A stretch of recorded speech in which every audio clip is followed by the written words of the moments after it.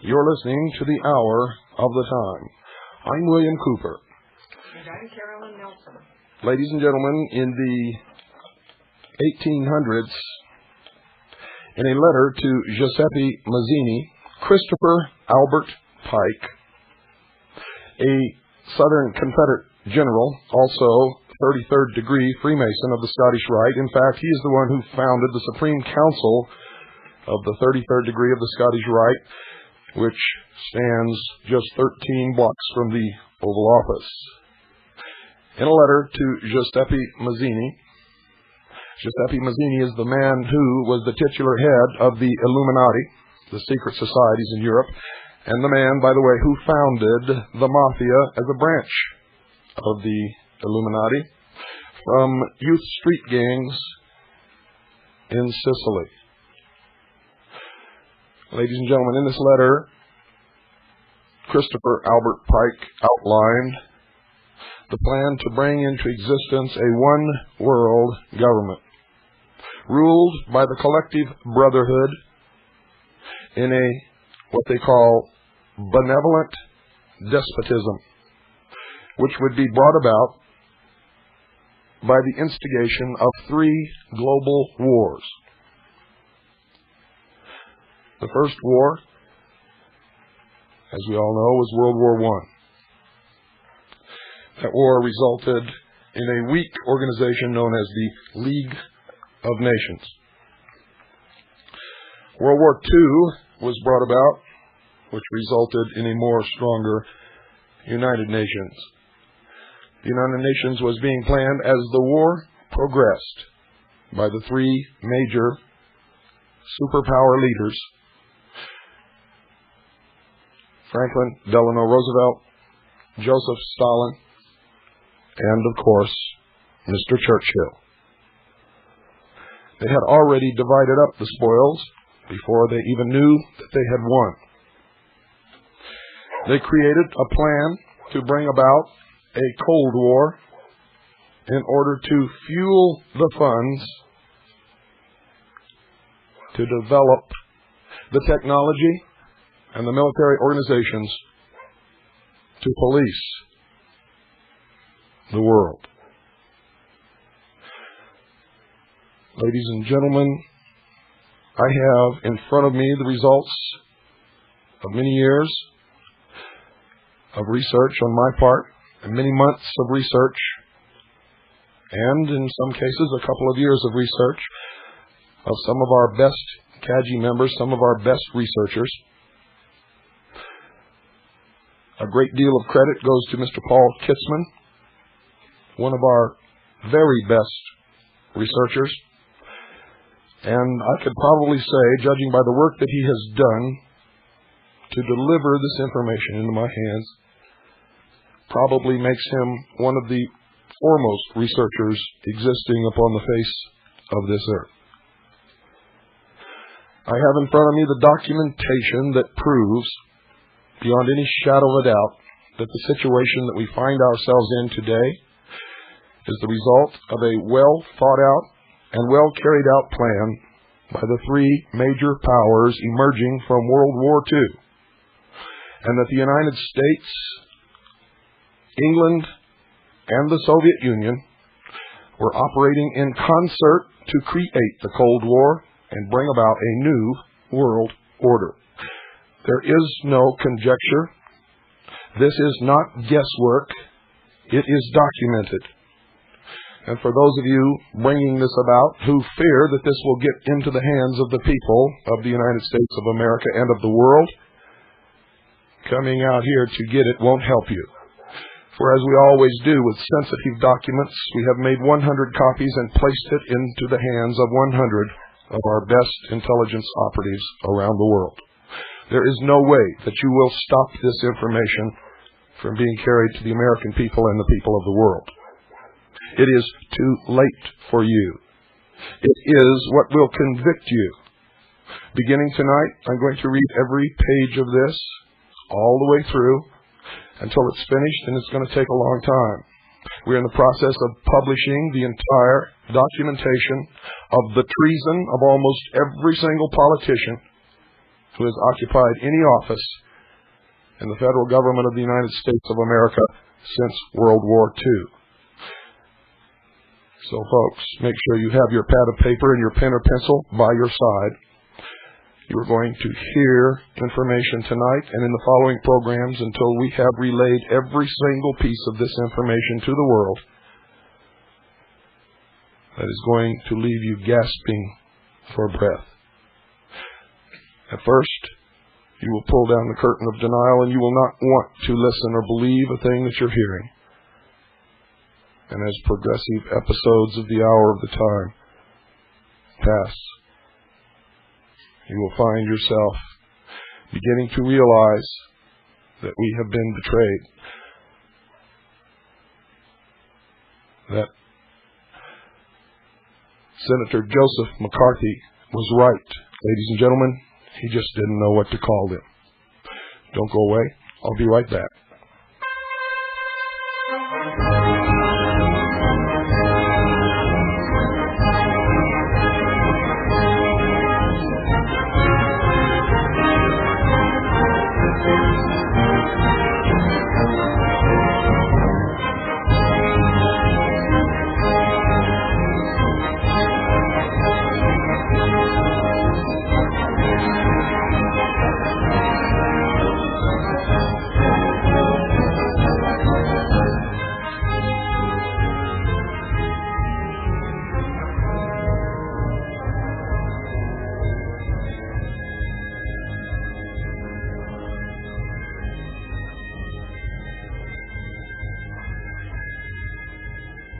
Tonight, ladies and gentlemen, part one. I accuse and I will prove during this hour that President Harry Truman, 33rd degree Freemason of the Scottish Rite, Grand Master of the Missouri Lodge of the Southern Jurisdiction of the Scottish Rite of Freemasonry, is a traitor. I now accuse all those who we entrusted with the government of the United States of America with treason. And during the following episodes, I will prove it and document it and give you, the American public and the people of the world, the names and numbers of these documents and of our research. I here now declare to the United States government and to the world that in view of this evidence I have piled before me, I will no longer support the New World Order. I will not support the treasonous government of the United States of America, which has subverted the Constitution of the United States of America, as has in fact relegated it to the trash can. We have the documents to prove that also. We have the confession of Congress, in both the House and the Senate, in the congressional record, that the United Nations Charter has superseded the Constitution of the United States of America. Tonight I read to you verbatim, with nothing edited, nothing left out, and nothing skipped, from a publication entitled Our Foreign Policy. It is the Department of State publication 3972. General Foreign Policy Series 26. Released September 1950. Division of Publications, Office of Public Affairs. The author of this document is Harry Truman. To my fellow Americans, at a time when the duties of citizenship fall heavily on thousands of young Americans, there is a duty that all of us can and should impose on ourselves. to be well informed about the problems that face our country, to weigh the facts, to understand the issues, and to form our own opinions and judgments. This is not an easy undertaking, but it is necessary if we Americans as a people are to exert our full influence for peace and freedom and justice. The following brief survey of American aims and policies was prepared at my suggestion. I think it is sometimes useful to sum up and set down as simply and clearly as possible what we are after in our relations with other governments and their peoples. It is not possible, of course, to tell the whole story of American foreign relations in these few pages. But if the part of the story that is told here contributes something to your understanding, if it leads you to other sources of information, and if it helps you to form sound judgment, then it will have served its purpose. Our foreign policy, its roots. There is no longer any real distinction between domestic and foreign affairs. Practically everything we do, the way we tax and spend our national income, the way we run our public and private business, the way we settle the differences among ourselves and with other nations, what we say in our newspapers, over the air, and on public platforms, our attitudes toward each other and toward other peoples, all these things affect not only our security and well-being at home, but also our influence abroad. All these things go into the making of the character, the personality, and the reputation of the United States. Out of all these things grow the foreign policies of the United States. Policies are an expression of the national interests. That is the way of saying that our policies reflect what we are and what we want. During the 175 years since we became a nation, our national interests have changed in some ways, but their general character has remained constant. Here are some of the values that have persisted all through our history. We are an independent nation, and we want to keep our independence. We attach the highest importance to individual freedom, and we mean to keep our freedom. We are a peaceful people, and we want to get rid of wars and the threat of wars. We have a comparatively high standard of living. We want to raise the standard so that everyone in the United States will eventually have a chance to earn a decent and secure living. We are a friendly people. We have no traditional enemies, and we want to be on good terms with every other people. These are the things on which Americans, with all their different points of view, are most likely to agree. It is the job of the government, as the agent of the people, to promote these national interests. The federal government, as the agent of the people, continually has hard choices to make. It is the job of the government, as the agent of all the people, to try to harmonize group and sectional interests on the one hand, with national interests on the other.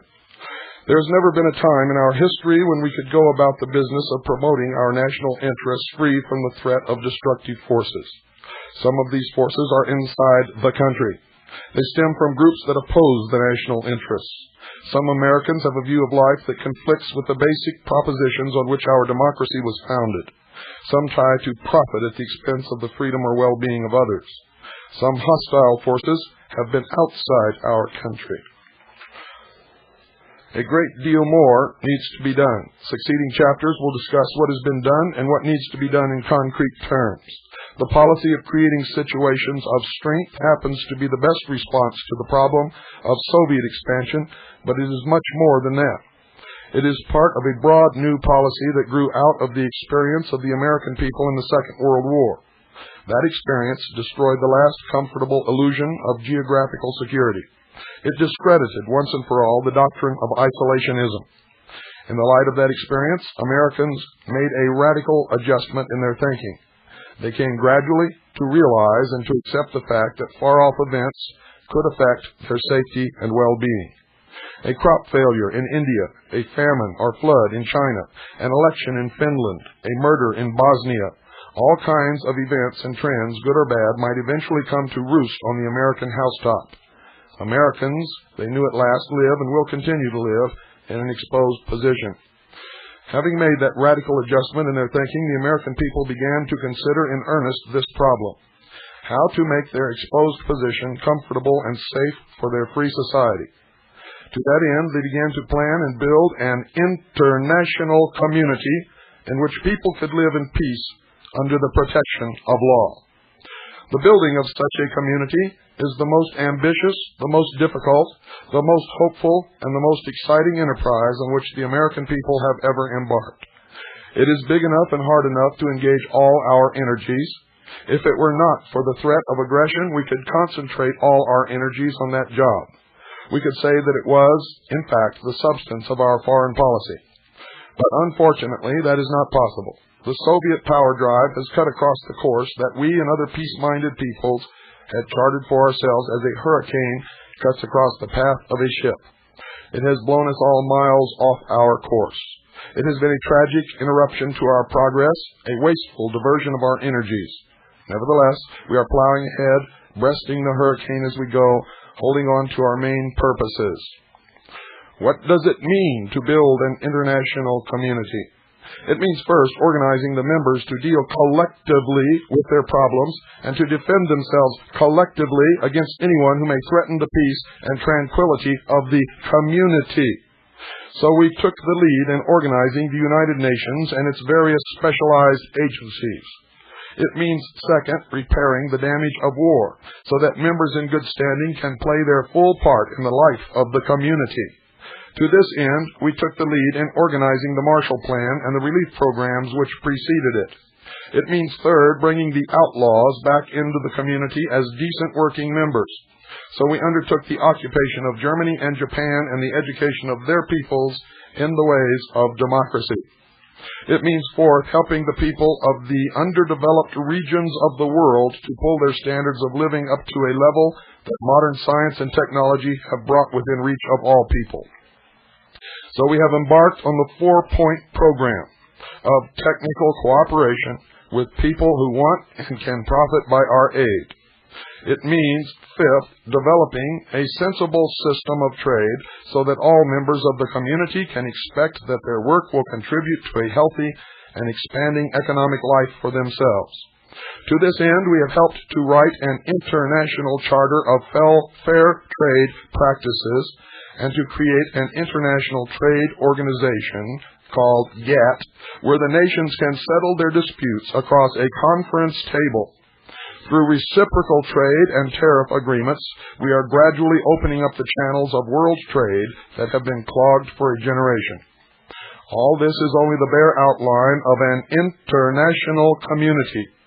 Nobody can predict where the experiment will lead or how long it will take. It may in time lead to the international control of all armament, which is essential. It may lead eventually to a form of world government, which is a possibility that excites the imagination of some adventurous people. For the immediate future, at least, we must reconcile ourselves to the need to divert a large part of our thought and our resources to the defense of the free world. We must give our attention to meeting and preventing aggression by creating situations of strength. As we go about this immediate and urgent job, we find ourselves doing many things that we would have to be doing even if there were no aggressors in the world. We find ourselves doing many things that contribute to the larger objective of building a community of nations. This is not to suggest that the threat of tyranny is a blessing in disguise. Far from it. It is an evil thing, and its evil effects will remain to plague the world long after the threat of Soviet power is past. No nation can go through an ordeal of this kind unscathed, but we, at least, can emerge from it self-disciplined and more deeply aware of our national interests in freedom and peace. In that context, let us consider the method by which we arrive at our foreign policies. Who makes it? Many people would like to know how and where foreign policy is made. Is it made in the White House, in the State Department, in the Congress, in Middletown, Ohio, or Iowa? Or does it, like Topsy, just grow? The answer to all these questions is yes. This is not as confusing as it seems. The Constitution gives the President of the United States full authority for making foreign policies and carrying them out. As the elected representative of the people, he has the responsibility of translating the will of the people into foreign policy and of promoting the national interests in terms of foreign policies. The Constitution gives the Senate the job of approving or rejecting treaties and major appointments made by the President.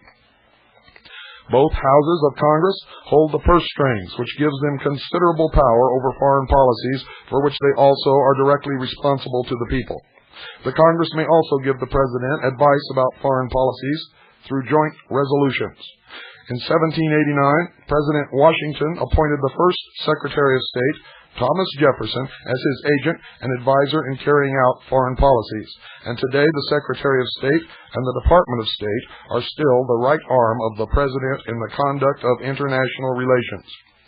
In practice, most of the agencies of the federal government, 43 at the last count, are now concerned in one way or another with foreign relations. These agencies work together through some 33 joint committees with 142 subcommittees that study and advise on foreign policy matters. Secretary Acheson once described the situation in these words: "The President lays down what the policy shall be. In many cases, the Congress lays down what the policy shall be. The President may propose and the Congress disposes, but the State Department has the job of foreseeing a problem before it arises. It gets all the other agencies in the executive branch together to make a proposal. It gets the President's approval or modification and then takes it up with the Congress through the House and Senate committees. It moves it forward to some final action in the government. Therefore, the State Department is a sort of activator in the center of the government. The State Department, with its 300 missions in 75 countries, is also the eyes and ears of the government. Reports coming in regularly from the trained observers in these missions help the State Department and other agencies to foresee problems and make plans to meet them. Where does Middletown, Iowa come into the picture? Our policies reflect what we are and what we want. But at first glance, it might seem almost impossible that a country as large as ours, with a population as numerous and as varied as ours, could give a clear-cut, understandable idea of what it is and what it wants. Most foreigners find it hard to make sense out of what sounds to them like a babble of voices, what looks to them like a scene of headlong confusion in the United States. As they come to know us, the sound tends to become a voice. The confusion takes on a certain order. Actually, the American people are better equipped than most other people to form and express their ideas and to arrive at something approximating a national purpose. That is because our lines of communication are many and strong. It is also because the atmosphere of the American community, a legacy of the New England town meeting, encourages everyone to have an opinion and to speak his mind freely. The American people speak their minds daily in 1,000 ways. They communicate directly with their government by letters and telegrams. They communicate indirectly through the press, the radio, and through the leaders of their churches, clubs, labor unions, and other organizations. The lines of communication are good, but they could be even better. In recent years, the government has made a prodigious effort to establish closer relations with the people to develop a two-way traffic of facts and ideas. Examples of this effort showed up in the preparation of the United Nations and the Marshall Plan. Here were two major policy decisions in the making, of which the people of the government really cooperated with some success. Both decisions precipitated great national discussions. Both involved long public hearings before the committees of the Congress, to which citizens came and presented their ideas. Both led to the creation of citizens' committees which studied the problem and reported. There is no simple prescription for the making of a democratic foreign policy. Because of the great size and diversity of our country, our policies will always be a blend of many ideas and interests. The blend will grow richer and stronger as the people and their government become more deeply conscious of their responsibilities toward each other and toward the democratic principles which have made us strong and free. That's the end of that chapter, folks, and I want to bring a few things to your attention. I wrote about this in my book and was severely criticized, and everybody is hailing Harry Truman as a hero now. And you can see that he is the one who planted the seeds of world government in the public eye during his administration post-World War II. He is the man who signed the United Nations Treaty and pushed through the UN Participation Act and created the National Security Act of 1947, which allowed them to operate, to bring this about behind a veil of secrecy. A veil of secrecy. I continue. Chapter 2, toward national security. Every government has a primary responsibility for the security of the people it serves. Every people has a duty to protect itself and to prepare a secure future for its children. But in our natural and necessary concern with security, it is important to know and agree on what we are after. This chapter will explore the needs of American security and take a look at what we are doing to meet them. We talk about American security, realizing that there is no definition of the word security that would satisfy all nations. Each people looks out on the world from its own window and therefore calculates the need of its own security from its own point of view. Like democracy, the word security has been used and misused for many purposes to justify a variety of national policies. Terrible crimes have been committed in its name. Hitler annexed Austria and Czechoslovakia and invaded Poland in the name of German security. Stalin forged a ring of satellite puppets claiming that the Soviet Union needs friendly neighbors to be safe from invasion. After the experience of 2 German invasions, France built a Maginot Line and manned it with a large standing army. Both Hitler and Stalin wanted in the name of security to divide the world into 2 spheres of influence. Let's draw a line, they said. On our side of the line, we'll do as we like, and on your side of the line, you can have complete freedom of action. There are, in fact, some people who still believe that kind of settlement would contribute to American security. The American idea of security has little or nothing in common with any of these traditional uses of power. We find it fantastic to think, as Hitler apparently thought, that invasion and conquest can enhance the security of any nation, including the conqueror. The desire of the Russian people, the victims of Hitler's invasion for friendly neighbors, is not hard to understand. But the Soviet system of puppet satellites, built around a master nation, offers little hope of security to anyone, least of all the people who live under that system. We made a costly escape via Pearl Harbor from our own brand of Maginot Line mentality, the belief that 2 broad oceans could save us from foreign wars. Most Americans now know that the modern world offers no complete immunity from accident, disaster, and the mistakes of human beings. We are aware also that security is not the same thing as superior military power or the possession of a super weapon. Finally, we have never been interested in the suggestion that a world divided into spheres of influence offers us security. We find that suggestion impractical, unrealistic, and morally indefensible. And don't go away. I'll be right back.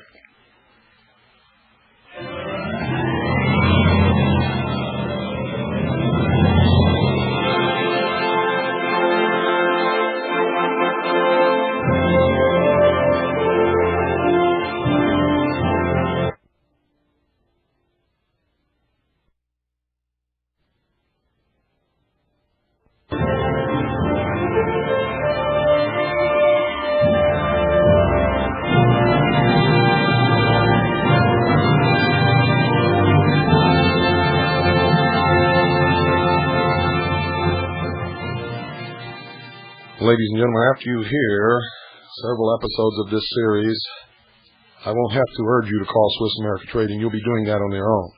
You're going to learn that we are approaching the end of Phase 2 in the disarmament of the nations and the peoples of the world. We are approaching the end of Phase 2. When Phase 3 begins, patriot leaders will be rounded up.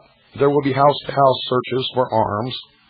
Many patriots will go to ground, and there will be a civil war in this country. If you are not prepared, ladies and gentlemen, you had better begin to get prepared now.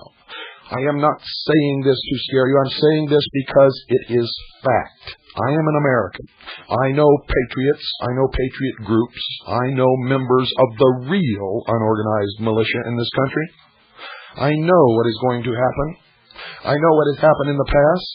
I know what this is all leading to. I know that it has been planned. I know that we have been duped and we have been asleep for many years, and I have documented every single bit of it with the help of the members of my organization, the Citizens Agency for Joint Intelligence, the largest and most successful civilian intelligence gathering organization in the entire world. Now, if you are smart, you will take steps to protect the value of the assets that you have. If you study history even cursorily, you will find that there's only one thing in the history of the world that's ever been able to do that satisfactorily. And ladies and gentlemen, that's precious metals in its various forms.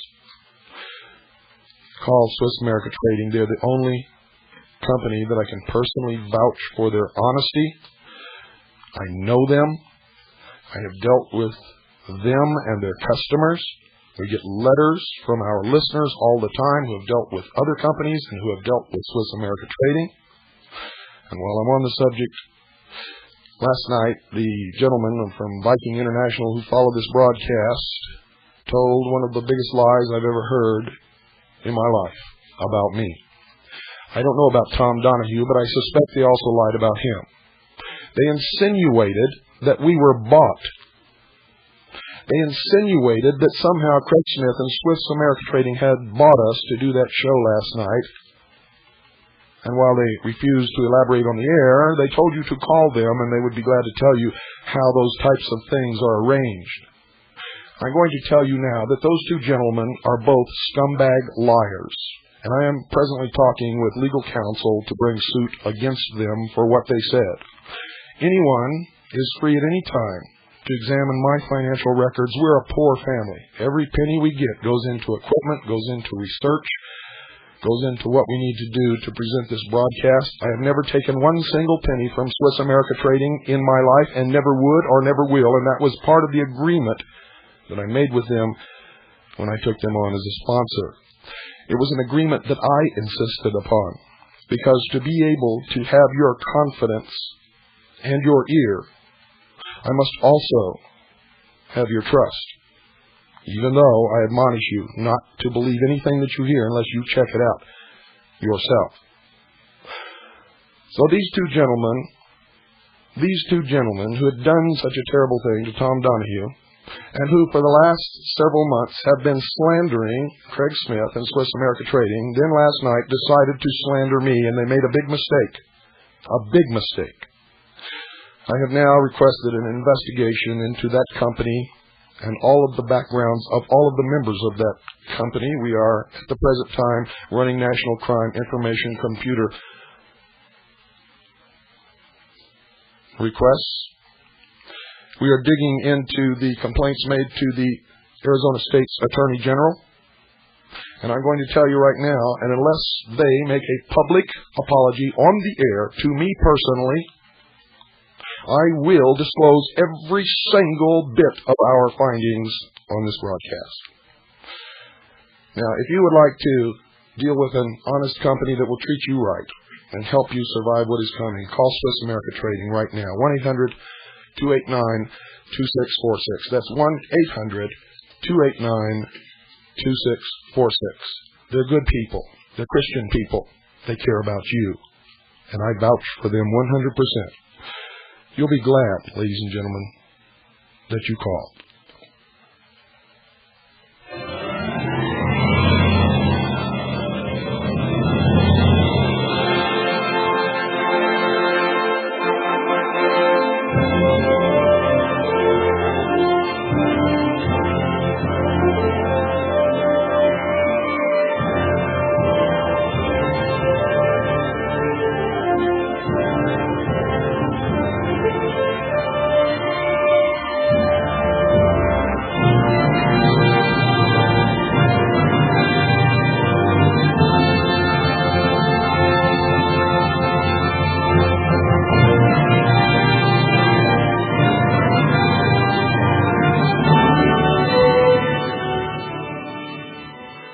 I continue with Chapter 2, entitled Toward National Security. The idea of two great powers sitting down together in the year 1950 to carve up the world between them, casually disposing of the fate of other free peoples, may be something for cartoonists to play with. It is not an idea that democratic governments and peoples can seriously consider. The mere suggestion brings home to us the fact that there is a price no decent, freedom-loving people will pay for security or the false promise of it. Now, ladies and gentlemen, I break here because if you don't understand what's happening here, he's leading you up to a rationalization for the destruction of the sovereignty of the nations of the world, including the United States government, the disarming of our people and our military, and the formation of a one-world government. So please pay close attention. I continue. To understand the American approach to security, we have to consider the problem on two levels. First, the kind and degree of security we can create now and the kind of world we now inhabit. And second, the security we must start to build now if we want a safer, more livable world for our children. As we go along, we will see the relation of every one of our policies to either the short-term or long-term effort to build security. The short-term problem, in plain and brutal terms, is to survive as a free nation in a pioneer world society. Our situation today is something like that of the early settler of the West. In those days, before law and order were established, before families enjoyed the community safeguards that we now take for granted, every settler had to carry arms to protect himself and his family against marauders. Today, each nation has to arm itself, and the lone nation is often at the mercy of an unscrupulous outlaw. In self-defense, the orderly and far-sighted men among the early settlers joined forces for common protection.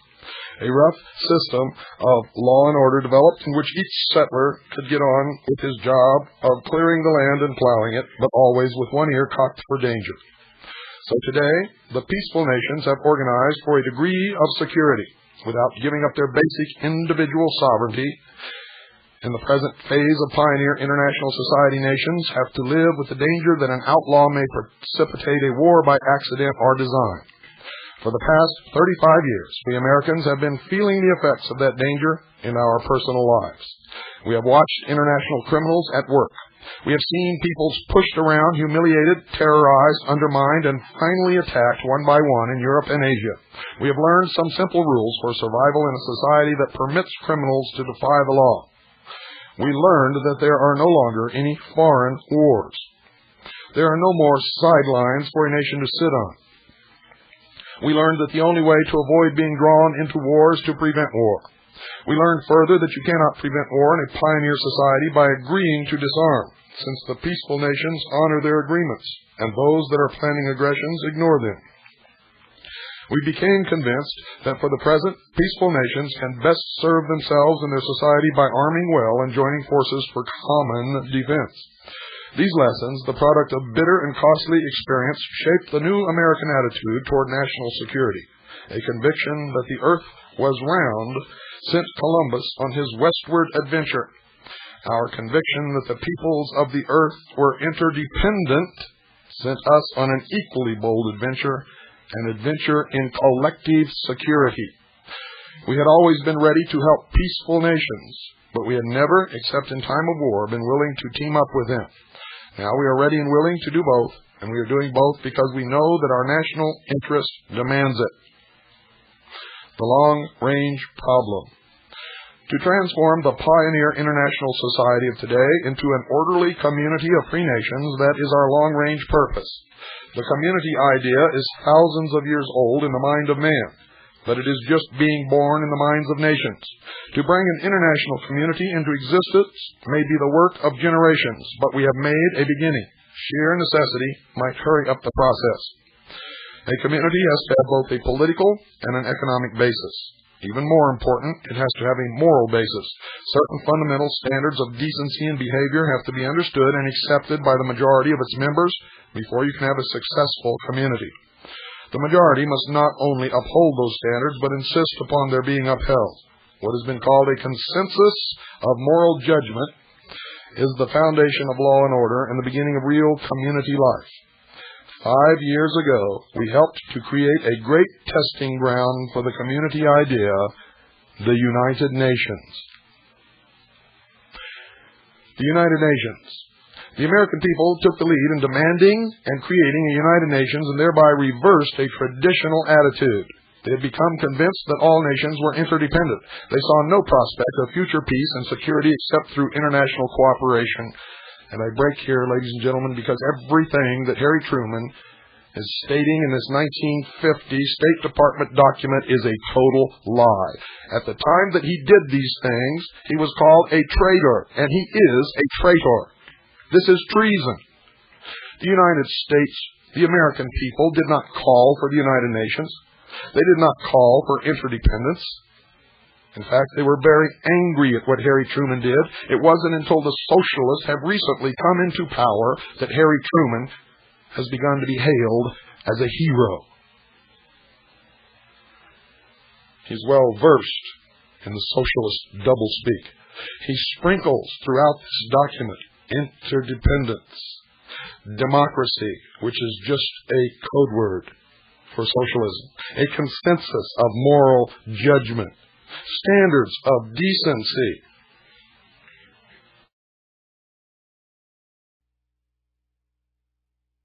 Doublespeak, meaningless promises that have never been and never will be granted to the people of the United States or to the world. I now continue. Security was uppermost in the minds of those who wrote the Charter of the United Nations. To save succeeding generations from the scourge of war was the universal hope of the 51 peoples represented at the San Francisco Conference. All of them were engaged in a terrible war, and they centered their hopes for peace in a united nations. Because the world is not at peace, because the threat of war is still very much with us, the United Nations is blamed for not doing its job of maintaining the peace and security of its members. The 5-year record of the United Nations shows that it can discourage aggression. It can promote peaceful relations, but its power to prevent war and impose peace is still seriously limited. And here comes the part, folks, where we're to give up our sovereignty. I continue. The United Nations has no lawmaking powers. It has no enforcement powers. The Charter did not contemplate an international police force, but it did provide that the Security Council should have military forces in the form of national contingents at its disposal. All United Nations members said the Charter were to contribute contingents by agreement with the Security Council. Air power was to be ready to go into immediate action against an aggressor on instruction from the Council. These provisions of the Charter were not carried out because the Soviet Union blocked every attempt to get agreement on the size, composition, and location of the forces. The story of the United Nations plan for effective control of atomic energy and its rejection by the Soviet bloc will be told in a later section.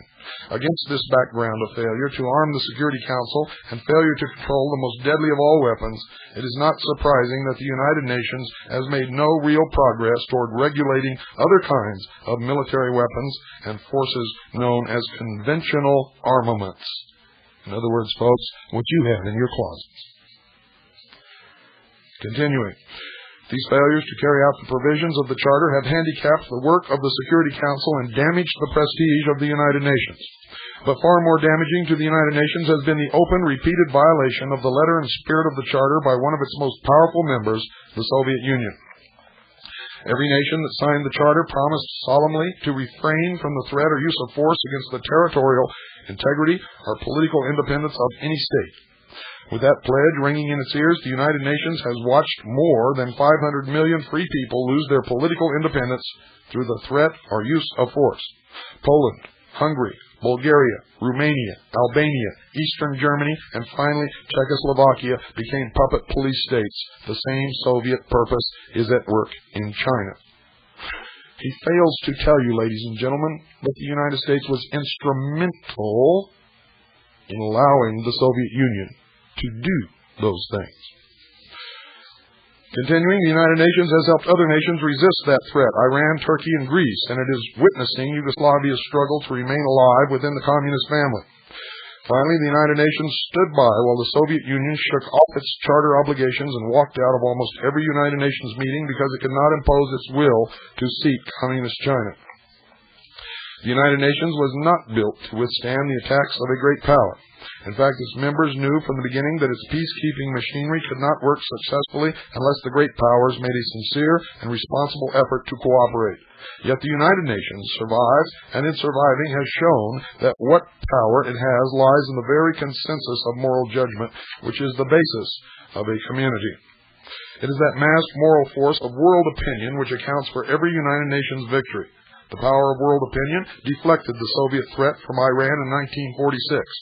It was an important factor in maintaining the independence of Greece. It played a considerable part in helping Korea, Indonesia, and Israel to establish their national independence. In all these difficult tests of its strength, the United Nations has been fortified by the full, consistent support of the United States. It has enjoyed the solid moral backing of American public opinion.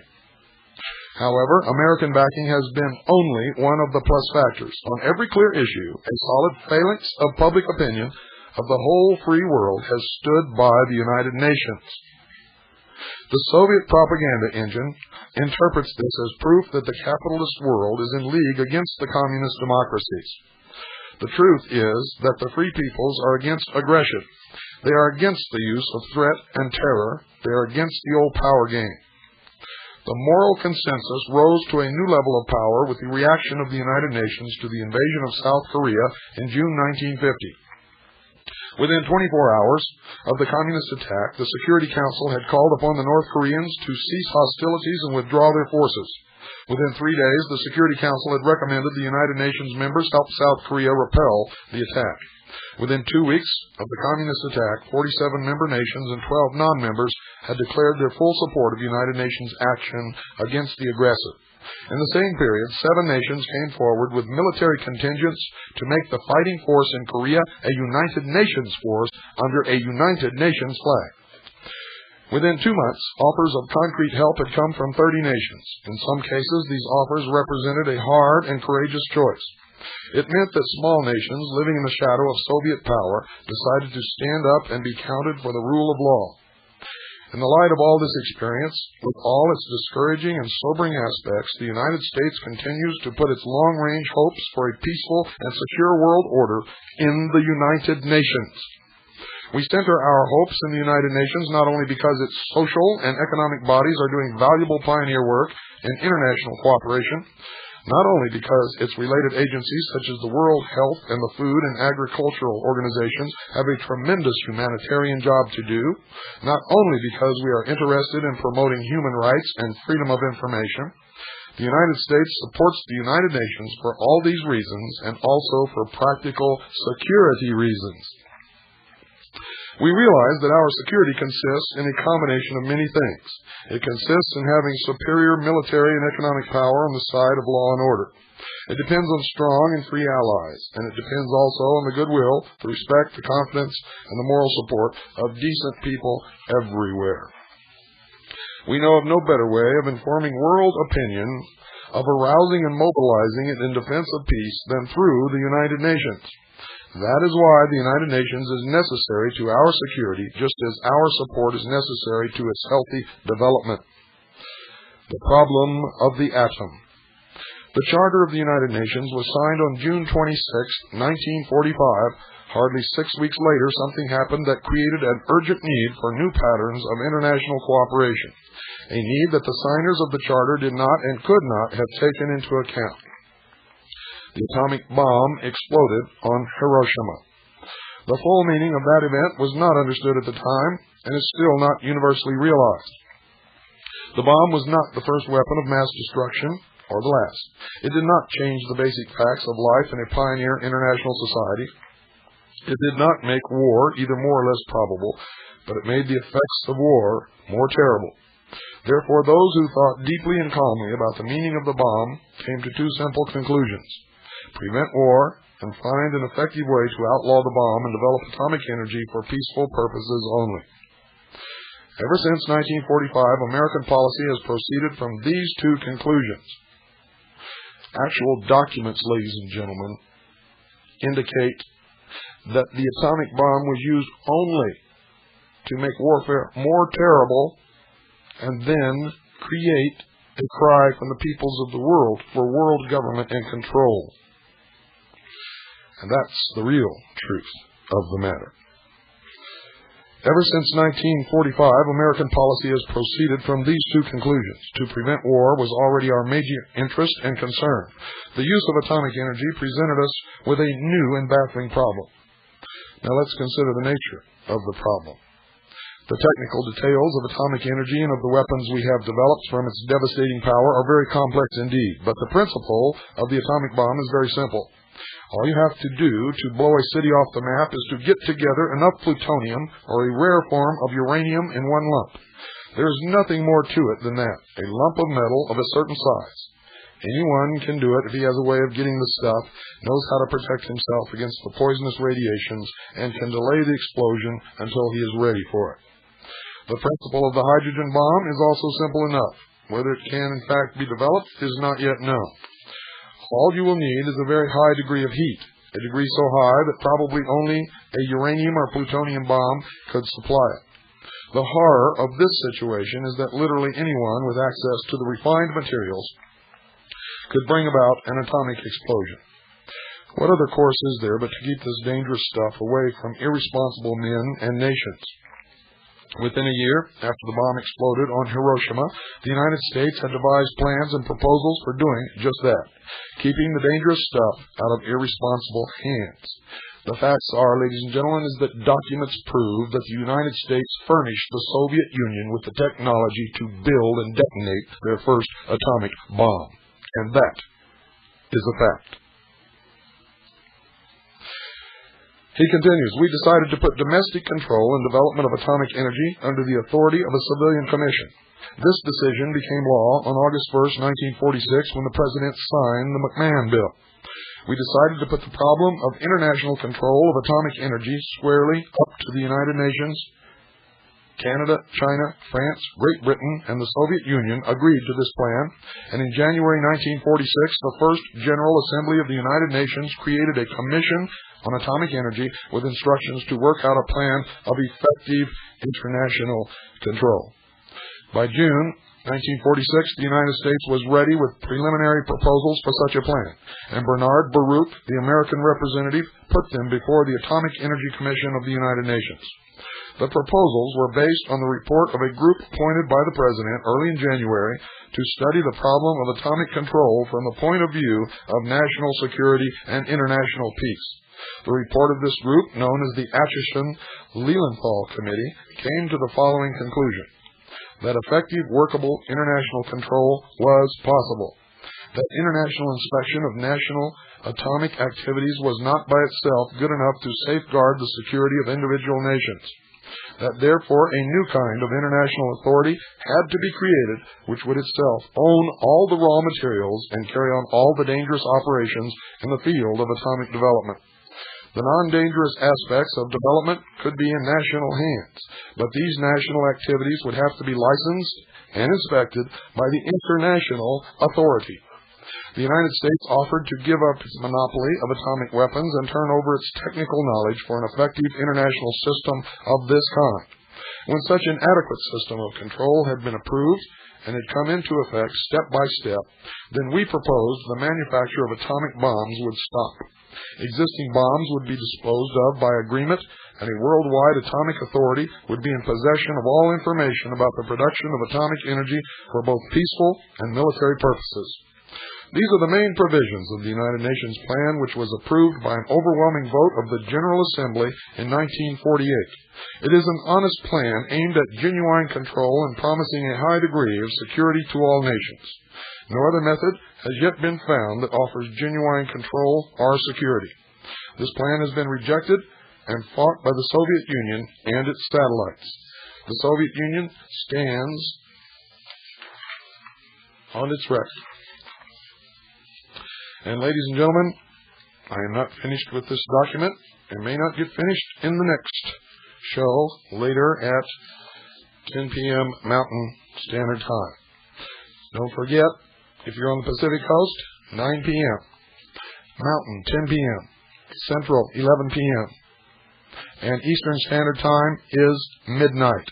Don't miss it.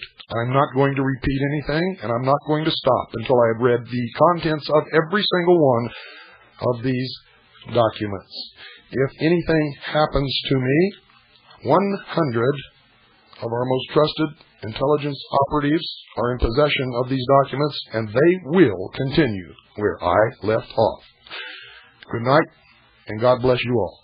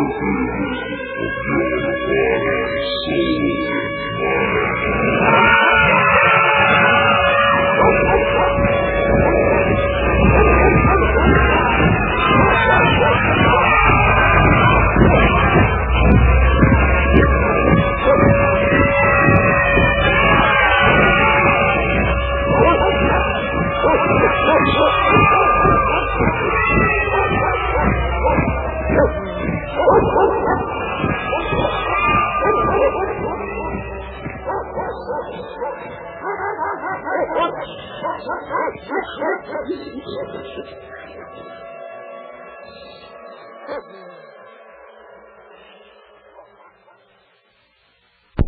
folks, it's too late.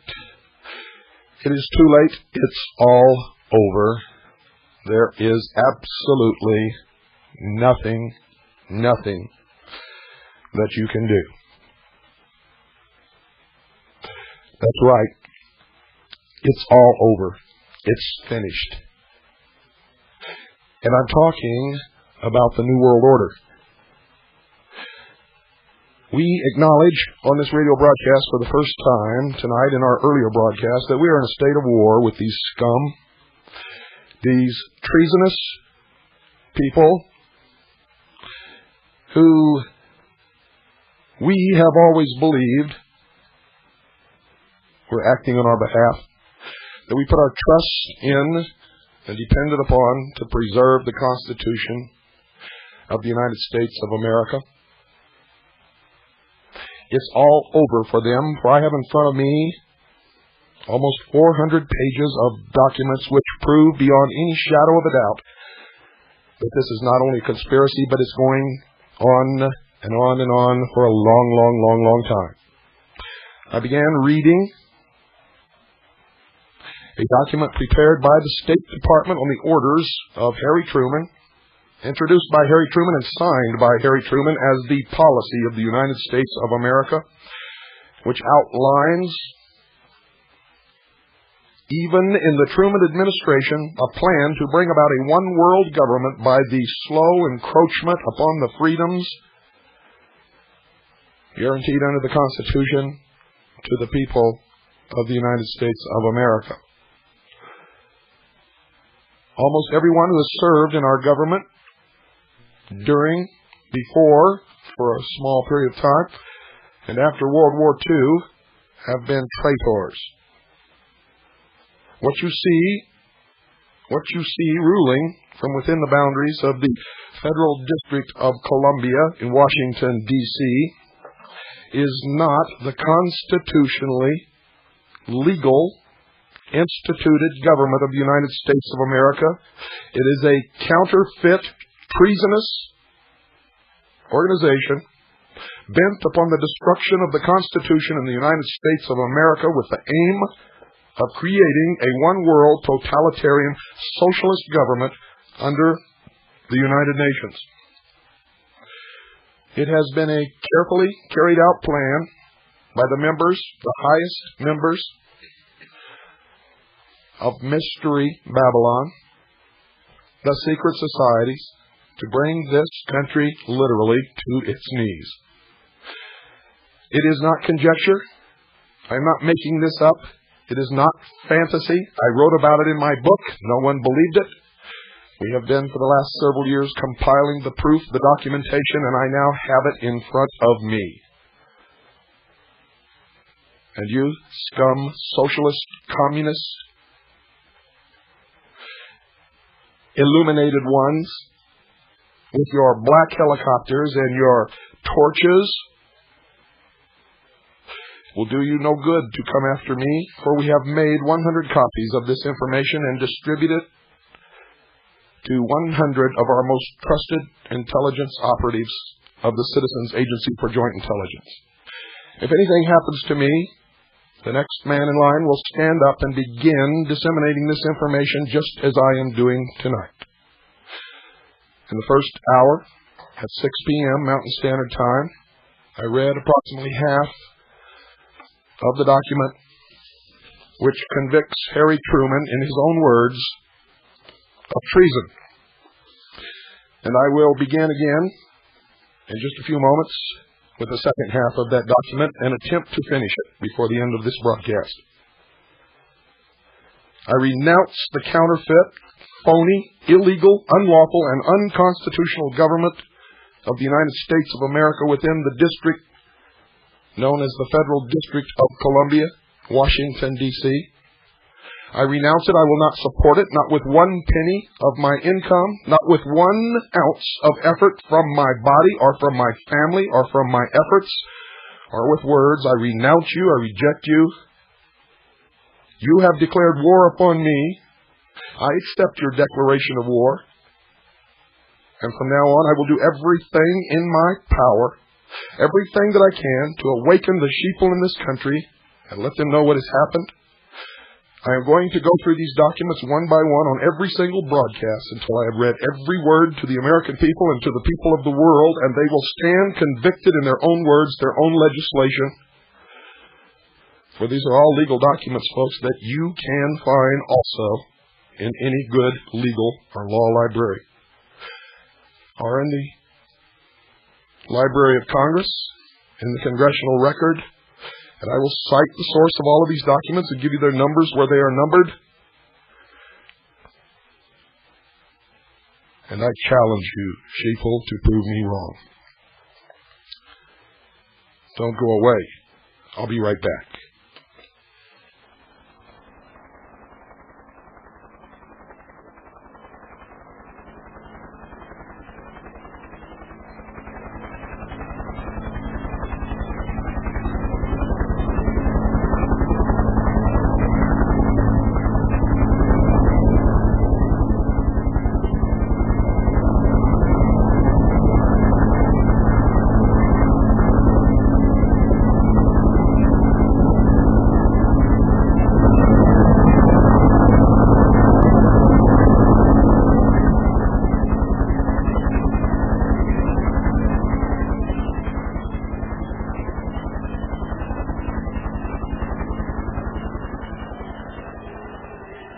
I continue from our earlier broadcast, reading from our foreign policy, published by the Department of State publication.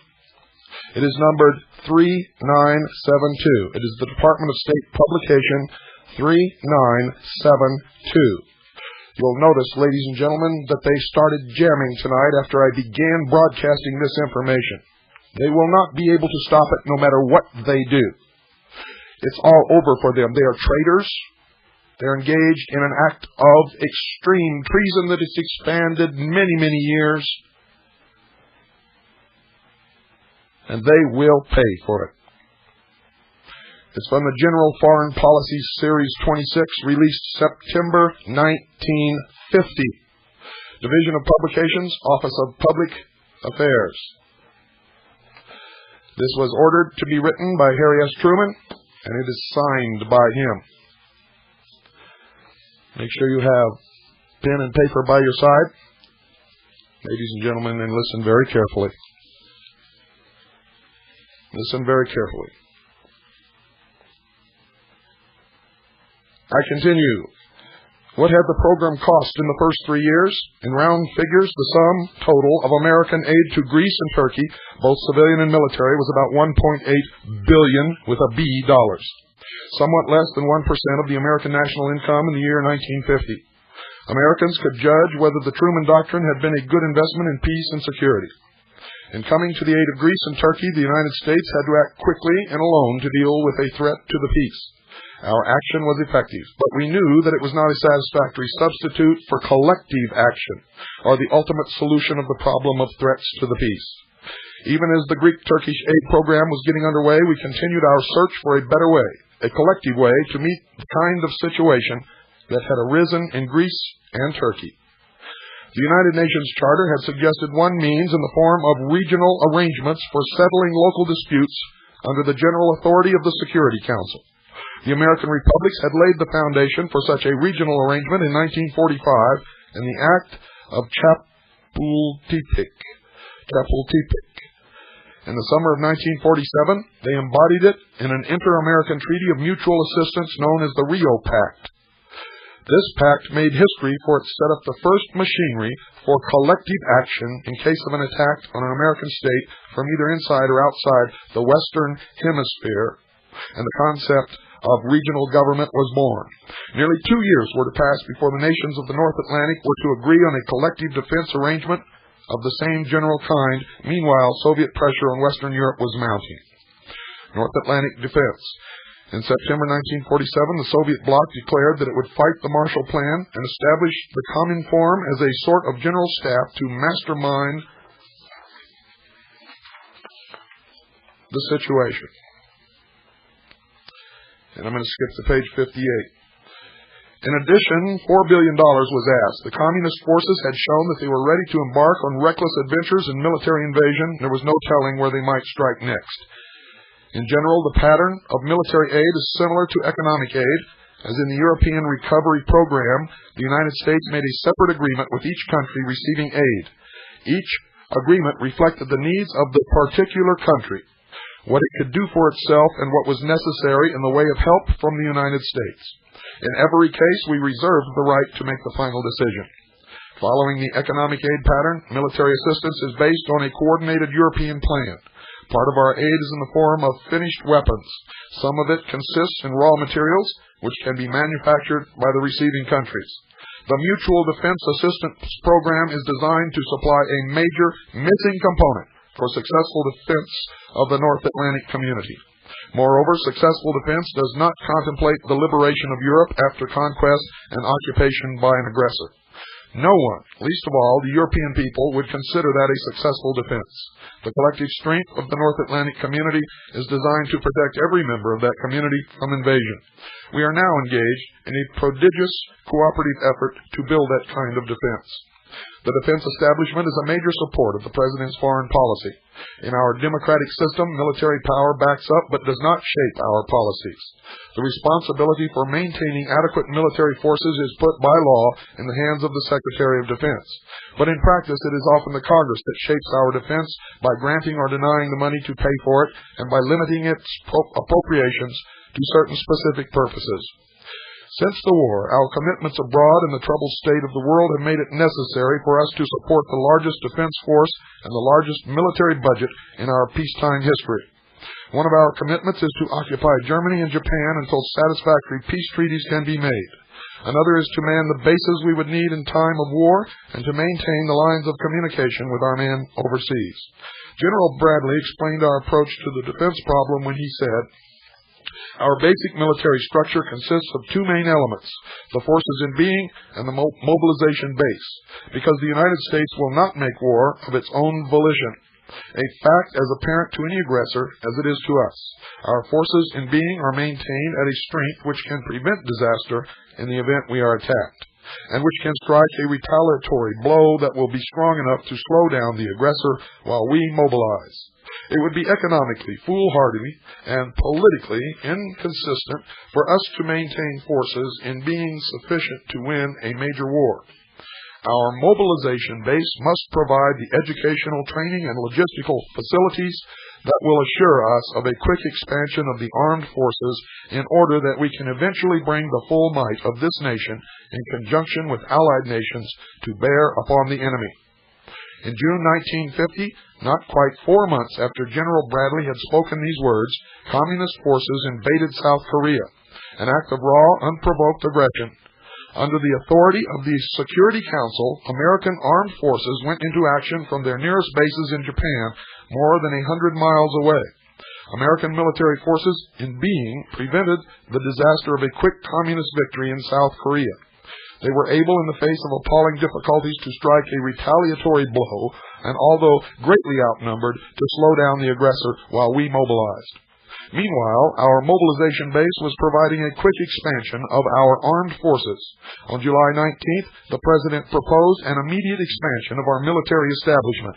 In a message to the Congress, he said, quote, "The fact that communist forces have invaded Korea is a warning that there may be similar acts of aggression in other parts of the world.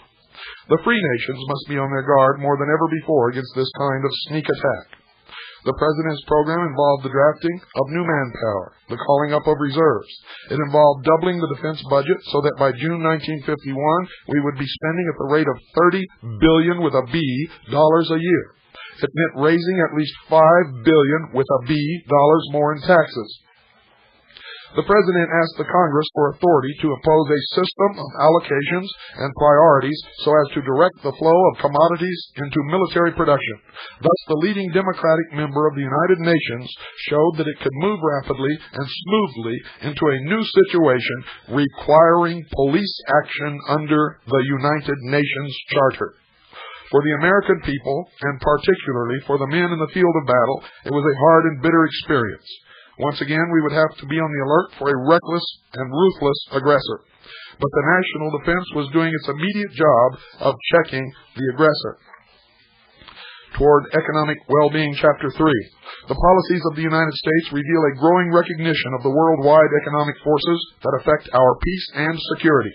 In recent years, we have become more conscious and more firmly convinced of the fact that poverty, besides being an evil in itself, has evil consequences for all peace-loving peoples.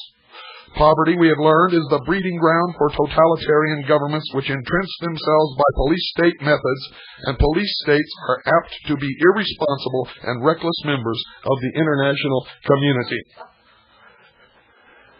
Boy, what a bunch of BS. Poverty, with all its evil byproducts, is the problem that two-thirds of the world's people live with today. Yet the industrial and scientific advances of the past 100 years have put the solution of this problem into the realm of the possible.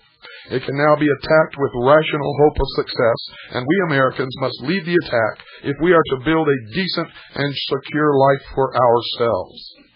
You see, folks, even back then, our government was in control of socialists.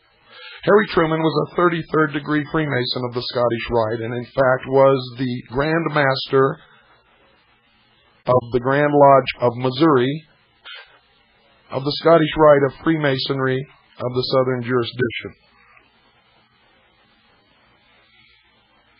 The measures the United States government has taken and is taking to stimulate world production and trade, to help raise standards of living abroad with the aid of technical skills and capital, and to promote cooperation among nations for these purposes, are what we call our economic foreign policy. Obviously, that policy has broad political as well as economic goals. The first United Nations agencies to get underway were aimed primarily at economic cooperation. The Food and Agricultural Organization, the International Bank, the Monetary Fund, and the United Nations Relief and Rehabilitation Administration, which began its great work of relief and reconstruction among the newly liberated peoples even before the war had been won. The United States, as the only great power physically untouched by war, has had to take the initiative both in and outside the United Nations. The war expanded and strengthened our capacity to produce. In spite of wartime dislocations, the American people emerged from their ordeal better housed, better fed, and clothed, more healthy and vigorous than they have ever been in their history. In 1945, a prosperous, strong, and healthy United States looked out on a world in poverty and chaos. The situation we saw had been aggravated but not caused by war. The years between the two world wars were years of depression and bitter economic warfare among nations, including our own. More bullshit. The economic depression was caused by the recall of reserves from the banks by the Federal Reserve in the United States of America and spread to the rest of the world. Socialists know how to lie better than anybody on the face of this earth, ladies and gentlemen. In those years, Europe was able to balance its trading accounts only with the help of its foreign investments, and because the world prices of the raw materials on which its existence depended were abnormally and unhealthily low. Already in those years, the systems of empire which had contributed so much to Europe's wealth and to the flow of world trade were beginning to shift uneasily on their foundations. The impoverished people of Asia were already in ferment, and so the problem of the post-war world of 1945, with its hungry and homeless and jobless millions, was not so much to restore an old economic order as to create and build a new and better system which would offer a more decent livelihood and a more secure future to the people of the world. The design of this new and better international economy has now begun to take shape. Its outlines can be seen in the foreign economic policies of the United States. These policies have three broad purposes. First, to help rebuild the great European workshop on more modern lines. Second, to help create new workshops, new sources of wealth in the underdeveloped areas of the world. And third, to open up the channels of world trade so that the fruits of production can be more widely distributed and enjoyed. They call that a redistribution of wealth, folks. And their so-called foreign policies, the foreign economic policies of the United States, wherever they were implemented, resulted in a communist takeover in every instance. European reconstruction. 18 months before the war ended in Europe, plans for reconstruction were already underway. In November 1943, 44 nations joined in establishing UNRWA, the United Nations Relief and Rehabilitation Administration. UNRWA's mission was to go with the Allied armies into liberated areas, help to relieve hunger, curb disease, revive agricultural and industry, and restore transportation power and communications. Between 1944 and 1947, the United States financed about 70% of UNRWA's work. In addition, we furnished direct aid to our European allies through a series of relief programs known as interim aid. By 1947, post-war European aid had already cost the United States $11 billion, and the entire Eastern Bloc had fallen to communism. That was my comment, folks. I continue. American food and materials had prevented starvation and staved off revolution in Europe, but they had not produced genuine recovery or the prospect of it. Because our aid had been granted piecemeal, it had made no dent on the jungle of European trade barriers. It had not gone hand in hand with necessary tax, land, and currency reforms. Each European nation was struggling to recover within its own economic straitjacket. Moreover, continuous communist agitation weakened the European governments and discouraged reforms. The Iron Curtain had cut off supplies of food and markets on which Western Europe had always depended. The terrible winter of 1946 and 47, which blanketed Europe with snow and ice, brought the life of the continent almost to a standstill. As the people struggled against cold, hunger, and darkness, new plans were taking shape in the United States. On June 5, 1947, the American Secretary of State, General Marshall, in his famous speech at Harvard, suggested a different approach to the problems of Europe. He declared an end of stopgap measures. He said any assistance that this government may render in the future should provide a cure rather than a mere palliative. This is the man, ladies and gentlemen, who gave all the captured munition stores of the Japanese government to Mao Zedong, and with a stroke of a pen withheld any supplies of ammunition to Chiang Kai-shek, resulting in the loss of the entire Chinese Asian continent to communism. I continue. He urged the European nations to draw up a joint plan for recovery, and he pledged solid American backing for an all-out effort by the European nations to rise together. The response was immediate. On July 12th, 16 European nations gathered around a conference table and began to prepare a cooperative recovery program to submit to the United States. It became a Western European program only because the Soviet Union had walked out of initial meetings and refused to allow any of her satellites to take part. The 10 months that followed Secretary Marshall's proposal were months of intensive planning on both sides of the Atlantic. Rarely has an American policy been so carefully studied or so widely debated by the people and the Congress. The Harriman Committee of prominent citizens, headed by the Secretary of Commerce, studied Europe's needs and Americans' ability to meet them. The Krug Committee of government specialists studied the effects of the plan on American resources. The President's Council of Economic Advisors studied its impact on the United States economy. The Congress considered all these findings, held extensive public hearings, and made additional studies of its own. On April 3rd, the President approved the, quote, Economic Cooperation Act of 1948, unquote. This act authorized a 4-year program of aid to 16 European countries, Western Germany and the Free Territory of Trieste. It declared that the restoration or maintenance in European countries of principles of individual liberty, free institutions, and genuine independence rests largely upon the establishment of sound economic conditions, stable international economic relationships, and the achievement by the countries of Europe of a healthy economy independent of extraordinary outside assistance. It called for a European recovery plan. Based upon a strong production effort, the expansion of foreign trade, the creation and maintenance of internal financial stability, and the development of economic cooperation, including all possible steps to establish and maintain equitable rates of exchange and to bring about the progressive elimination of trade barriers. The Europeans declared the same purposes in setting up their own joint organization to plan and direct recovery, the OEEC, or Organization for European Economic Cooperation. In the first 2 years of their recovery program, the people of Europe faced many difficulties and achieved what General Marshall called a near miracle of work and production. Agricultural production came back to the pre-war level. Industrial production rose to 1/5 above that level. But statistics tell only part of the story. Family life, community life returned to something like normal. the people began to look ahead with new hope and new confidence in their free institutions. But destruction of their cities and farms was perhaps the least of the problems the Europeans had to face. There was also the fact of a larger population to support, clothe, feed, and house. There was the fact of continual strikes and riots, most of them communist-inspired. There was the fact that in order to become self-supporting, they had to produce and sell abroad far more than before the war to offset the loss of foreign investments, shipping, and other services. Most challenging of all and most difficult for Americans to appreciate was the problem of abandoning old habits of producing and trading, the problem of shedding the economic straitjackets of commercial and currency restrictions by which each nation had sought to protect itself. Paul Hoffman, head of the Economic Cooperation Administration, emphasized the need to shape Western Europe into a single market, like that of the United States, in which goods, people, and money could circulate freely. And you guys thought the EEC was a new idea, didn't you? I continue. But only the Europeans themselves could accomplish this declared purpose. During 1949 and 1950, there was slow but steady progress in the direction of creating a single European market. This progress reflected the growth of economic stability and confidence in Europe. Governments were beginning to consider trade concessions and reforms that would have seemed impossible only 2 years earlier. The OEEC called on its members to abolish of their own accord as many of their quantitative import restrictions, quotas, as possible.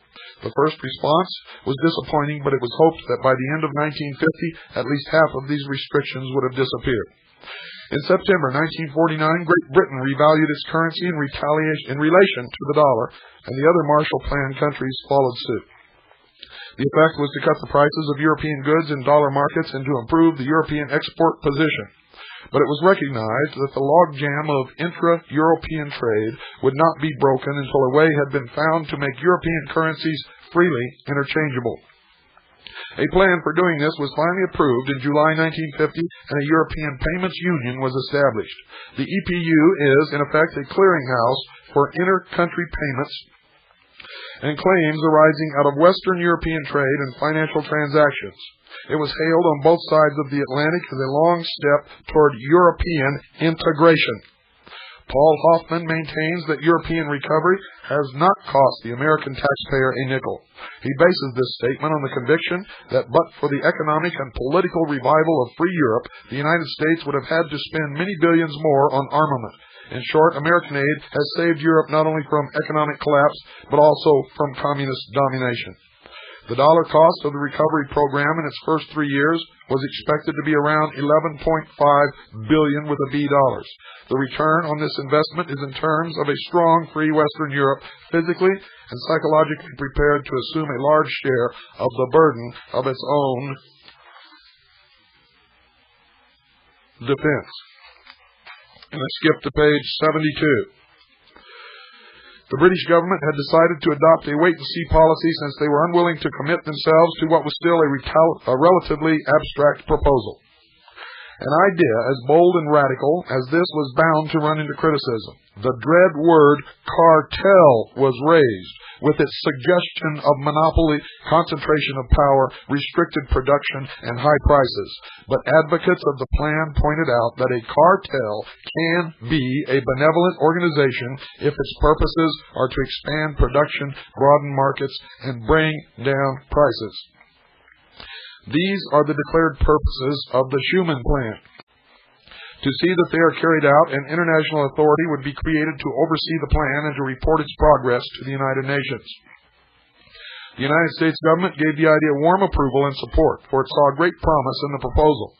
The promise was that Germany and her European neighbors might, by merging their major industries, evolve a relationship so close and a community of interest so strong that a war between them would become not only unthinkable, but impossible. The generous and enlightened French proposal might indeed mark the end of an ancient hostility and the beginning of a new era in Western Europe.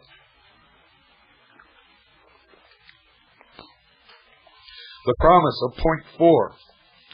Man has only begun to scratch the surface of the earth's wealth. In great areas of Africa, Asia, and Latin America, millions of people are living in poverty because they have not had a chance to apply modern methods of tilling their soil, mining their minerals, and processing the resources they have at hand. The burden of poverty, disease, and ignorance in these areas has become a danger to all free democratic people because it invites all kinds of totalitarian controls, including communism. For many generations, Americans have gone out to work with the people of the underdeveloped parts of the world, to study their ways of life and to share American skills and knowledge with them. American private capital has also gone out, also to finance the development of oil, rubber, tin, bauxite, and many other resources of these areas.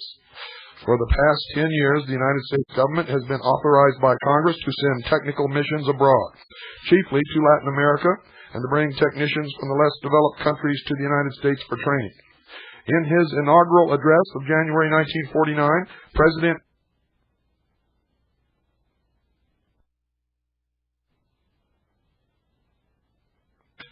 and I've got to do it just as quickly as I possibly can.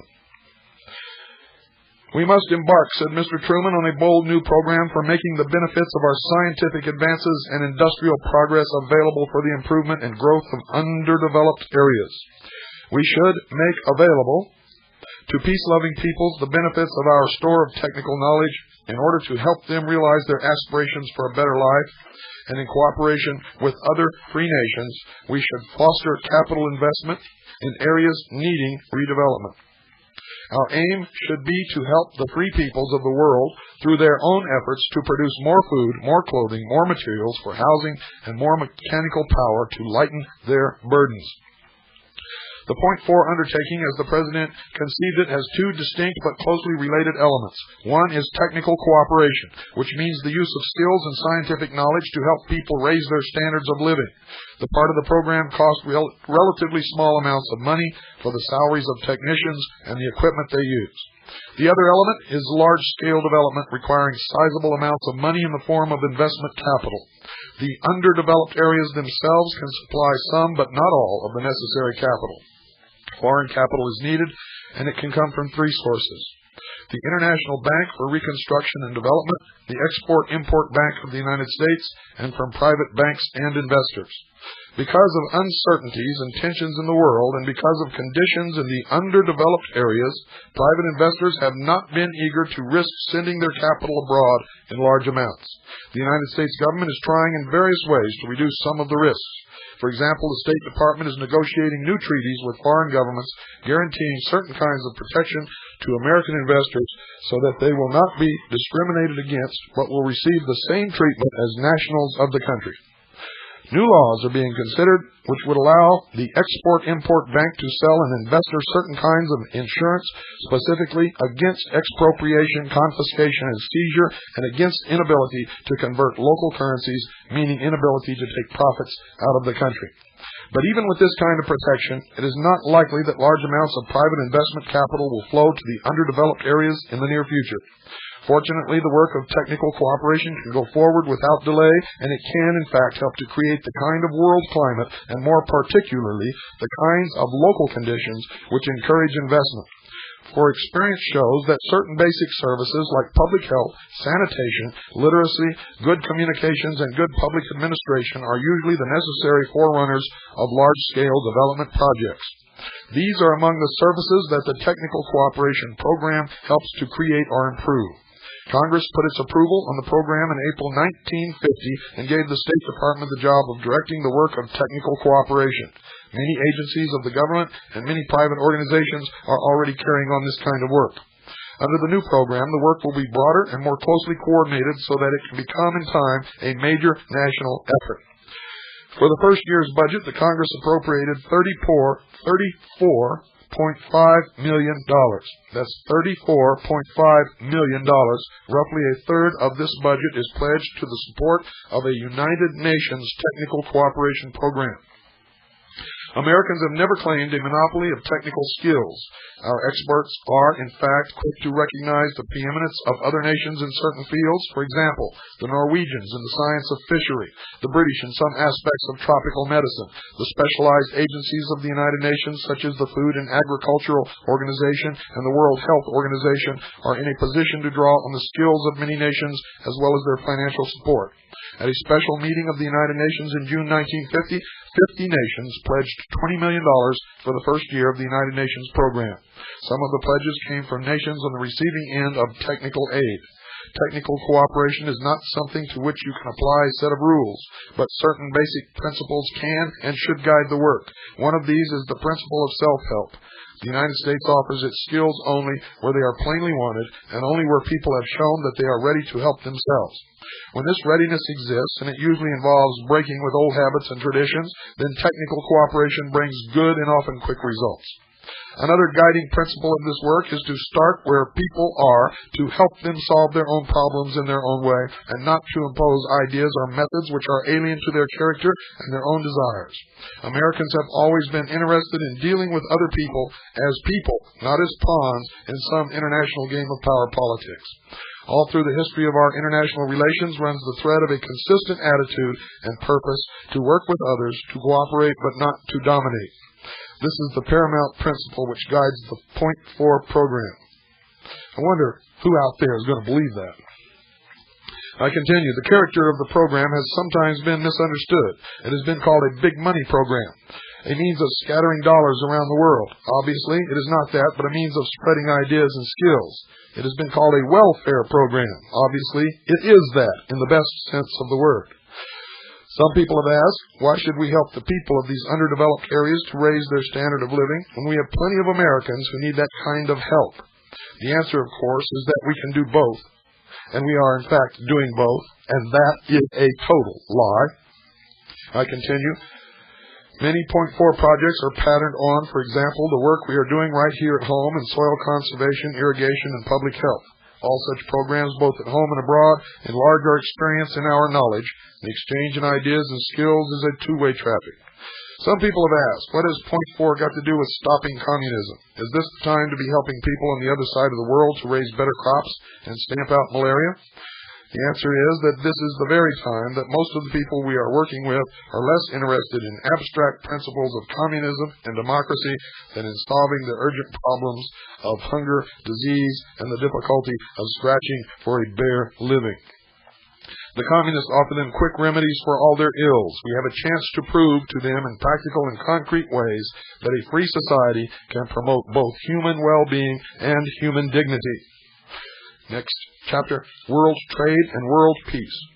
The European Recovery Program has lifted the great European workshop back to its feet and has put millions of highly skilled people back into productive work. The Point 4 program will in time create new centers of production and will help millions of people in Latin America, Africa, and the Middle and Far East to develop their skills and resources. Both these programs are designed to raise standards of living through production. But production is never an end in itself. Goods are useful only if they can be bought, sold, and consumed. The peace and well-being of the world depends on trade, on a healthy, expanding trade by which wealth can circulate freely to the widest possible extent and create a demand for new wealth. International trade, therefore, is a second major concern of our economic policy. As with European recovery, the problem is not to restore an old system, but to develop a new and better one. The United States has a strong interest in helping to build a healthy international trading system which will act as a preventive to depressions and economic warfare. During the past 36 years, we have become a great creditor nation. In that period, the value of our exports has exceeded the value of our imports by about $100 billion with a B dollars. This is called a favorable balance of trade. But even by strictly economic standards, it is not favorable at all, since the $100 billion gap has had to be financed by the American people through direct taxation and government loans, interest on which comes from taxes. But this export surplus has been necessary to our national security, for it reinforced our allies in 2 world wars and contributed to their recovery in the post-war years. The problem of today is to develop a sound, balanced system of world trade. The American Reciprocal Trade Agreements Program has taken us a long step in that direction, and pay very close attention now, ladies and gentlemen. It reversed the high tariff policy of the 1920s and set us firmly on the road toward a more enlightened policy of opening up the channels of world trade. Under the authority of the Reciprocal Trade Agreements Act, the United States joined with 22 other major trading nations at Geneva in 1947 in the greatest tariff bargaining meeting in history. The result of that meeting was a General Agreement on Tariffs and Trade, GATT. Again, was a General Agreement on Tariffs and Trade, GATT. And you thought GATT was new. GATT has been planned and has been in the workings and has been an actual fact for many years. It was GATT that gave the foreign nations the edge in charging us higher tariffs while we lowered ours. It has caused the destruction of the industrial base of the United States of America, and it's continuing with NAFTA. The result of that meeting was a General Agreement on Tariffs and Trade, GATT, which reduced tariffs rates sharply and affected half the world's imports. The only tariff rates that were reduced were ours. The rest of the world raised theirs. The same bargaining process was repeated at Annecy, France in 1949 with 11 more countries present. And this conference led in turn to a third round of tariff-cutting negotiations at Torquay, England in 1950. Every country got and made concessions, and every concession that was made to one country immediately applied to all those present. Thus, the free nations made an unprecedented all-out attack on one of the most serious obstacles to the flow of trade. But even more stubborn obstacles remain to be overcome. Today, anyone who tries to buy or sell across national boundaries can still become entangled in a jungle of government controls in the form of quotas, customs regulations, and currency restrictions. To get rid of this tangle of restrictions will require time and a spirit of give and take, for no nation is willing to discard its economic armor while the rest remain armed. The ultimate answer to this difficult problem is in the general acceptance of a code of fair trade practices. 54 nations have agreed on such a code and embodied it in the Charter for an International Trade Organization. The Charter sets the minimum rules of the game on which all 54 nations are now willing to agree. They are not ideal rules by any means, but they can be improved as the nations get experience in cooperation and gain confidence in each other. The Charter also provides for an organization within the family of the United Nations, a place where the members can meet and settle their trade problems across a conference table. There has never been before such a place. The organization and the Charter offer at least a rational hope that economic warfare can be ended in the not-too-distant future. The ITO Charter is now before the American Congress for approval. Other nations are waiting to see whether the United States will live up to its enlightened economic principles. Those who support the ITO believe that it will pave the way for closer political as well as economic cooperation among the free nations and thus contribute to the security of the United States. This American attitude has an ethical as well as a political background. For as Secretary Acheson has said, the truth is that just as no man and no government is wise enough or disinterested enough to direct the thinking and the action of another individual, so no nation and no people are wise enough and disinterested enough very long to assume the responsibility for another people or to control another people's opportunities. Do you understand, ladies and gentlemen, how they say one thing out of one side of their mouth and then absolutely, completely contradict it in the very next paragraph? These people are consummate liars, consummate deceivers, and consummate manipulators. They are the best in the world, in fact. Some Americans have been troubled by the fact that the nations whose independence we have helped to establish and maintain have not all had representative governments or practical democracy as we understand it. This raises the question of what we mean when we speak of free nations and free peoples. It is worth clearing up this question, which has caused a good deal of confusion about American policy. A free country is one that does not have to take orders from a foreign government. Believing as we do that national independence is a stepping stone to popular government and personal liberty, we set a high value on the independence even of those nations which cannot by any stretch of the imagination be called democracies. The fact that we help a country to be free of foreign domination does not mean that we support the particular government it happens to have at any particular time. It means that we want the kind of international community in which each nation is free to manage its own affairs, subject, of course, to its pledges and responsibilities under the United Nations Charter. Out one side of their mouth, they say, a free country is one that does not have to take orders from a foreign government. And out the other side of their mouth, they say it means that we want the kind of international community in which each nation is free to manage its own affairs, subject, of course, to its pledges and responsibilities under the United Nations Charter, which is a foreign government. Within the broad area of the Charter, there's plenty of room for people to experiment and to change their forms of government if they wish. Plenty of room for progress toward democracy, which I have told you on many of these broadcasts is just another word for socialism. In recent years, the United States has had a chance to prove that it is still the traditional friend of young nations, still the champion of people seeking their independence. Since the end of the Second World War, more than 500 million people have gained their independence. 8 new nations have been born.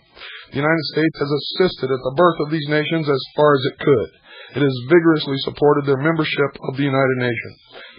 That whole paragraph, ladies and gentlemen, is a complete lie.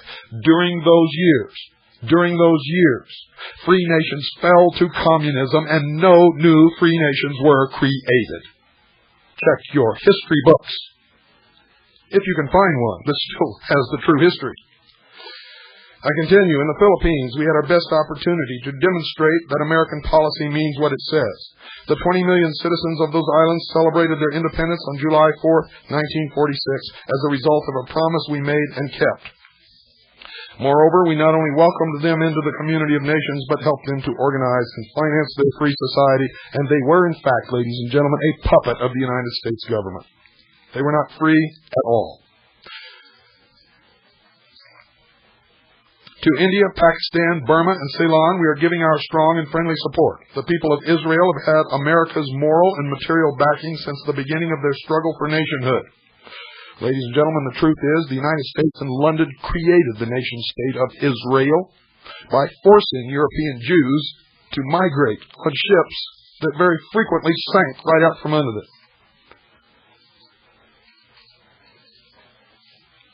Americans can take pride in their contribution to the creation of the Republic of Indonesia.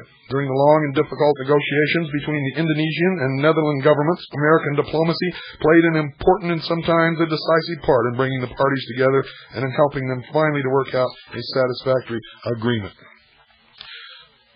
I skip to page 94, bottom. Soviet and Chinese communists charged the United States with aggression in Formosa and brought the matter before the Security Council. The United States welcomed a United Nations investigation and in fact suggested that a United Nations commission be sent to Formosa to observe and report the facts. So that American policy would be clearly understood both at home and abroad, the President summarized our aims and our hopes in a radio talk on September 1st, 1950. And I quote, "First, we believe in the United Nations." Notice the first thing that President Truman said, the first thing out of his mouth is, quote, First, above everything else. First, we believe in the United Nations. When we ratified its charter, we pledged ourselves to seek peace and security through this world organization. We kept our word when we went to the support of the United Nations in Korea 2 months ago. We shall never go back on that pledge. Second, we believe the Koreans have a right to be free, independent, and united as they want to be under the direction and guidance of the United Nations. We, with others, will do our part to help them enjoy that right. The United States has no other aim in Korea. Third, we do not want the fighting in Korea to expand into a general war. It will not spread unless communist imperialism draws other armies and governments into the fight of the aggressors against the United Nations, which isn't even a country. Fourth, we hope in particular that the people of China will not be misled or forced into fighting against the United Nations and against the American people. In that paragraph, folks, they have really stated their real meaning. For the meaning of that sentence is that the United States and the United Nations are one and the same. I'll read it again, just in case you sheeple missed it. Fourth, we hope in particular that the people of China will not be misled or forced into fighting against the United Nations and against the American people. Only the communist imperialism, which has already started to dismember China, could gain from China's involvement in war. Fifth, we do not want Formosa or any part of Asia for ourselves. We believe that the future of Formosa, like that of any other territory in dispute, should be settled peacefully. We believe that it should be settled by international action and not by the decision of the United States or of any other state alone. International action, ladies and gentlemen, means the United Nations, which means the United States. The mission of the Seventh Fleet is to keep Formosa out of the conflict. Our purpose is peace, not conquest. Sixth, we believe in freedom for all nations of the Far East. That is one of the reasons why we are fighting under the United Nations for the freedom of Korea. We helped the Philippines become independent, and we have supported the national aspirations to independence of other Asian countries. Russia has never voluntarily given up any territory it has acquired in the Far East. It has never given independence to any people who have fallen under its control. We not only want freedom for the peoples of Asia, but we also want to help them secure for themselves better health, more food, better clothes and homes, and the chance to live their own lives in peace under the United Nations. The things we want for the people of Asia are the same things we want for the people of the rest of the world. Seventh, we do not believe in aggressive or preventive war. Such war is the weapon of dictators, not of free democratic countries like the United States. We are arming only for defense against aggression. Even though communist imperialism does not believe in peace, it can be discouraged from new aggression if we and other free peoples are strong, determined, and united. Eighth, we want peace, and we shall achieve it. Our men are fighting for peace today in Korea. We are working for peace constantly in the United Nations and in all the capitals of the world. Our workers, our farmers, our businessmen, all our vast resources are helping now to create the strength which will make peace secure and get this, folks, the rights of man. The United Nations Charter pledged all its signers to respect and promote human rights and fundamental freedoms, but it did not define those rights and freedoms. One of the first tasks of the United Nations, therefore, was to get general agreement among its members on what those words meant. To be realistic, such an agreement would have to express the honest beliefs and aims of all the nations that put their names to it. It must, in short, be a common denominator of conviction rather than a pious hope. The United States worked hard for such an agreement. American organizations gave it vigorous support, and our American chairman, Mrs. Franklin Delano Roosevelt, guided its progress through the Human Rights Commission. In 1948, the General Assembly approved the first International Declaration of Human Rights. The next step is to get the principles affirmed in the Declaration accepted in practice as part of the constitutions and law of nations. This will become most important to you later when we get into some of the later documents, when you see what this really means. This is a work of many years, but the Economic and Social Council has already undertaken the drafting of human rights treaties, or covenants. Covenants, ladies and gentlemen. Remember when William Clinton, the communist, socialist, Marxist, draft-dodging, lying scum who pretends to be the President of the United States of America, but who is really the President of a criminal, counterfeit government, which has relegated our Constitution and Bill of Rights to the trash can. Covenants, I continue, which will bind the nations that sign them to guarantee certain basic rights to their citizens. Each covenant will have to take into consideration the particular problems of a particular nation, its legal system, and its method of dealing with violations. The drafting of human rights covenants is one of the boldest as well as one of the most difficult projects ever conceived by a group of nations. In the judgments of history, this quiet and generally unsung work may rank as one of the great revolutionary enterprises of the United Nations. Now understand what was said there, ladies and gentlemen. They're drafting a covenant. It is one of the boldest as well as one of the most difficult projects ever conceived by a group of nations. Now listen, in the judgment of history, this quiet and generally unsung work may rank as one of the great revolutionary enterprises of the United Nations, and that is in the symbology and the words of the mysteries. Another is the outlawing by the United Nations of genocide or mass murder of whole groups of people, such as Nazi Germany officially practiced. In 1948, the General Assembly unanimously approved a convention pledging its members to treat genocide as a crime and to punish it accordingly. This treaty is now up for ratification. Since then, ladies and gentlemen, it has been ratified, and nobody wants to see anybody eliminated. Nobody wants to see genocide enacted on any people. But when you read this treaty, you will understand that it suggests citizens of the United States of America to be arrested by the United Nations and tried in a United Nations court anywhere that they deem that they want to try that citizen, just for saying a word that hurts the feelings of someone else of a different group. If you don't believe that, ladies and gentlemen, in one of these future programs, in the near future, I am going to read that treaty to you and prove it. It is a method of exerting absolute control. In other words, thought control, political correctness. Where do you think all this comes from? It's been in the works for many, many years. Our government has been riddled with traitors. It is treasonous. Joseph McCarthy was right.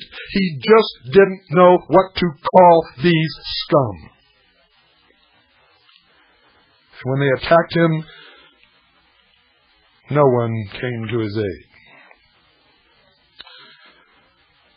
He goes on to say, our interest in human rights is not confined to the making of treaties and declarations.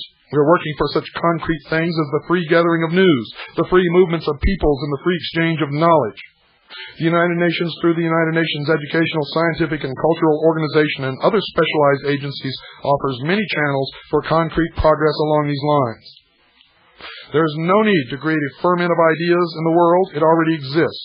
The need, and this the United Nations can meet, is to translate the ideas of freedom and progress into practical, ladies and gentlemen, terms of better health, better nutrition, better homes and schools, in short, the chance to work for a better life. This is all translated over the years into socialism, the welfare state. The American nation began life with the Declaration of Independence. We hold and still hold those truths to be self-evident, that all men are created equal, and they are endowed by their Creator with certain unalienable rights, that among these rights are life, liberty, and the pursuit of happiness, that to secure these rights, governments are instituted among men, deriving their just powers from the consent of the governed. Today, the foreign policy of the United States is a declaration of the interdependence of men and nations, and I will read that declaration to you verbatim in one of the programs to come. We have over 400 pages of documents to read to you, outlining the beginning, the conduct, the carrying out, and the end result of the treason. The destruction of the United States of America wholesale, the ripping apart, the shredding of the Constitution and the Bill of Rights, and the enslavement of the American people under a one-world, totalitarian, socialist government. You have criticized me for making this claim over the past several years. Now I am proving it to you in their own words, in the law, in the documents, in the congressional record, from their own mouths. Don't miss one single episode of the Hour of the Time. Good night, and God bless you all.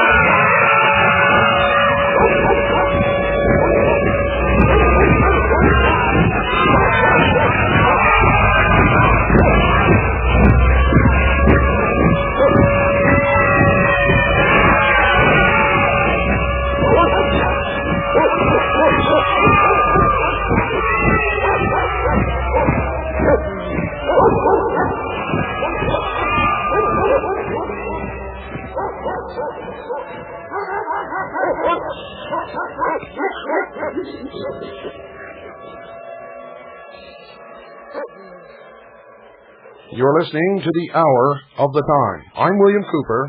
And I'm Carolyn Nelson. Last night, I read to you over 2 hours of the Hour of the Time, a Department of State publication, number 3972, entitled Our Foreign Policy, ordered, written by Harry S. Truman and signed by Harry S. Truman.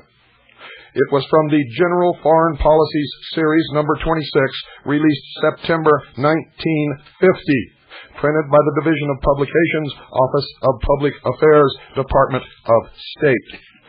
Ladies and gentlemen, a lot of people called today wanting to know what the name of the publication was and where to get it.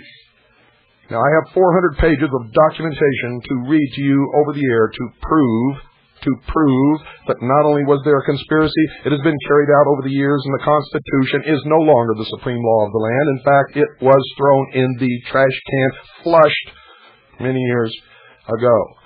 I cannot babysit you any longer. I've been telling you every episode of the Hour of the Time to have a pen and paper with you by your side, and I expect you to do it. They have declared war upon us. They have destroyed this country. For all intents and purposes, it is gone. I have the documentation here in front of me. It is a fact. It is not speculation. I did not make this up. And if you listen to every episode of the Hour of the Time, 2 hours each day, you're going to get this documentation. I'm going to give you the names of these publications and these documents every single night. You write them down. You go to your libraries. You go to the Library of Congress. You go to the Congressional Register. You go to your state university, and you find these documents, and don't you call us and ask us to do it for you. We're going to publish this entire set of documents. We do not have a publication date yet. We are just now making the arrangements. We could not even reveal the existence of these documents until we were ready to do this series. And until we had 100 copies made and into the hands of 100 trusted CAGI intelligence operatives around the world.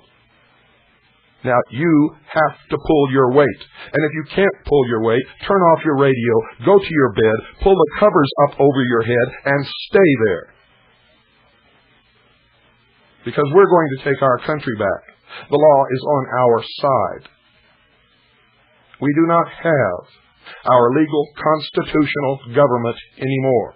There is a counterfeit, treasonous government occupying the Federal District of Columbia, known as Washington, D.C. Most of the politicians who have served in that government since before World War II have been traitors and have consciously, with full knowledge, wittingly sold us down the drain, have destroyed the Constitution, are propelling us into a one-world totalitarian socialist order, and if you'll listen to this broadcast, I will prove it to you. Last night, in the 2 hours, reading from this document, Our Foreign Policy, Department of State Publication 3972, General Foreign Policy Series number 26, released September 1950, you heard Harry S. Truman institute as foreign policy, as the foreign policy of the executive branch and the State Department of the United States of America, all of the systems and the policies leading to one world government, and he admitted it in his own words. Now, ladies and gentlemen, I am calling tonight for the formation of the Second Continental Army of the United States of America, which will be made up of legal, constitutional militia units from each local town, county, or city across the United States. Now I read to you from the Bill of Rights. Amendment 2. A well-regulated militia being necessary to the security of a free state, the right of the people to keep and bear arms shall not be infringed. You have been lied to over the years. You've been told that the National Guard is the militia, and I'm going to tell you now that is a lie. It is a scam. The militia is spelled out in the law. The United States Senate in 1981 ruled exactly what a militia is, and they ruled that it is not the National Guard or any component of the National Guard. Now you pay attention. United States Code 1988 edition. United States Code 1988 edition. Containing the general and permanent laws of the United States in force on January the 3rd, 1989.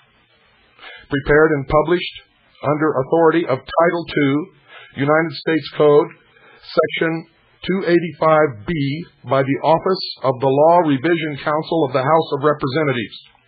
This is Volume 13, Title 30, Mineral Lands and Mining, to Title 35, Patents. United States Government Printing Office, Washington, D.C., 1989.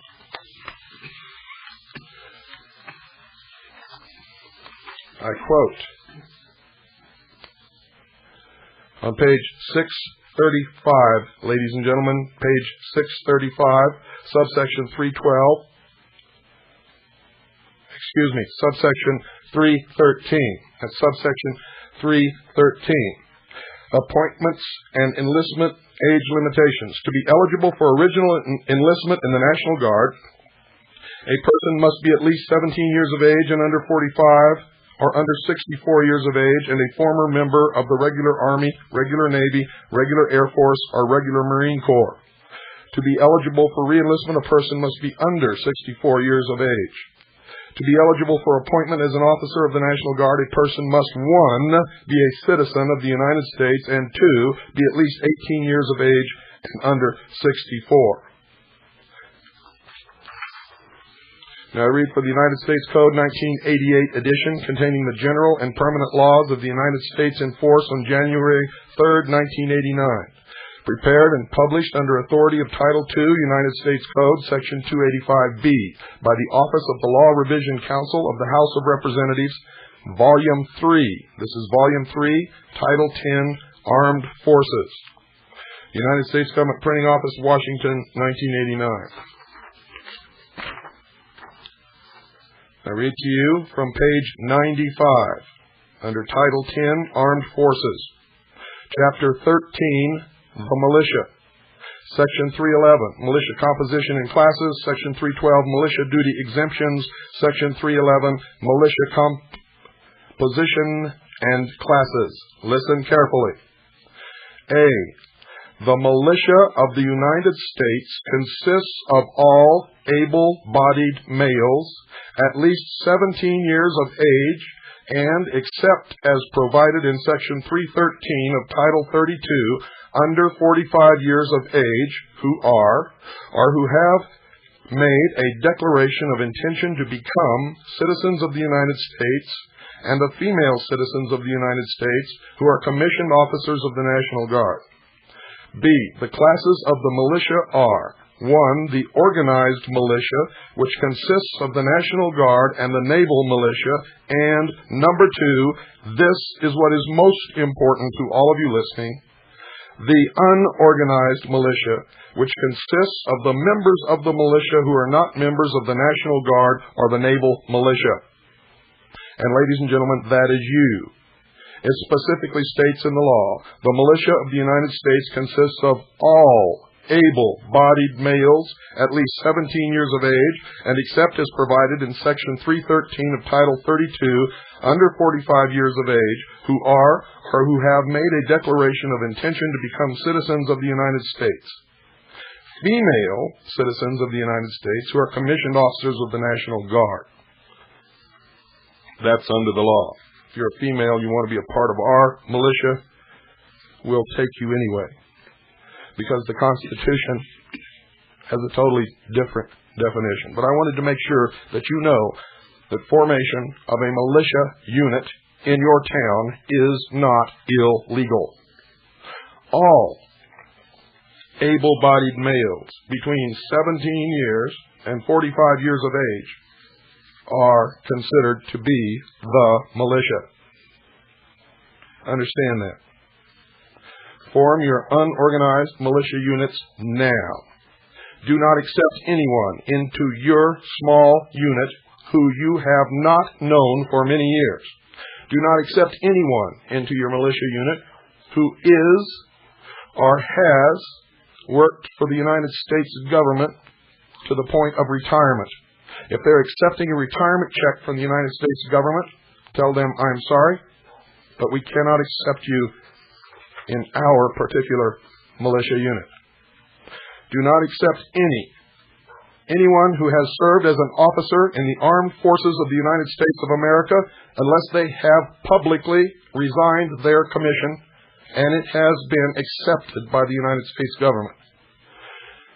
If you do, they can be recalled at any time in secret and can betray you at any time.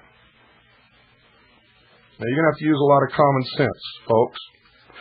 Do not institute any hostilities whatsoever. Do not commit any illegal or criminal acts whatsoever. Do not even allow anyone in your militia group to even give the appearance that any criminal act has been perpetrated or that any laws have been broken. If this illegal, counterfeit, and treasonous government, which has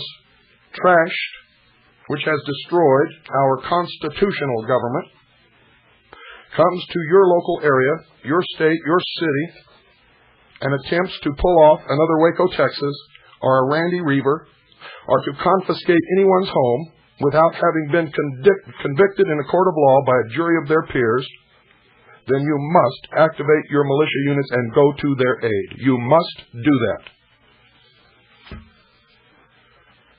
This is no joke, ladies and gentlemen. We are engaged in serious, very serious business tonight. We are not calling for a rebellion against the United States government. We are calling for the American people to get off their butts, form their legal,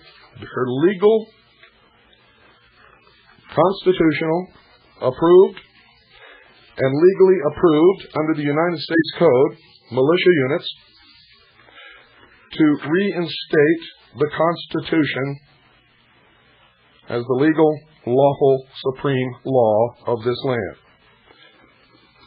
Our goal is ultimately to arrest those who have committed treason against the United States of America, to bring them before a grand jury, to charge them with treason, to try them, and if they are found guilty, to hang them.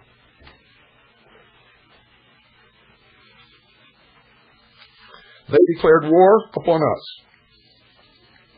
Our legal and lawful right to reinstate our legal and lawful constitutional government is undisputed, has been laid out in the ideals and principles of our founding fathers, is spelled out verbatim in the Declaration of Independence, and has been understood as an unwritten law of the land since the inception of this nation.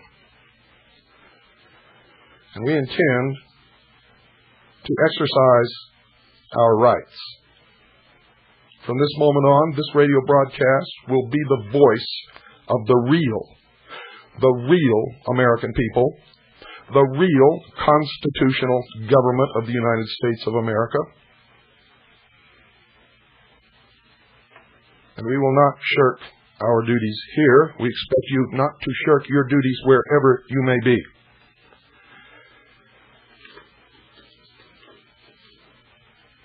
I assure you that once the American people learn what's in these documents that I'm revealing to you now, and in other documents which we are uncovering, when the American people stand up to these criminals, these traitors, they will begin to bail out of Washington, D.C. like rats leaving a sinking ship because they are cowards, have always been cowards. And that's why they have engaged in this sneaky, lying, deceptive, cowardly instigation, the destruction of the United States of America, to form a one-world totalitarian socialist government.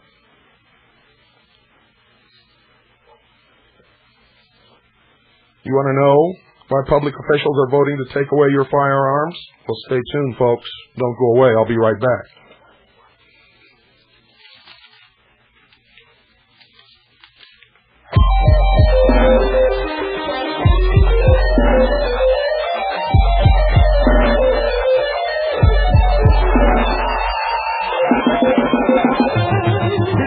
23rd century, 83. The things are much worse than they used to be. It's a hell of a time, cause the federal gone mad. The brothers in the day, the war's in your hand. People all over in every town.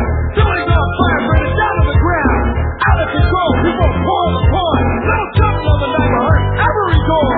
Mothers, looters, killers, and thieves. Now everywhere you look, it's just another disease. 300 billion people on a planet made for three. Now who's gonna set this hell down free?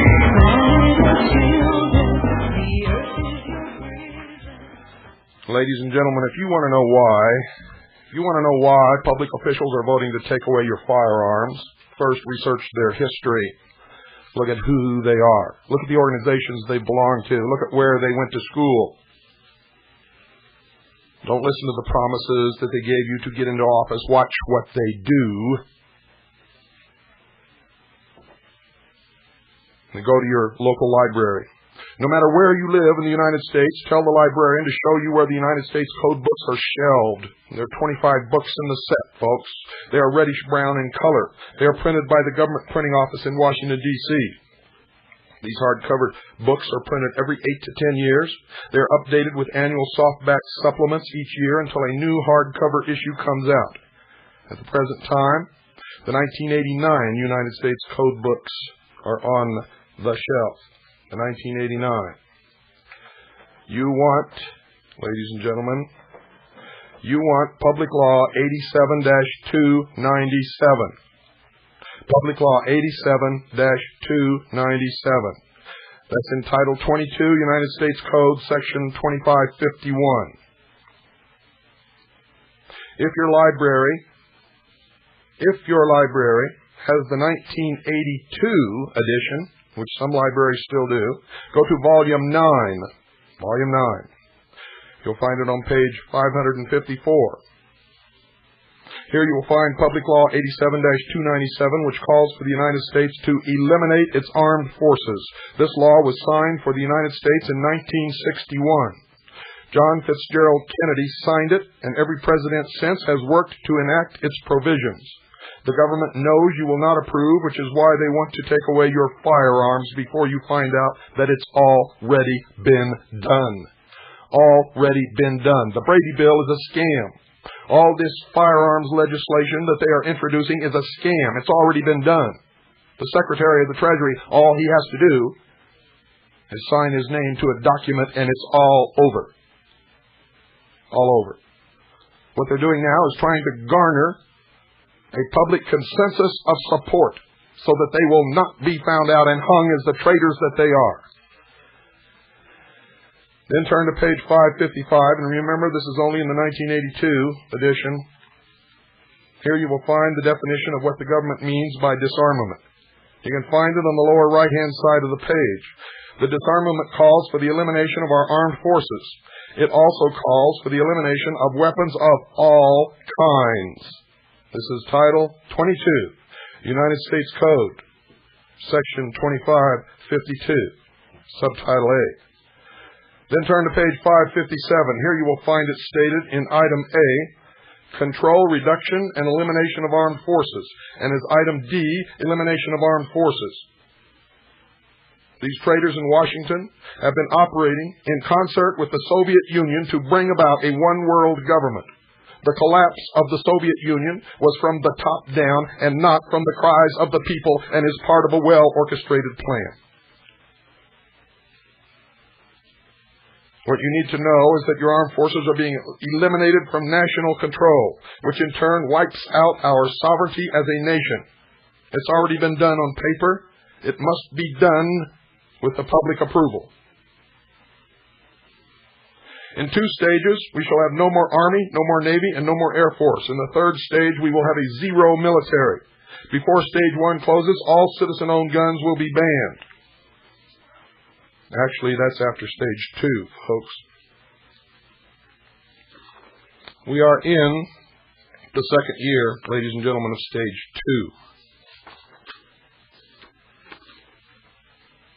Public Law 87-297 is further explained in the State Department document called Publication 7277. Your librarian can also furnish you a copy, or could, until they found out what we were doing, and now we have run a check, and we can only find that publication in 2 libraries in the entire country. It has been removed. I'm not going to tell you which libraries, because I don't think they know it's there, and I don't want to give it away. If you are diligent in your search, you will find it. If not, we will furnish you with a copy when these documents are published.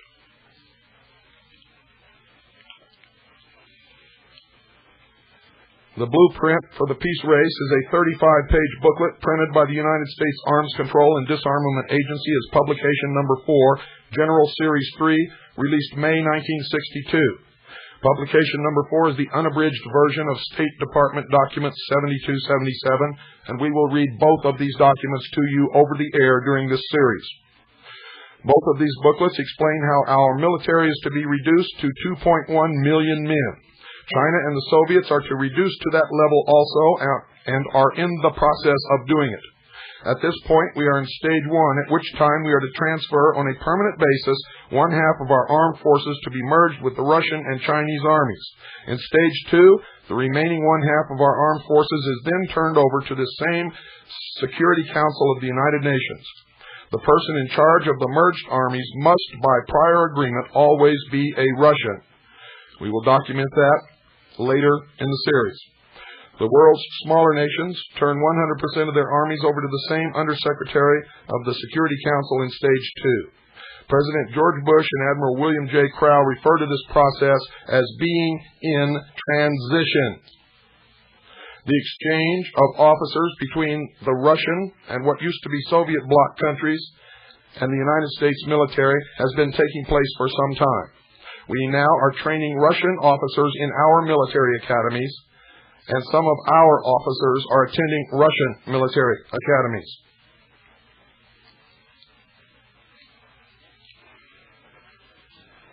This plan was implemented a long time ago, ladies and gentlemen. The law has been amended several times. People read about this in my book and sent me letters. In the letters, they say, oh, yeah, but everybody got mad, and they made an amendment to the law that said that nothing in this law is construed to mean that they're going to take guns away from the American citizens. Well, tonight I'm going to read you what that really says, and then you're going to show what they did after that. Because it says, except under the law or under a treaty, and both of those have been accomplished. United States Code 1988 edition, you will find this law, as it has been amended, containing the general and permanent laws of the United States in force on January the 3rd, 1989. Prepared and published under authority of Title II, United States Code, Section 285B, by the Office of the Law Revision Council of the House of Representatives. Volume 9, Title 22, Foreign Relations and Intercourse, to Title 25, Indians. United States Government Printing Office, Washington, 1989. Going to quote verbatim, ladies and gentlemen. Pay attention. Subchapter 1, General Provisions. Section 2551, Congressional Statement of Purpose. Listen to this lie. This is the Congressional Statement of Purpose. This is an admission by the Congress of the United States as to their ultimate goal. And I quote, an ultimate goal of the United States is a world which is free from the scourge of war and the dangers and burdens of armaments, in which the use of force has been subordinated to the rule of law, and in which international adjustments to a changing world are achieved peacefully. It is the purpose of this chapter to provide impetus toward this goal by creating a new agency of peace to deal with the problem of reduction and control of armaments, looking toward ultimate world disarmament. Under our Constitution, that is unconstitutional, it is criminal, it is treasonous. They have not changed the Constitution of the United States. The second article in amendment guarantees us our right to have a militia, and it specifically states that our right to keep and bear arms shall not be infringed.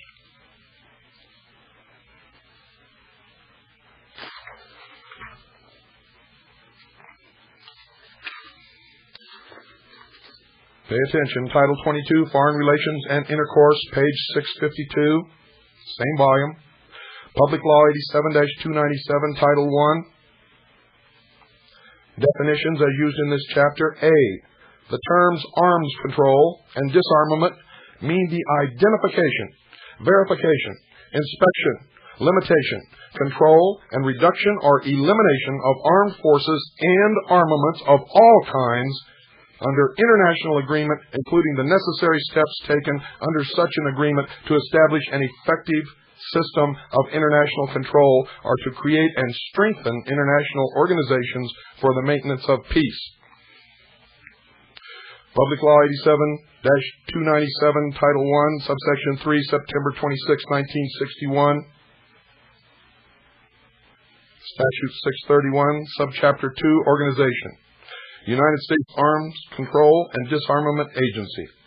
There is established an agency to be known as the United States Arms Control and Disarmament Agency.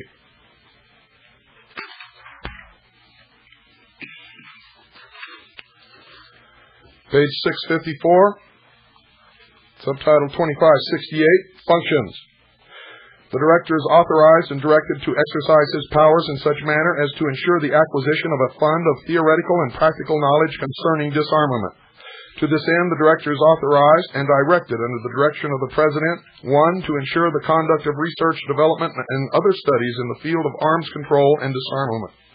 2. To make arrangements including contracts, agreements, and grants for the conduct of research, development, and other studies in the field of arms control and disarmament by private or public institutions or persons. And 3. To coordinate the research, development, and other studies conducted in the field of arms control and disarmament by or for other government agencies in accordance with procedures established under Section 2575 of this title. In carrying out his responsibilities under this chapter, the Director shall, to the maximum extent feasible, make full use of available facilities, government and private. The authority of the Director with respect to research, development, and other studies shall be limited to participation in the following insofar as they relate to arms control and disarmament. A. Control, reduction, and elimination of armed forces and armaments. The detection, identification, inspection, monitoring, limitation, reduction, control, and elimination of armed forces and armaments, including thermonuclear, nuclear missile, conventional, bacteriological, chemical, and radiological weapons. Now, folks, they make it sound like they're talking just about armed forces of nations, and that is not true, as you will find out later. D. The control, reduction, and elimination of armed forces and armaments in space, in areas on and beneath the Earth's surface, and in underwater regions. And in K. Methods for the maintenance of peace and security during different stages of armed control and disarmament.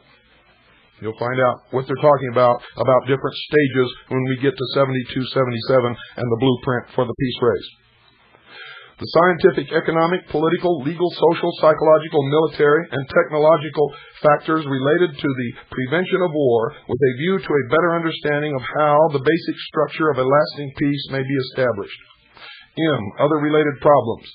Such related problems as the Director may determine to be in need of research, development, or study in order to carry out the provisions of this chapter. The Director is authorized and directed to prepare for the President, the Secretary of State, and the heads of such other government agencies as the President may determine recommendations concerning United States arms control and disarmament policy. Provided, however, that no action shall be taken under this chapter or any other law that will obligate the United States to disarm or to reduce or to limit the armed forces or armaments of the United States, except pursuant to the treaty-making power of the President under the Constitution, or unless authorized by further affirmative legislation by the Congress of the United States. Nothing contained in this chapter shall be construed to authorize any policy or action by any government agency which would interfere with, restrict, or prohibit the acquisition, possession, or use of firearms by an individual for, and get this, folks, the lawful purpose of personal defense, sport, recreation, education, or training. Which means if there is a law that prohibits it, they can interfere all they want, ladies and gentlemen. The law has already been accomplished. Treaties have already been written, signed, and approved by the Senate. We are in the process of disarming not only ourselves, but the rest of the world, our armed forces will be assigned to the United Nations, and elements of what used to be the forces of the old Soviet Union will also be assigned to the United Nations as a one-world police force. It's already a done deal. It's already been legislated. It's already been treated.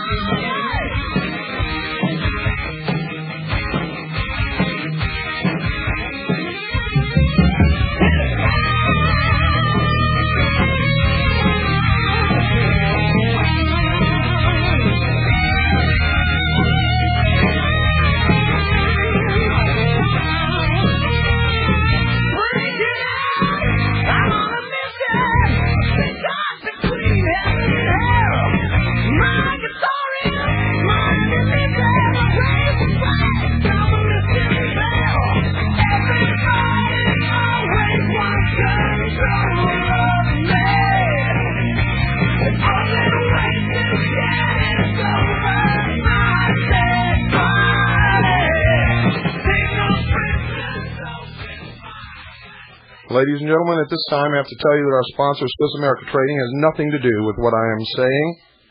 And quite frankly, I don't even know if he knows that I'm doing it. So we may not even have a sponsor after he finds out. However, I'm sure that he does know because he listens to this program, and so does everybody else at Swiss America Trading.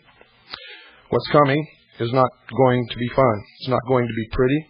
And no matter what happens, ladies and gentlemen, if we are destroyed with a stroke of a sword overnight, you're still going to be slaves in a totalitarian socialist New World Order.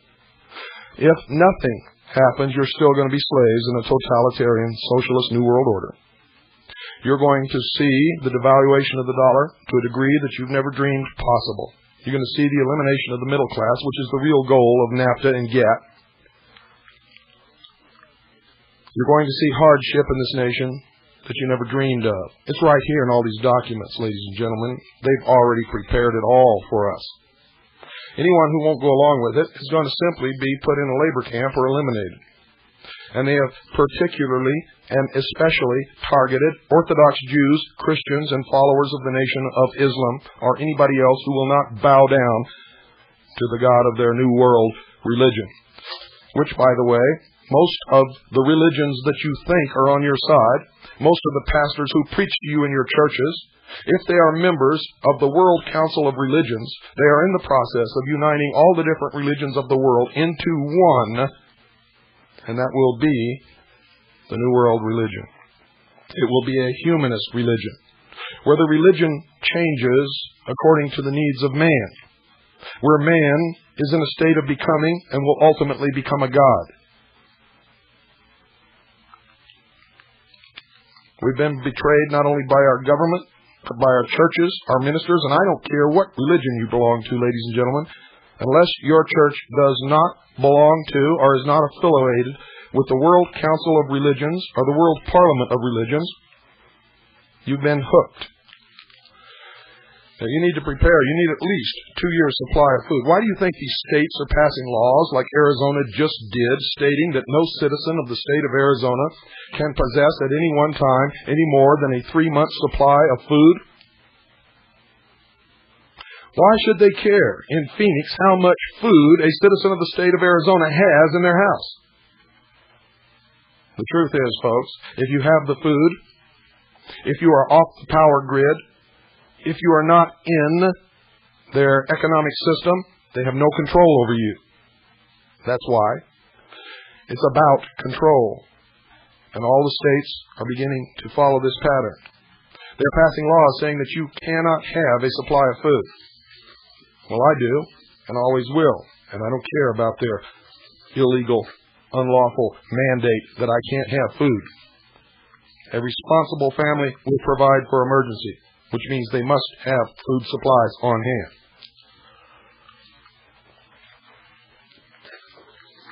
Call Swiss America Trading, folks. You need to talk to them about getting something that is recognized universally as money. In the next few months and years, you're going to need something that will be accepted universally as money. There's only one thing in the history of the world: precious metals. Call Swiss America Trading now, 1-800-289-2646. Thank them for sponsoring this program. Mention my name, William Cooper. And if it's not mud, ask for all the information that they have to send out to you. And then talk to them about what you can do with some of your assets, or all of your assets, whatever your choice is, to help protect you in what's coming. And it is coming, folks, as you're going to find out, as these programs continue to be aired until they kick me off the air or haul me off to some dungeon somewhere. I'm going to read them all to you. So don't go away. Don't go away, folks. I'll be right back.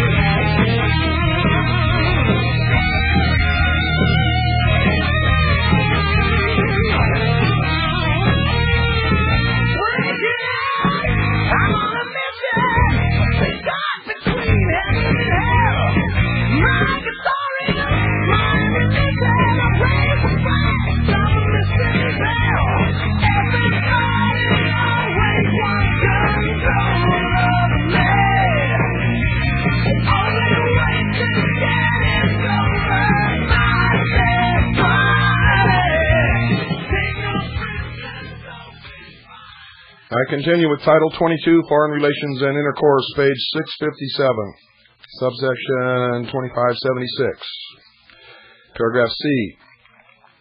And here's where all that was written before gets nullified. And it means that they can do whatever they want. Listen carefully.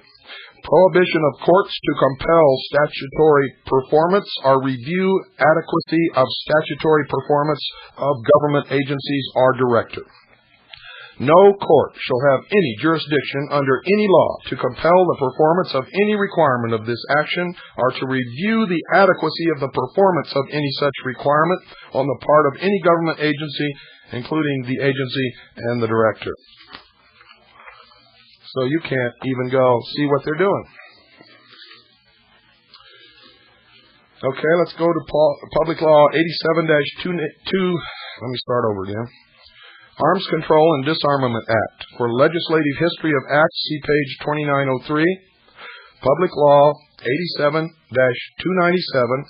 75 Statutes at Large. 631. H.R. 9118. An act to establish a United States Arms Control and Disarmament Agency. And this is from the United States Code, Congressional and Administrative News, Volume 1, 1961.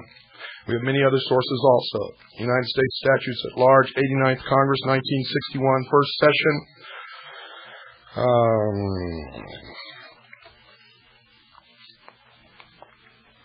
Excuse me. I'm still fighting this throat, folks. I'm forcing my voice over here, and I just hope it lasts. Title 1, Short Title, Purpose and Definitions. Short Title, Section 1. This act may be cited as the Arms Control and Disarmament Act. Purpose.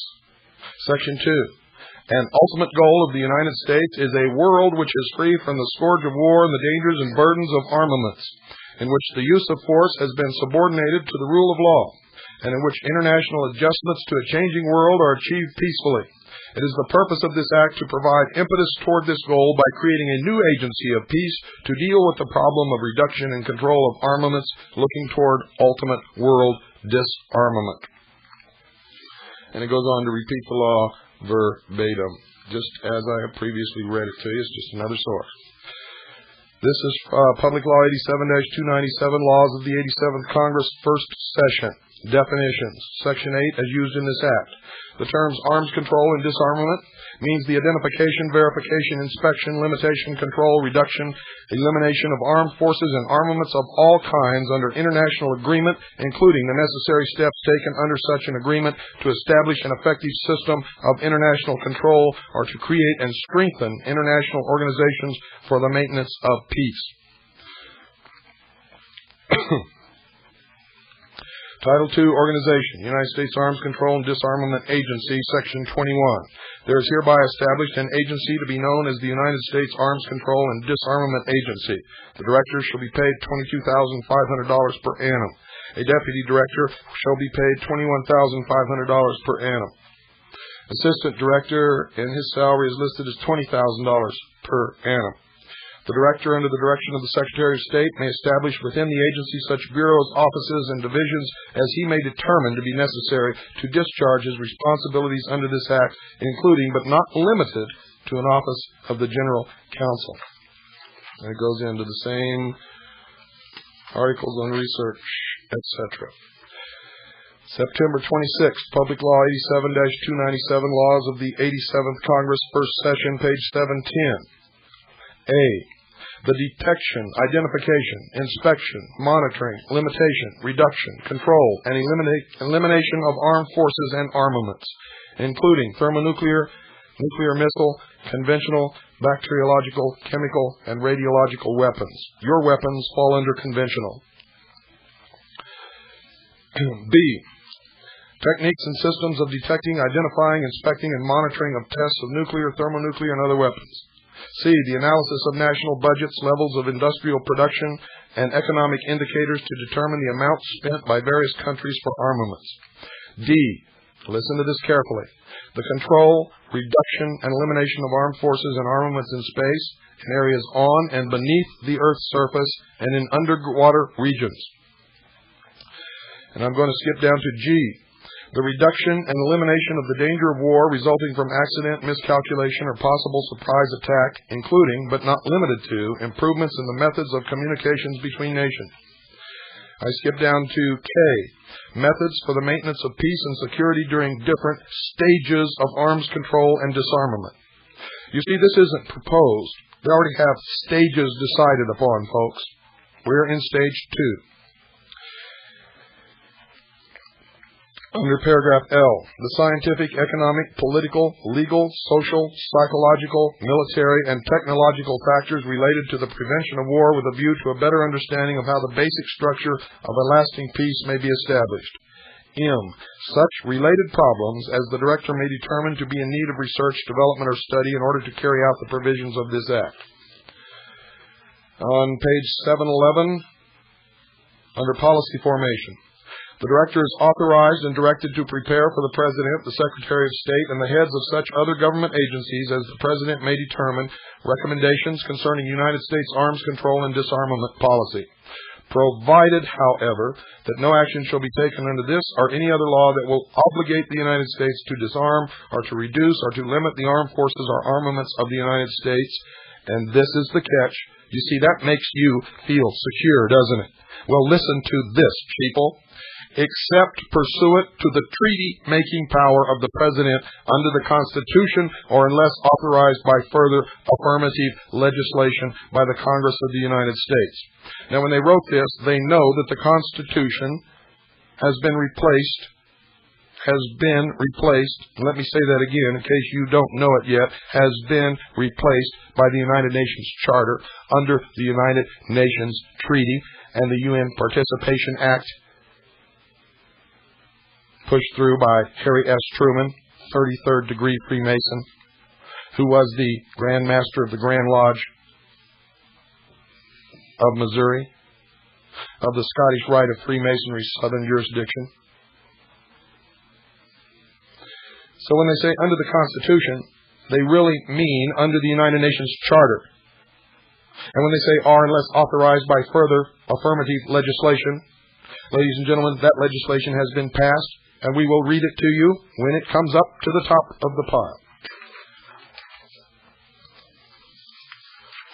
We go now to page 712. And that's Title 4, General Provisions, General Authority, and the performance of his functions. The director is authorized to, and we go down to paragraph C. Enter into agreements with other government agencies, including the military departments through the Secretary of Defense, under which officers or employees of such agencies may be detailed to the agency for the performance of service pursuant to this act without prejudice to the status or advancement of such officers or employees within their own agencies. D. Procure services of experts and consultants or organizations thereof, including stenographic reporting services as authorized by Section 15 of the Act of August 2, 1946, 5 United States Code 55A, at rates not to exceed $100 per diem for individuals, and to pay in connection therewith travel expenses of individuals, including transportation and per diem in lieu of subsistence while away from their homes or regular places of business as authorized by Section 5 of said Act, as amended by 5 United States Code 73B. I skip over to contracts or expenditures, Section 43. The President may in advance exempt actions of the Director from the provisions of law relating to contracts or expenditures of government funds whenever he determines that such action is essential in the interest of United States arms control and disarmament and security policy. So right there, folks, you know they're doing something pretty sneaky because they're exempted from the law of contracts or accountability.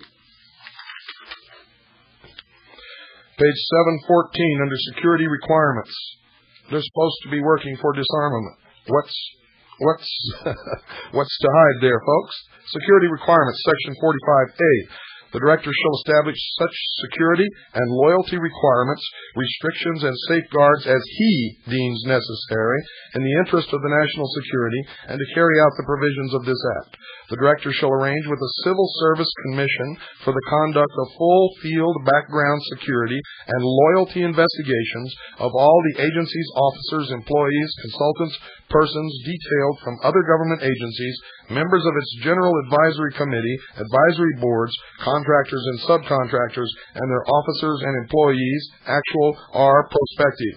In the event the investigation discloses information indicating that the person investigated may become a security risk, or may be of doubtful loyalty, the report of the investigation shall be turned over to the Federal Bureau of Investigation for a full field investigation. The final results of all such investigations shall be turned over to the Director for final determination.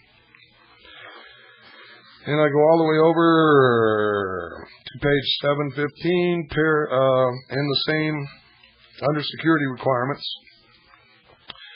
It says, the Atomic Energy Commission finds that the established personnel and other security procedures and standards of the agencies are adequate and in reasonable conformity to the standards established by the Atomic Energy Commission under Section 2165 of Title 42, including those for interim clearance in the subsection B thereof. Any individual granted access to such restricted data pursuant to this subsection may exchange such data with any individual who, A, is an officer or employee of the Department of Defense or any department or agency thereof, or a member of the armed forces, or an officer or employee of the National Aeronautics and Space Administration, or a contractor or subcontractor of any such department, agency, or armed force, or an officer or employee of any such contractor or subcontractor, and B, has been authorized to have access to restricted data under the provisions of Section 2163 or 2455 of Title 42. Now, what do they mean by all this, folks? What do they mean by loyalty? Loyalty to who? Loyalty to what? Well, you never know, folks, because later here you're going to find out that the Director of the Disarmament Agency has been given, under the law, the authority to decide, and instead of stating the oath of all of these people are to take in the law, it merely says that the Director of the Disarmament Agency shall determine what oath they shall take. And we've already tried to get a copy of the oath that they take, and we're denied. On page 716, appropriation. Section 49A, they are hereby authorized to be appropriated not to exceed $10 million to remain available until expended to carry out the purposes of this Act. Report to Congress, Section 50. The Director shall submit to the President for transmittal to the Congress not later than January 31st of each year a report concerning activities of the agency. Approved September 26, 1961. Now we go to the Congressional Record of the House, 1961, page 20301.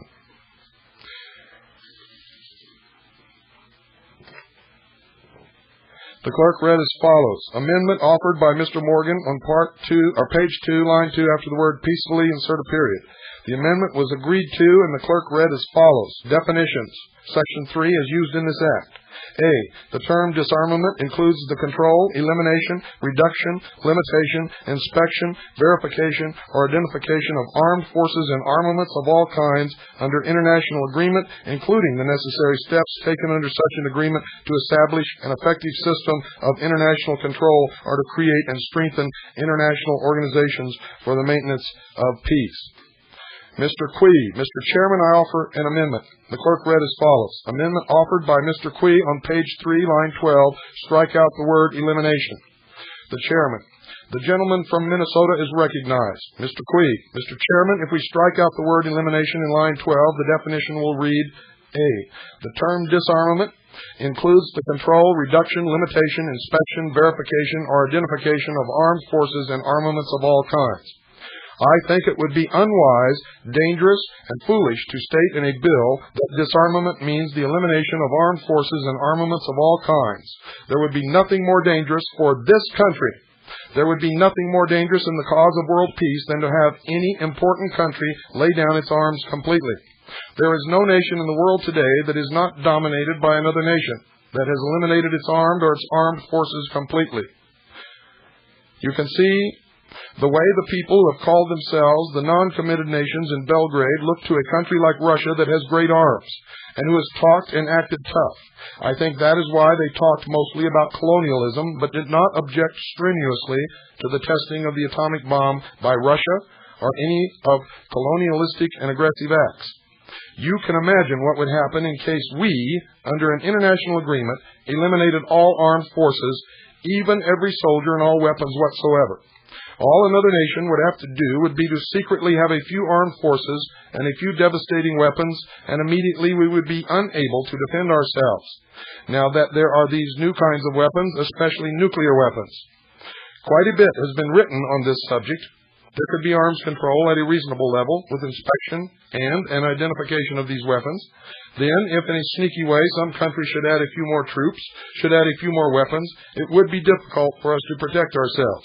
It is just like some people want in this country for nobody to have any weapons at all. Should that happen in this country, we would find the police force unable to cope with the criminals and the honest citizens unable to cope with the police force.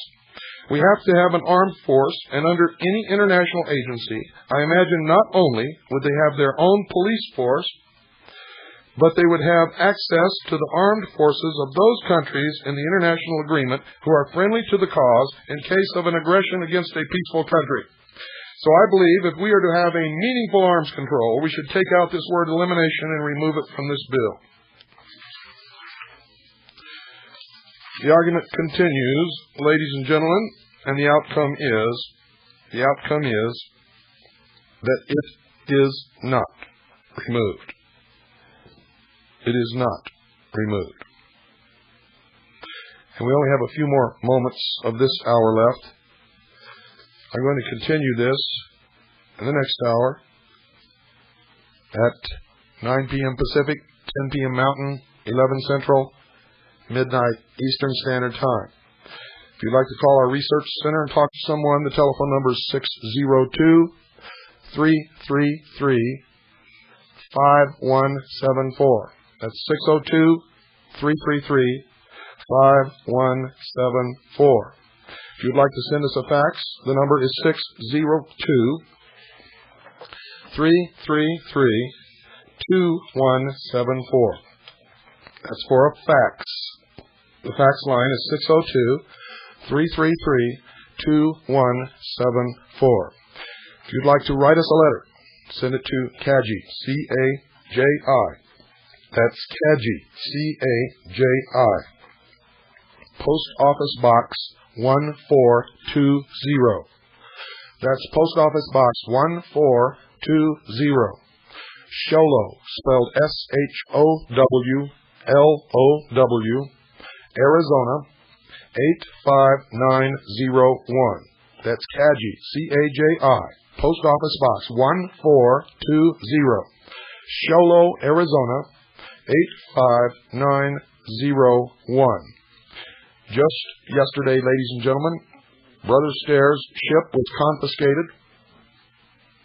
Confiscated by the United States government. He has been charged with illegally broadcasting without a license, which, ladies and gentlemen, he never did. You see, they never want him to get his ship out on the ocean so that he can broadcast a Christian message to the world. I knew he'd never make it, but I also knew nobody else really gives a damn. Good night, and God bless you all.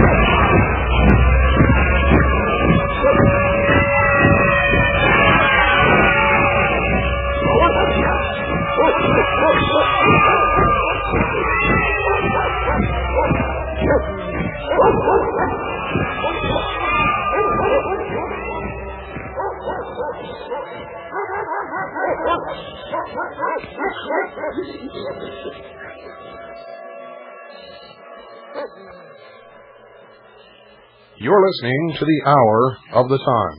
I'm William Cooper. And I'm Carolyn Nelson. Ladies and gentlemen, tonight you're going to hear another portion of the proof that the government, which calls itself the United States government or the government of the United States of America, that which is constituted within the boundaries of the Federal District of Columbia, is not, in fact, the government of the United States of America. In fact, it is a treasonous, counterfeit, criminal government, an imposter government, if you will. They have already destroyed the Constitution of the United States of America. It is a done deal. I am proving that nightly. We began this series last night with the 6 o'clock Mountain Time broadcast, and we'll continue until we have gone through all of these 400 pages of documented proof that I have in front of me. Any attempt to stop me from broadcasting this information or from publishing this material will be futile, as we have reproduced 100 copies of all of these documents and have placed them in the hands of 100 of our most trusted intelligence operatives around the world.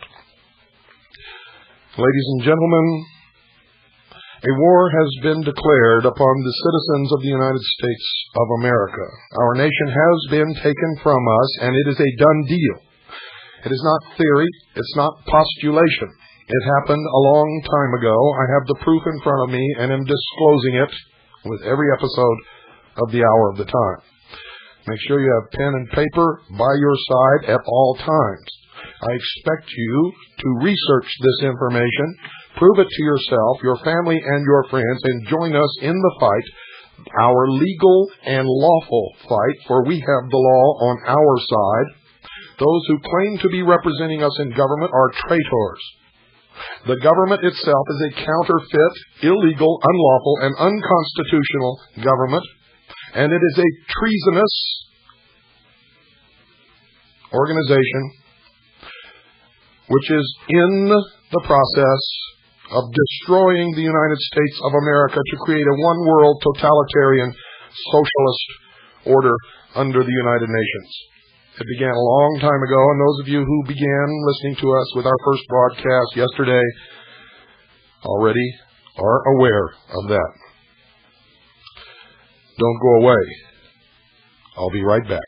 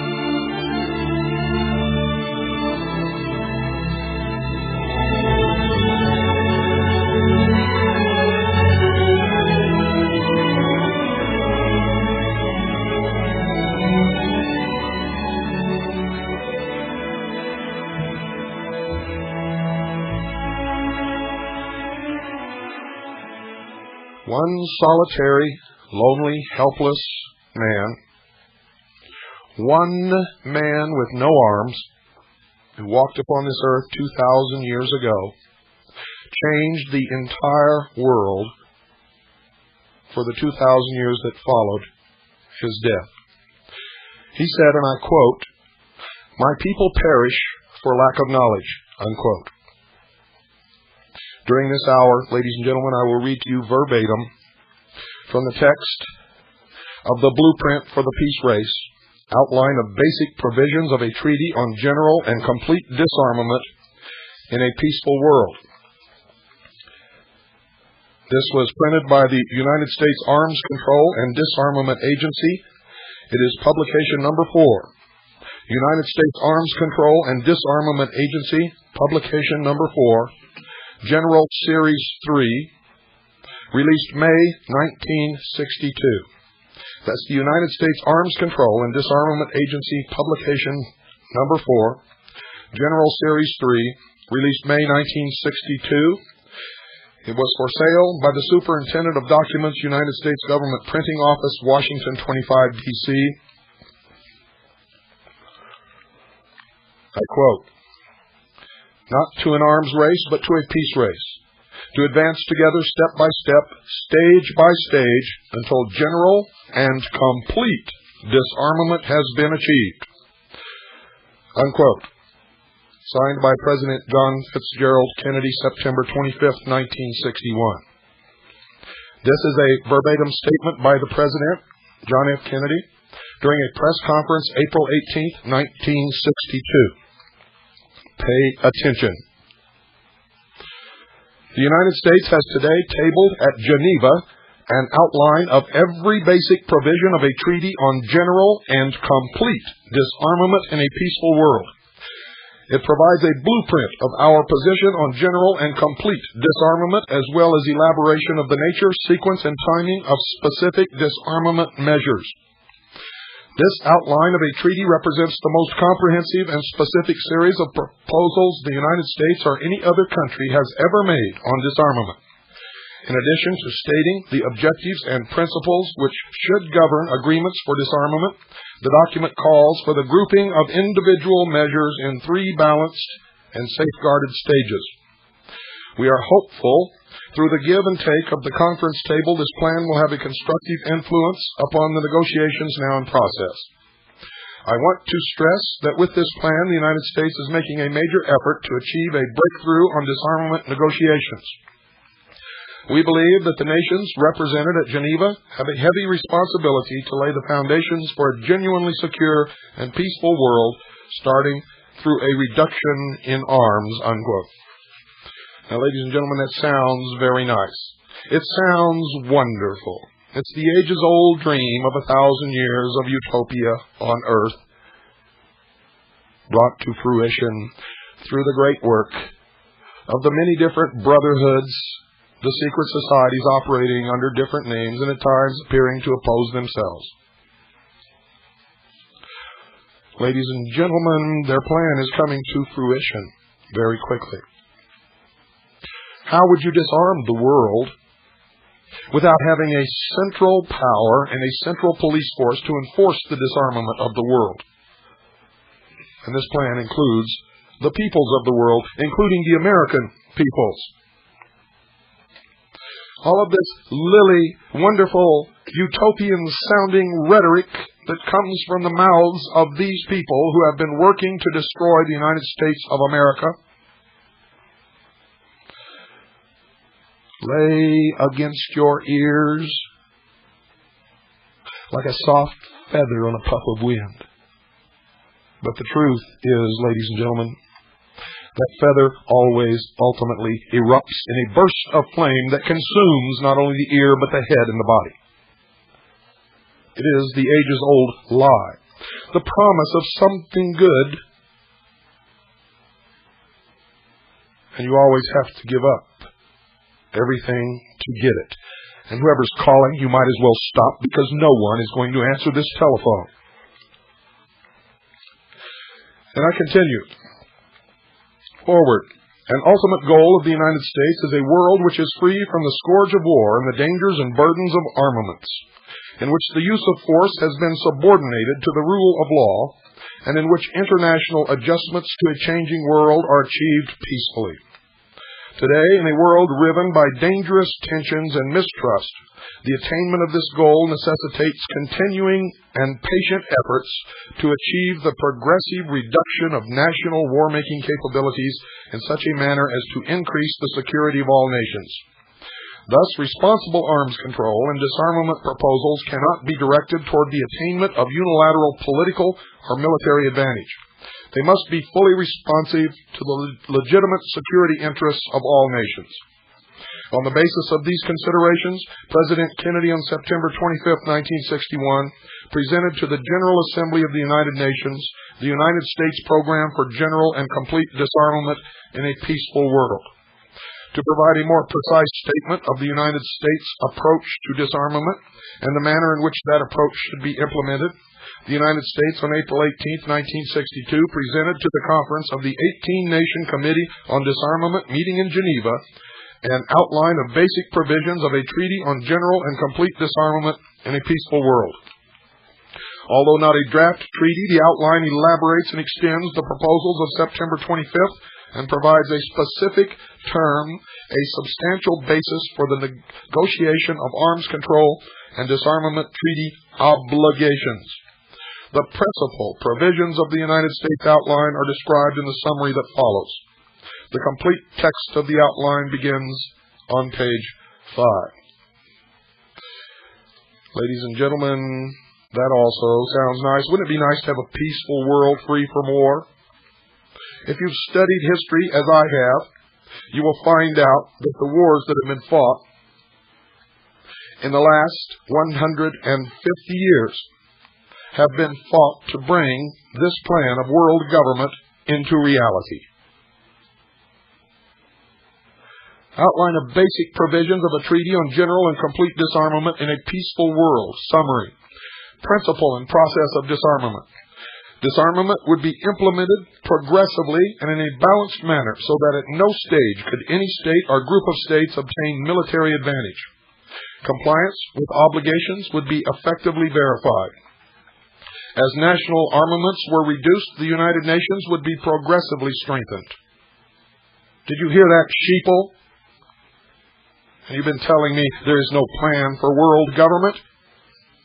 You better wake up. You have been stupid long enough. You have been apathetic long enough. You have been irresponsible and ignorant long enough. There is no time left, as you will soon see. Disarmament would be accomplished in 3 stages. The first to be carried out in 3 years, the second also in 3 years, and the third as promptly as possible within an agreed period of time. Stage 1 would be initiated by the United States, the Soviet Union, and other agreed states, and that has been done.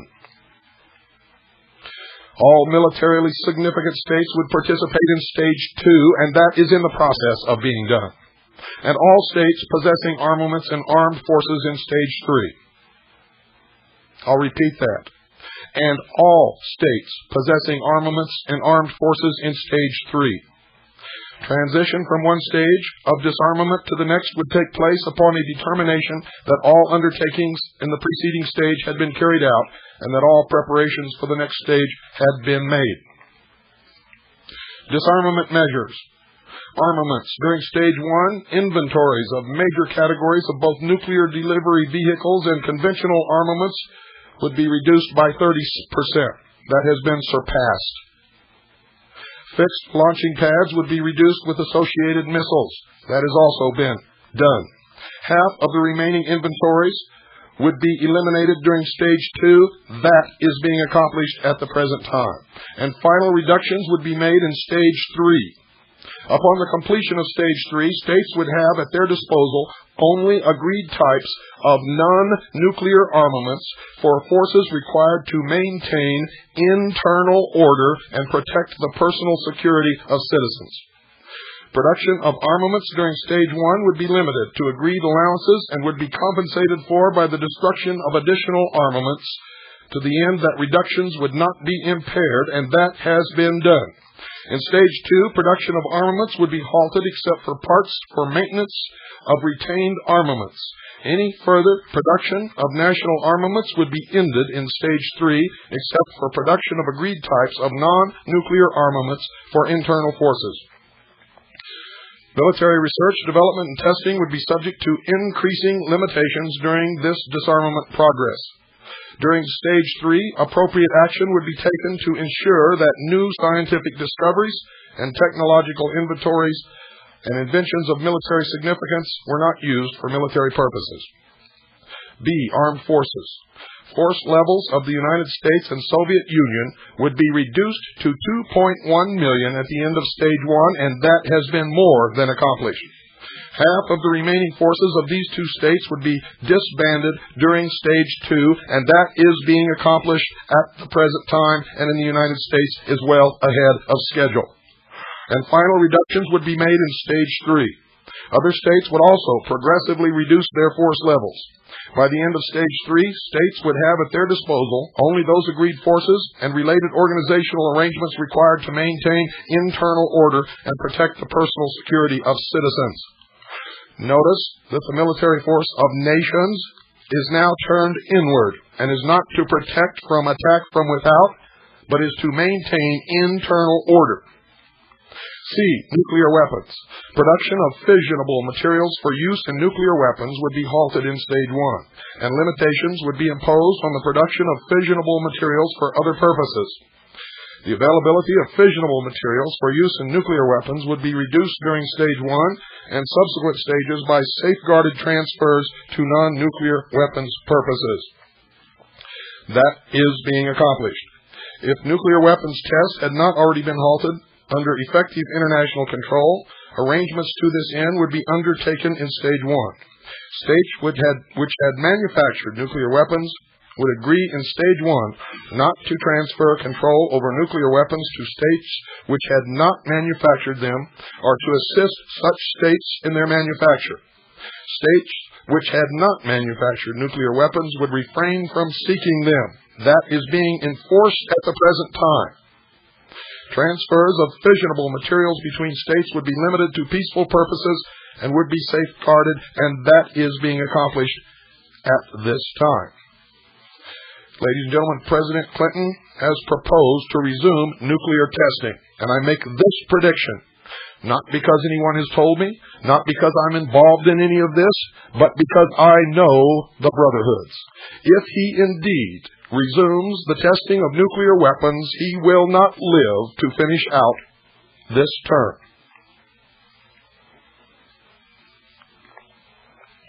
Beginning in Stage 2, non-nuclear components and assemblies of nuclear weapons would be destroyed, and limitations would be imposed on further production or refabrication of nuclear weapons. At the end of Stage 2, remaining nuclear weapons would be registered internationally to assist in verifying the fact that by the end of Stage 3, states would not have such weapons at their disposal. That is, at the present time, being accomplished both in the United States and in the Soviet Union. D. Outer space. The placing of weapons of mass destruction in orbit would be prohibited in Stage 1, and limitations would be imposed on the production, stockpiling, and testing of boosters for space vehicles. States would support increased cooperation in peaceful uses of outer space. E. Military bases. Reduction of military bases, wherever they might be located, would be initiated in Stage 2, and final reductions would be made in Stage 3. And in the United States, this plan has been implemented and is ahead of schedule. F. Military expenditures. Military expenditures would be reported throughout the disarmament process, and that is not only being carried out, but it is public information. Verification. The verification of disarmament would be the responsibility of an international disarmament organization which would be established within the framework of the United Nations, and that has been done, and that organization is monitoring the disarmament of the major superpowers. Reductions of armaments and armed forces would be verified at agreed locations and limitations on production, testing, and other specified activities at declared locations. Assurance that agreed levels of armaments and armed forces were not exceeded and that activities subject to limitation or prohibition were not being conducted clandestinely would be provided through arrangements which would relate the extent of inspection at any time to the amount of disarmament being undertaken and to the risk to the disarming states of possible violations. Such assurance might, for example, be accomplished through arrangements under which states would divide themselves into a number of zones or regions through which inspection would be progressively extended. By the end of Stage 3, when disarmament had been completed, all parts of the territory of states would have been inspected. Reduction of the risk of war. To promote confidence and reduce the risk of war during the disarmament process, states would, beginning in Stage 1, give advance notification of major military movements and maneuvers, establish observation posts to report on concentrations and movements of military forces, and ensure rapid and reliable communications among heads of government and with the Secretary General of the United Nations. An International Commission on Reduction of the Risk of War would examine possible extensions and improvements of such measures, as well as additional measures to reduce the risk of war through accident, miscalculation, failure of communications, or surprise attack. Arrangements for keeping the peace. In Stage 1, states would undertake obligations to refrain from the threat or use of force of any type contrary to the United Nations Charter. Throughout the 3 stages of disarmament, states would use all available means for the peaceful settlements of disputes, would seek to improve processes for this purpose, and would support measures to improve the capability of the United Nations to maintain international peace and security. A United Nations Peace Observation Corps would be established in Stage 1 and a United Nations Peace Force in Stage 2. That has been accomplished. The military forces of the United States that are left are functioning as the United Nations Peace Force. We are, in fact, in Stage 2 at this moment. The United Nations Peace Force, which would be equipped with agreed types of armaments and would be supplied agreed manpower by states, would be progressively strengthened until in Stage 3 it would be fully capable of ensuring international security in a disarmed world. It would then be turned over completely to the United Nations and would be merged with the military forces of what used to be called the Soviet Union. The outline of basic provisions of a treaty on general and complete disarmament in a peaceful world. This, ladies and gentlemen, is the complete text. I will read selected portions of this complete text, simply because it's long. But you will get the message, and you will be able to obtain this entire text. In order to assist in the preparation of a treaty on general and complete disarmament in a peaceful world, the United States submits the following outline of basic provisions of such a treaty. A. Objectives. 1. To ensure that A. Disarmament is general and complete. War is no longer an instrument for settling international problems. And B. General and complete disarmament is accompanied by the establishment of reliable procedures for the settlement of disputes and by effective arrangements for the maintenance of peace in accordance with the principles of the Charter of the United Nations. You people better wake up. I'm putting my life on the line for you. You better wake up. 2. Taking into account paragraphs 3 and 4 below to provide with respect to the military establishment of every nation for A. Disbanding of armed forces, dismantling of military establishments, including bases, cessation of the production of armaments, as well as their liquidation or conversion to peaceful uses. Elimination of all stockpiles of nuclear, chemical, biological, and other weapons of mass destruction and cessation of the production of such weapons. C. Elimination of all means of delivery of weapons of mass destruction. D. Abolition of the organizations and institutions designed to organize the military efforts of states, cessation of military training, and closing of all military training institutions. E. Discontinuance of military expenditures. Paragraph 3. To ensure that at the completion of the program for general and complete disarmament, states would have at their disposal only those non-nuclear armaments, forces, facilities, and establishments as are agreed to be necessary to maintain internal order and protect the personal security of citizens.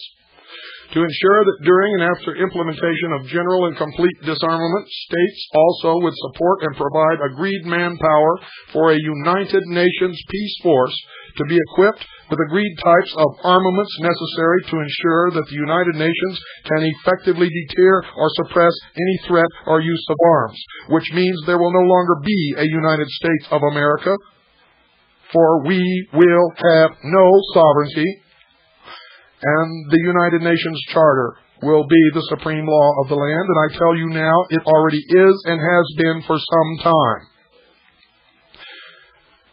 I already told you, don't bother calling. We are not going to answer the phones. We have too much information to give to you. I don't care how angry this makes you. I don't care what you think about it. I don't care if it scares the living hell out of you. I'm going to continue. And you're going to hear all of it. Or you can turn off your radio, go in your closet, put a blanket over your head, close the door and lock it, and stay there. Because some of us are damn mad about this, and we are going to stop this socialist takeover of the United States of America. For those of you who think that I may be against peace in this world, you're not playing with a full deck of cards. I am for peace in this world, if we have a voice in deciding how it's going to be accomplished. If we have a voice in deciding whether or not we're going to give up our Constitution, our Bill of Rights, our Creator-endowed rights protected by that document, the only document, by the way, in the entire world that ever set man free on the face of this earth. There is no Bill of Rights in the United Nations Charter. There is a clause that outlaws religion unless they are legal. The United Nations has only approved one religion in its history. You go research it. Don't call us and ask what it is. You get off your butts and do some of the work. You've got to help, folks. You must help. We don't have any time left. There's no time left, period. Paragraph 5. To establish and provide for the effective operation of an international disarmament organization within the framework of the United Nations for the purpose of ensuring that all obligations under the disarmament program would be honored and observed during and after implementation of general and complete disarmament. And to this end, to ensure that the International Disarmament Organization and its inspectors would have unrestricted access without veto to all places as necessary for the purpose of effective verification. B. Principles. The guiding principles during the achievement of these objectives are: 1. Disarmament would be implemented until it is completed by stages to be carried out within specified time limits. 2. Disarmament would be balanced, so that at no stage of the implementation of the treaty could any state or group of states gain military advantage, and so that security would be ensured equally for all. 3. Compliance with all disarmament obligations would be effectively verified during and after their entry into force.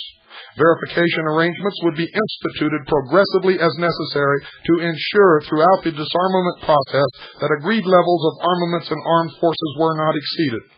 4. As national armaments are reduced, the United Nations would be progressively strengthened in order to improve its capacity to ensure international security and the peaceful settlement of differences, as well as to facilitate the development of international cooperation in common tasks for the benefit of mankind. There's that old benefit of mankind again, that the Brotherhood is so fond of scattering around. 5. Transition from one stage of disarmament to the next would take place upon decision that all measures in the preceding stage had been implemented and verified, and that any additional arrangements required for measures in the next stage were ready to operate.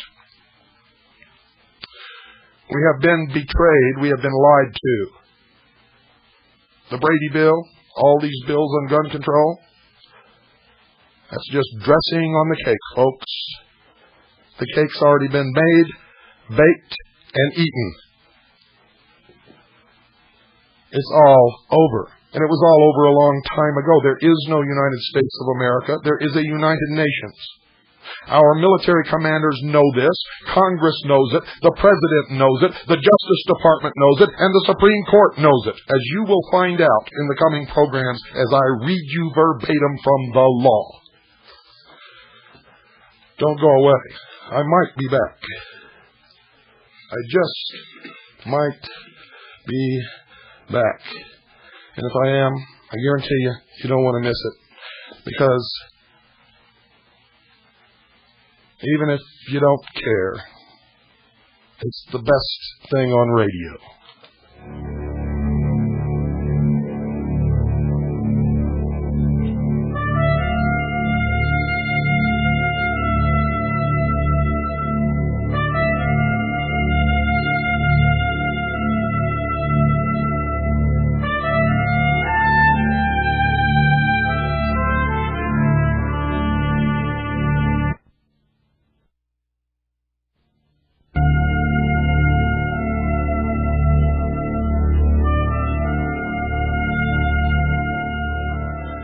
As each episode of The Hour of the Time reveals more of this absolute proof of the treason and the traitors who are destroying this nation and bringing about a one-world totalitarian socialist government,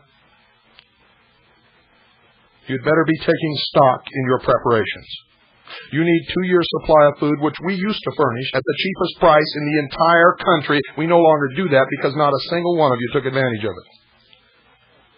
You'll have to go somewhere else, but you must do it. Regardless of where you get it, you must do it.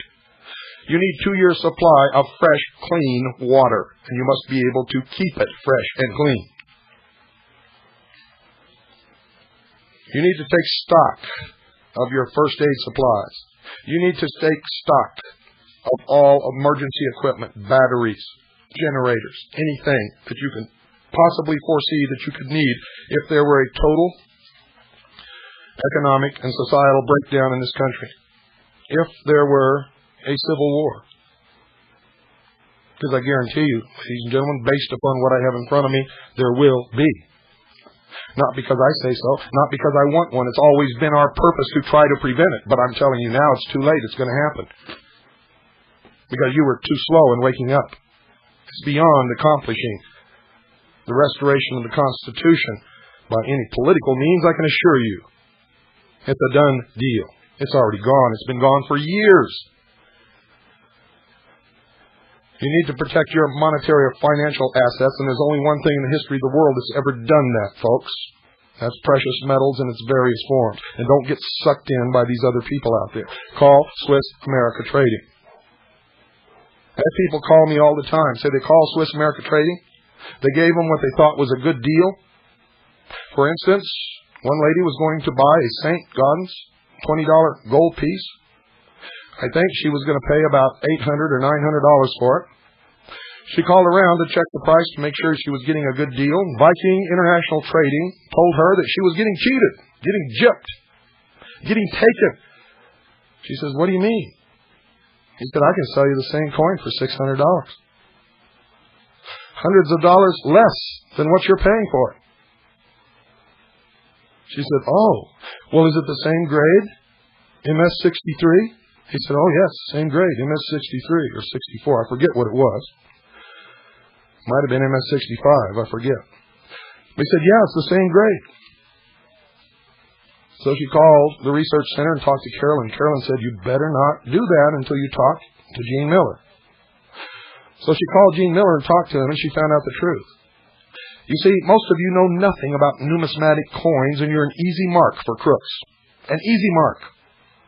You see, the coin that Swiss America Trading was going to sell her was a rare coin. Very few coins exist at that grade of that specific coin of that year. Oh, yeah. Viking International Trading was going to sell her the same coin, all right. St. Gaudens, $20 gold piece, ladies and gentlemen. But it wasn't the same year. It was another year in which many of them were minted and they're all over the place. And yeah, they could sell it to them cheaper because it's a cheaper coin. But see, she didn't know that. And neither do you. And I know that many of you out there listening to this broadcast right now have heard that from Viking International Trading and from other coin dealers. And since you don't know anything about numismatic coins, you fell for it and you're sitting there with a coin that probably isn't even worth what you paid for it. I don't know. And I truly don't know. But I'll tell you, if you went through the scenario that I just described, you got took.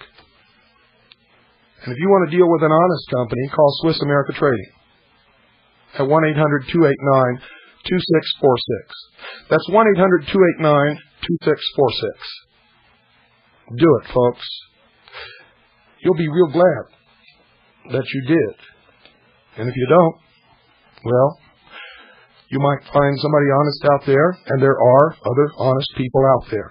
But you're taking a chance because I can personally verify and back up Swiss America Trading with my personal reputation and guarantee. If they ever cheat any one of you, I will make sure that it's straightened out. And if I find out that it wasn't a mistake, that they in fact did intend to cheat you, they will no longer sponsor this program. Now, you can't get better than that. Nobody can give you better than that. Call in now, 1-800-289-2646. That's 1-800-289-2646. You'll be glad that you did.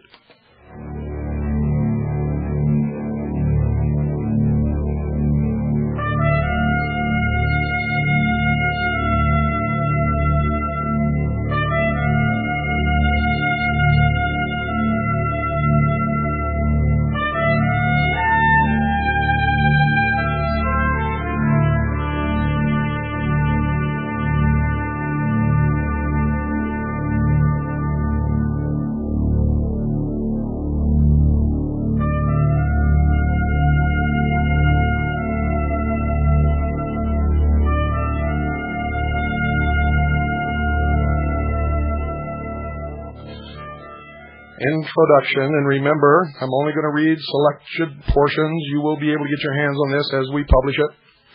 And even if we don't publish it, if you're diligent in your research, you will find your own copy without having to go through with us, and then you'll know that we did not make this up, and that's the way that I prefer that you do it.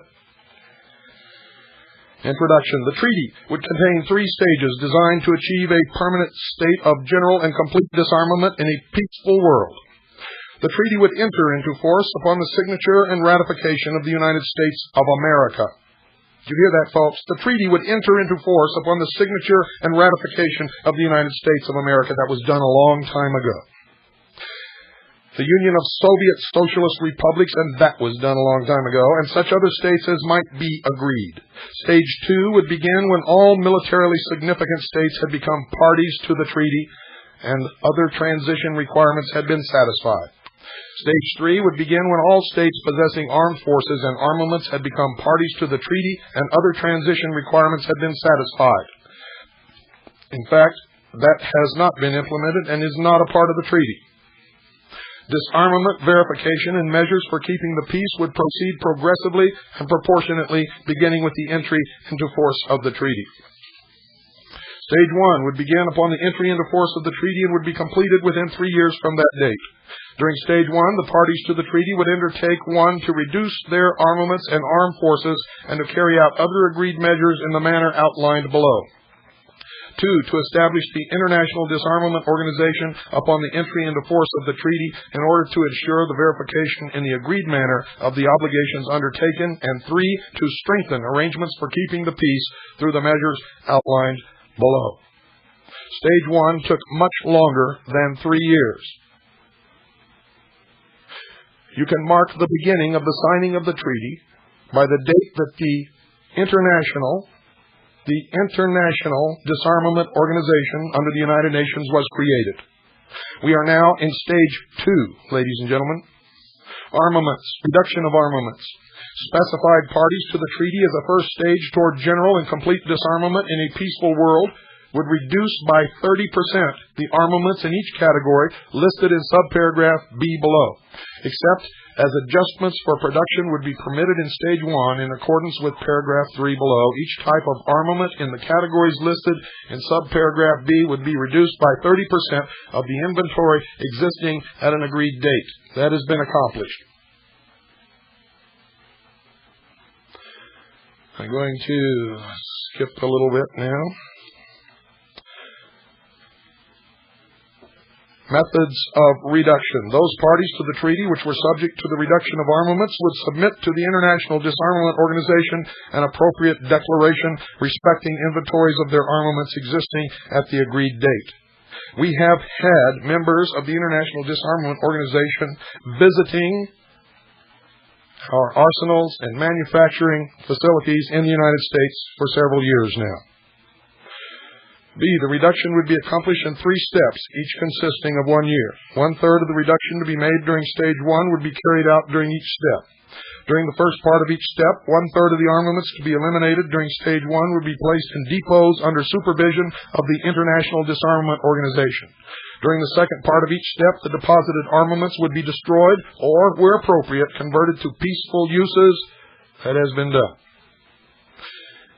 In accordance with arrangements which would be set forth in a treaty annex on verification, the International Disarmament Organization would verify the foregoing reduction and would provide assurance that retained armaments did not exceed agreed levels. That's been done. Let me skip over to something.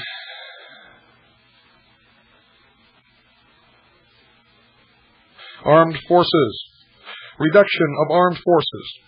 Force levels for the United States of America and the Union of Soviet Socialist Republics would be reduced to 2.1 million each, and for other specified parties to the treaty to agreed levels not exceeding 2.1 million each.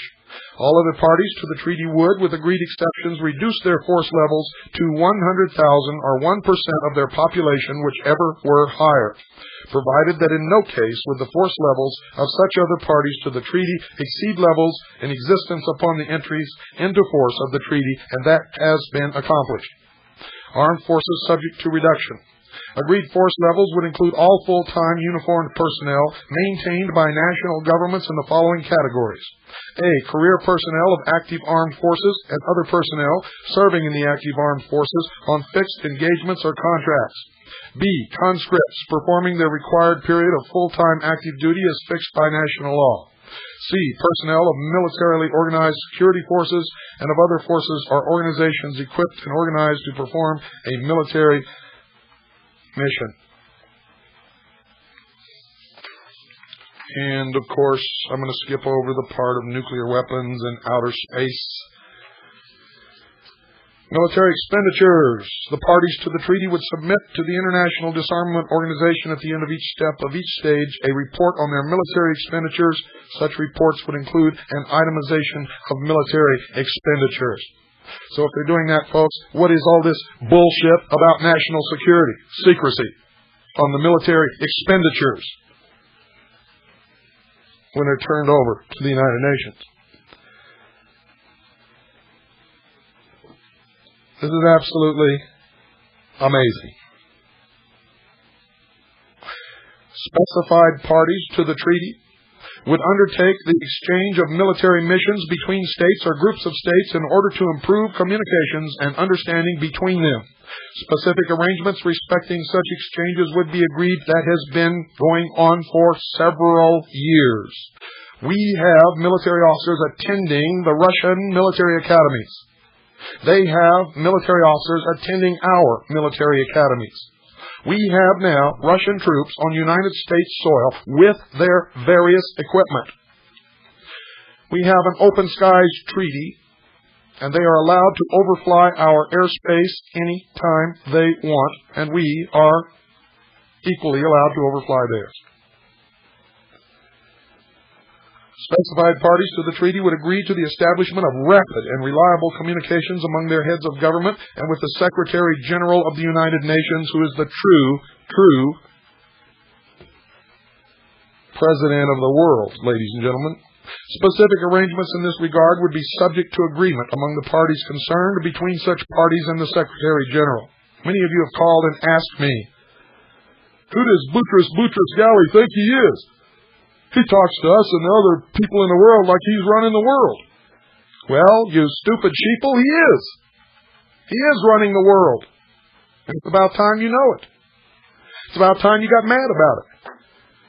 And it's way past time we all started doing something about it. Go read the United Nations Charter. Read the resolutions that have been passed by the United Nations.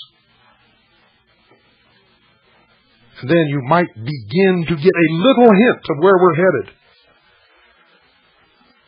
Right down the tubes. Right down the tubes, folks. I don't know how long my voice is going to last, but I'm going to try to get through all of this, and I'm going to continue until I drop, and Carolyn is getting sick now, so I don't know what's going to happen here, but we're going to continue as long as we can. The parties to the treaty would agree to cooperate promptly and fully with the International Disarmament Organization and to assist the International Disarmament Organization in the performance of its functions and in the execution of the decisions made by it in accordance with the provisions of the treaty. Measures providing for reduction of armaments would be verified by the International Disarmament Organization as agreed depots and would include verification of the destruction of armaments and, where appropriate, verification of the conversion of armaments to peaceful uses. Measures providing the reduction of armed forces would be verified by the International Disarmament Organization, either at the agreed depots or other agreed locations. Measures halting or limiting production, testing, and other specified activities would be verified by the International Disarmament Organization.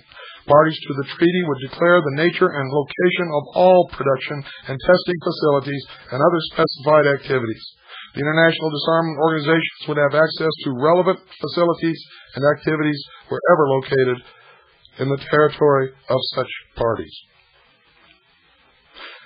Down the page, all parts of the territory of those parties to the treaty to which this form of verification was applicable would be subject to selection for inspection from the beginning of stage 1 as provided. Parties to the treaty would divide their territory into an agreed number of appropriate zones, and at the beginning of each step of disarmament would submit to the International Disarmament Organization a declaration stating the total level of armaments, forces, and specified types of activities subject to verification within each zone. The exact location of armaments and forces within a zone would not be revealed prior to its selection for inspection. That's why, ladies and gentlemen, the United States has been divided into regions.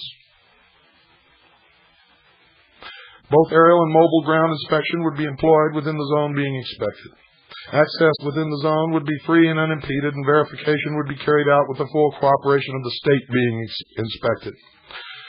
Once a zone had been inspected, it would remain open for further inspection while verification was being extended to additional zones.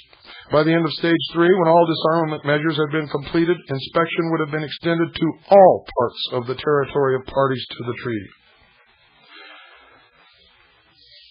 I told you, folks, it's a done deal.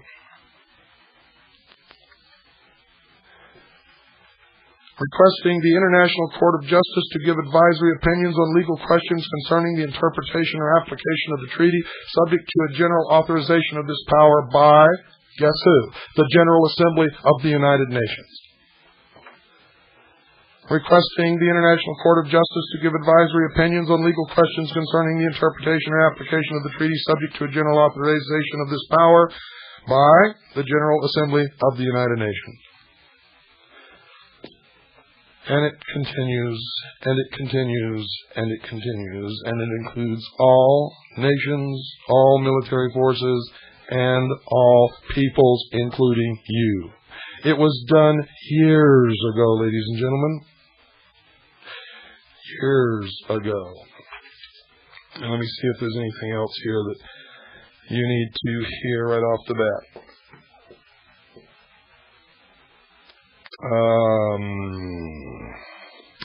Yes, here we go. United Nations Peace Force. The parties to the treaty would undertake to develop arrangements during Stage 1 for the establishment in Stage 2 of a United Nations Peace Force.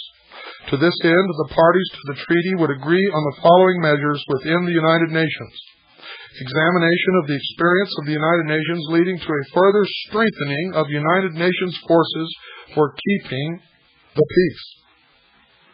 B. Examination of the feasibility of conducting or concluding promptly the agreements envisioned in Article 43 of the United Nations Charter. I want you all to look at the United Nations Charter and read Article 43. Then, when you have sufficiently recovered, stay tuned for the next hour of the time. Conclusion of an agreement for the establishment of the United Nations Peace Force in Stage 2, including definitions of its purpose, mission, composition and strength, disposition, command and control, training, logistical support, financing, equipment, and armaments. The United Nations Peace Observation Corps. The parties to the treaty would agree to support the establishment within the United Nations of a Peace Observation Corps staffed with a standing cadre of observers who could be dispatched promptly to investigate any situation which might constitute a threat to or a breach of the peace. Elements of the Peace Observation Corps could also be stationed as appropriate in selected areas throughout the world. If upon the expiration of such period or periods, that's after Group 1 or Stage 1, 2, and 3 is passed, one or more of the permanent members of the Control Council should declare that the foregoing circumstances did not exist, the question would be placed before a special session of the Security Council. Transition to Stage 2 would take place upon a determination by the Security Council that the foregoing circumstances did in fact exist.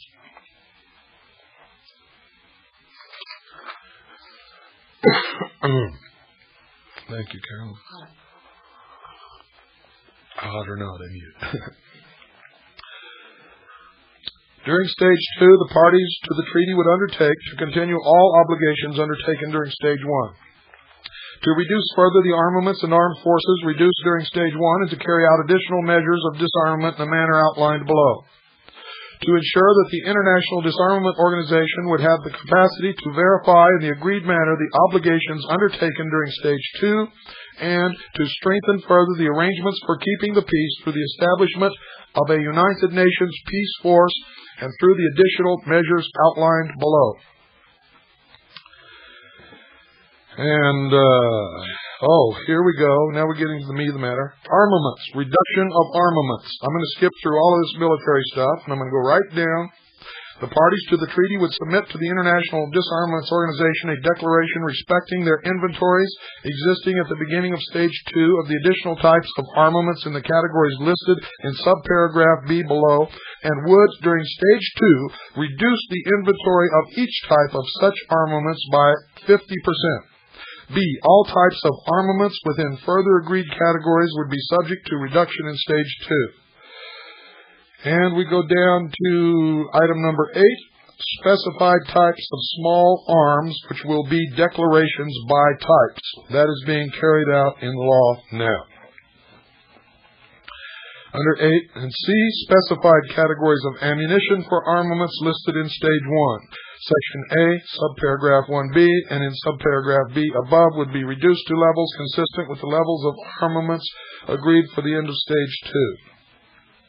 Then it goes through the method of reduction, eliminating the production of ammunition, eliminating the production of firearms of all types, reduction of armed forces. We're going to be stripped of any means of our protecting ourselves against this despotic world government, which will be run and controlled by international socialism, and you will learn that when I get into Mikhail Gorbachev's book called Perestroika, which he recently wrote, and none of you went and bought, and you should have all bought it and read it from cover to cover.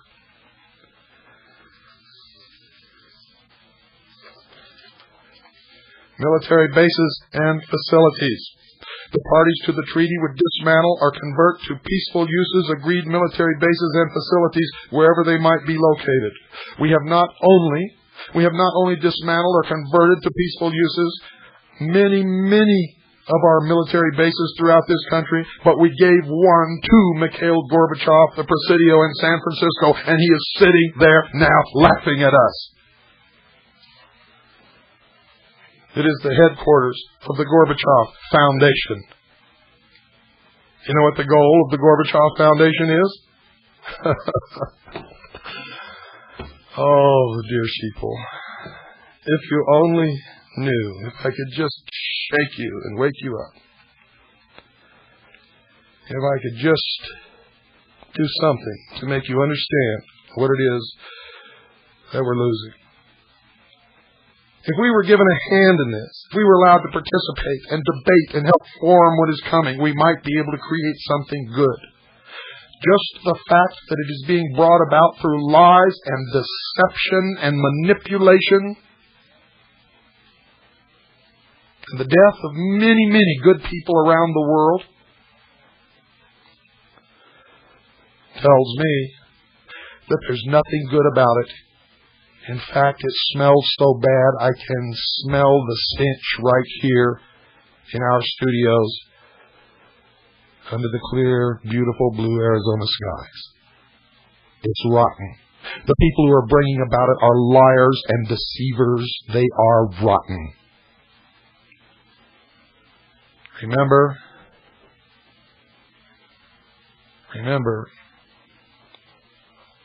Jesus Christ is the truth, the way, and the life. There is a God, and it is God that you should pray to.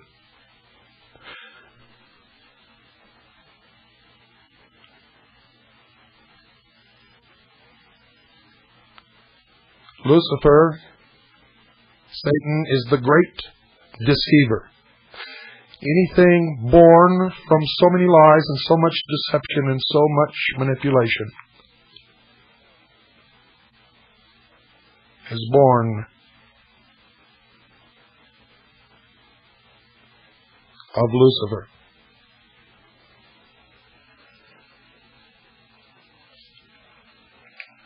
I hope you understand what I'm telling you. We're engaged in a war, ladies and gentlemen. A physical, material war and a spiritual war. And you must, at this time, take sides. You cannot wait any longer. You must take sides. We are at the fork in the road. And Jesus Christ said this: "He who is not with me is against me." Good night. And God bless you all.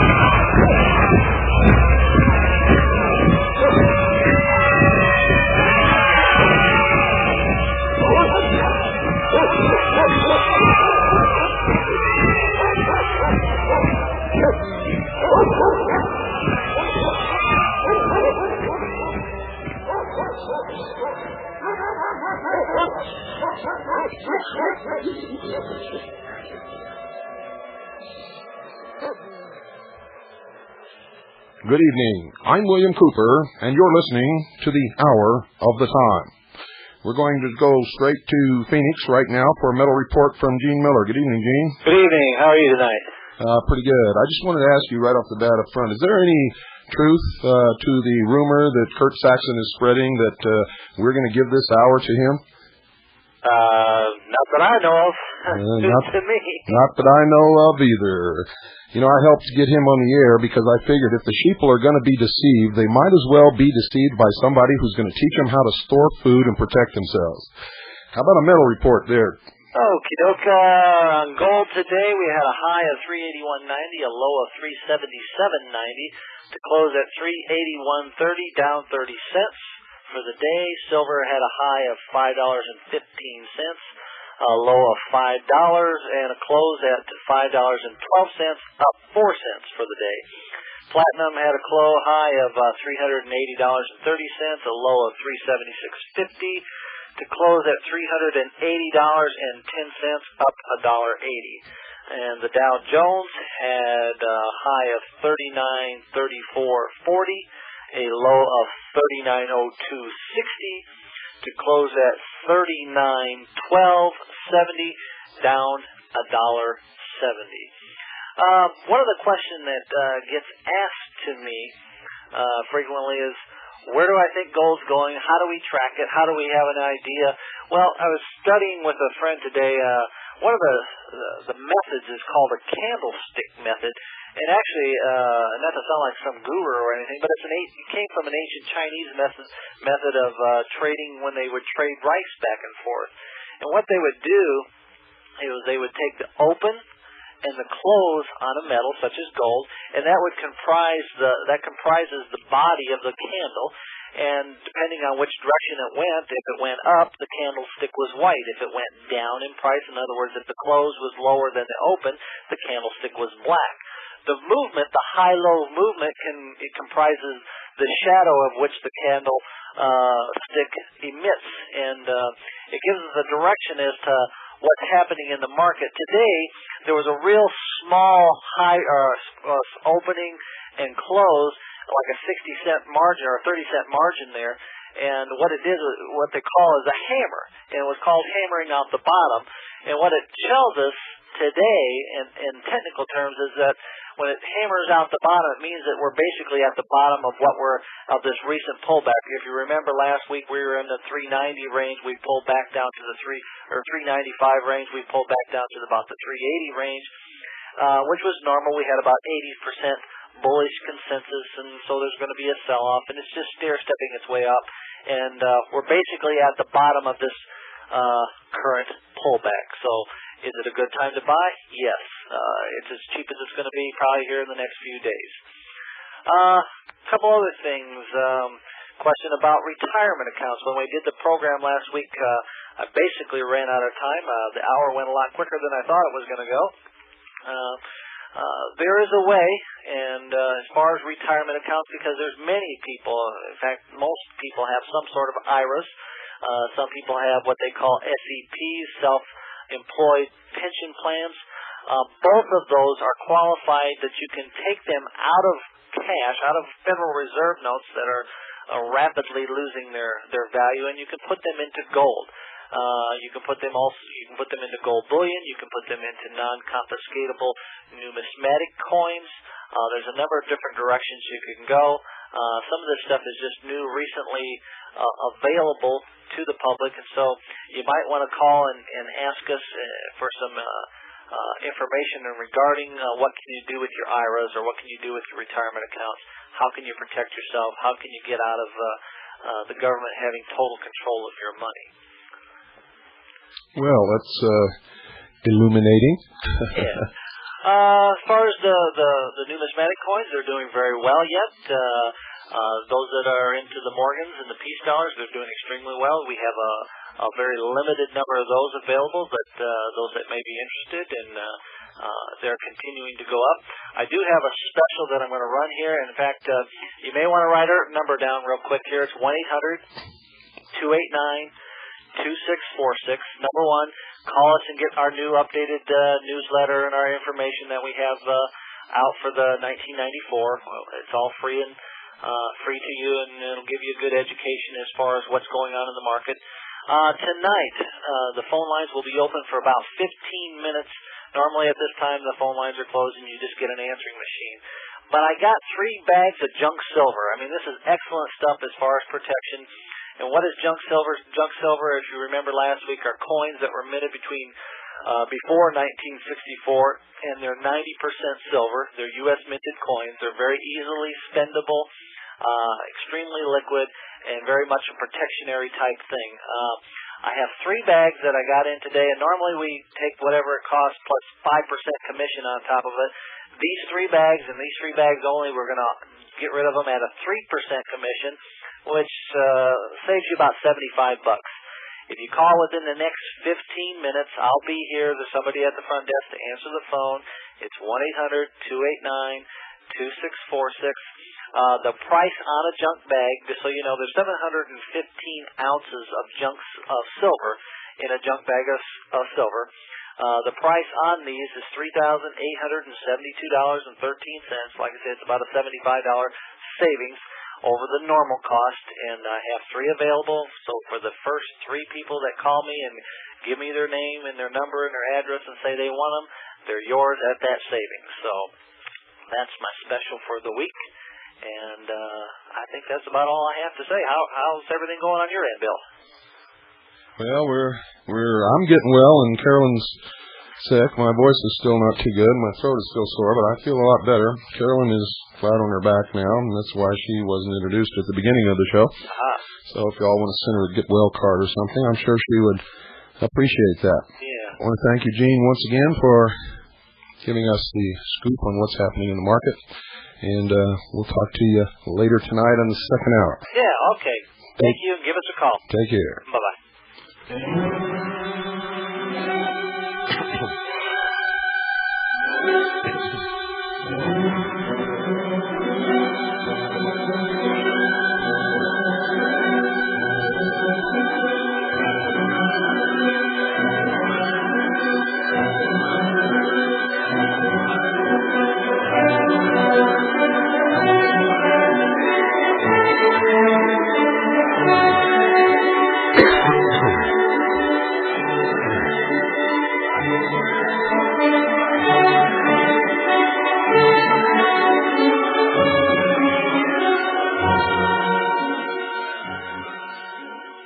Well, for those of you who have not been listening or just tuned in or maybe started listening last Thursday and are not catching the later shows, you had either better catch the later shows or send for the tapes or have a radio that has a tape recorder in it so that you can record these broadcasts if you're sleeping.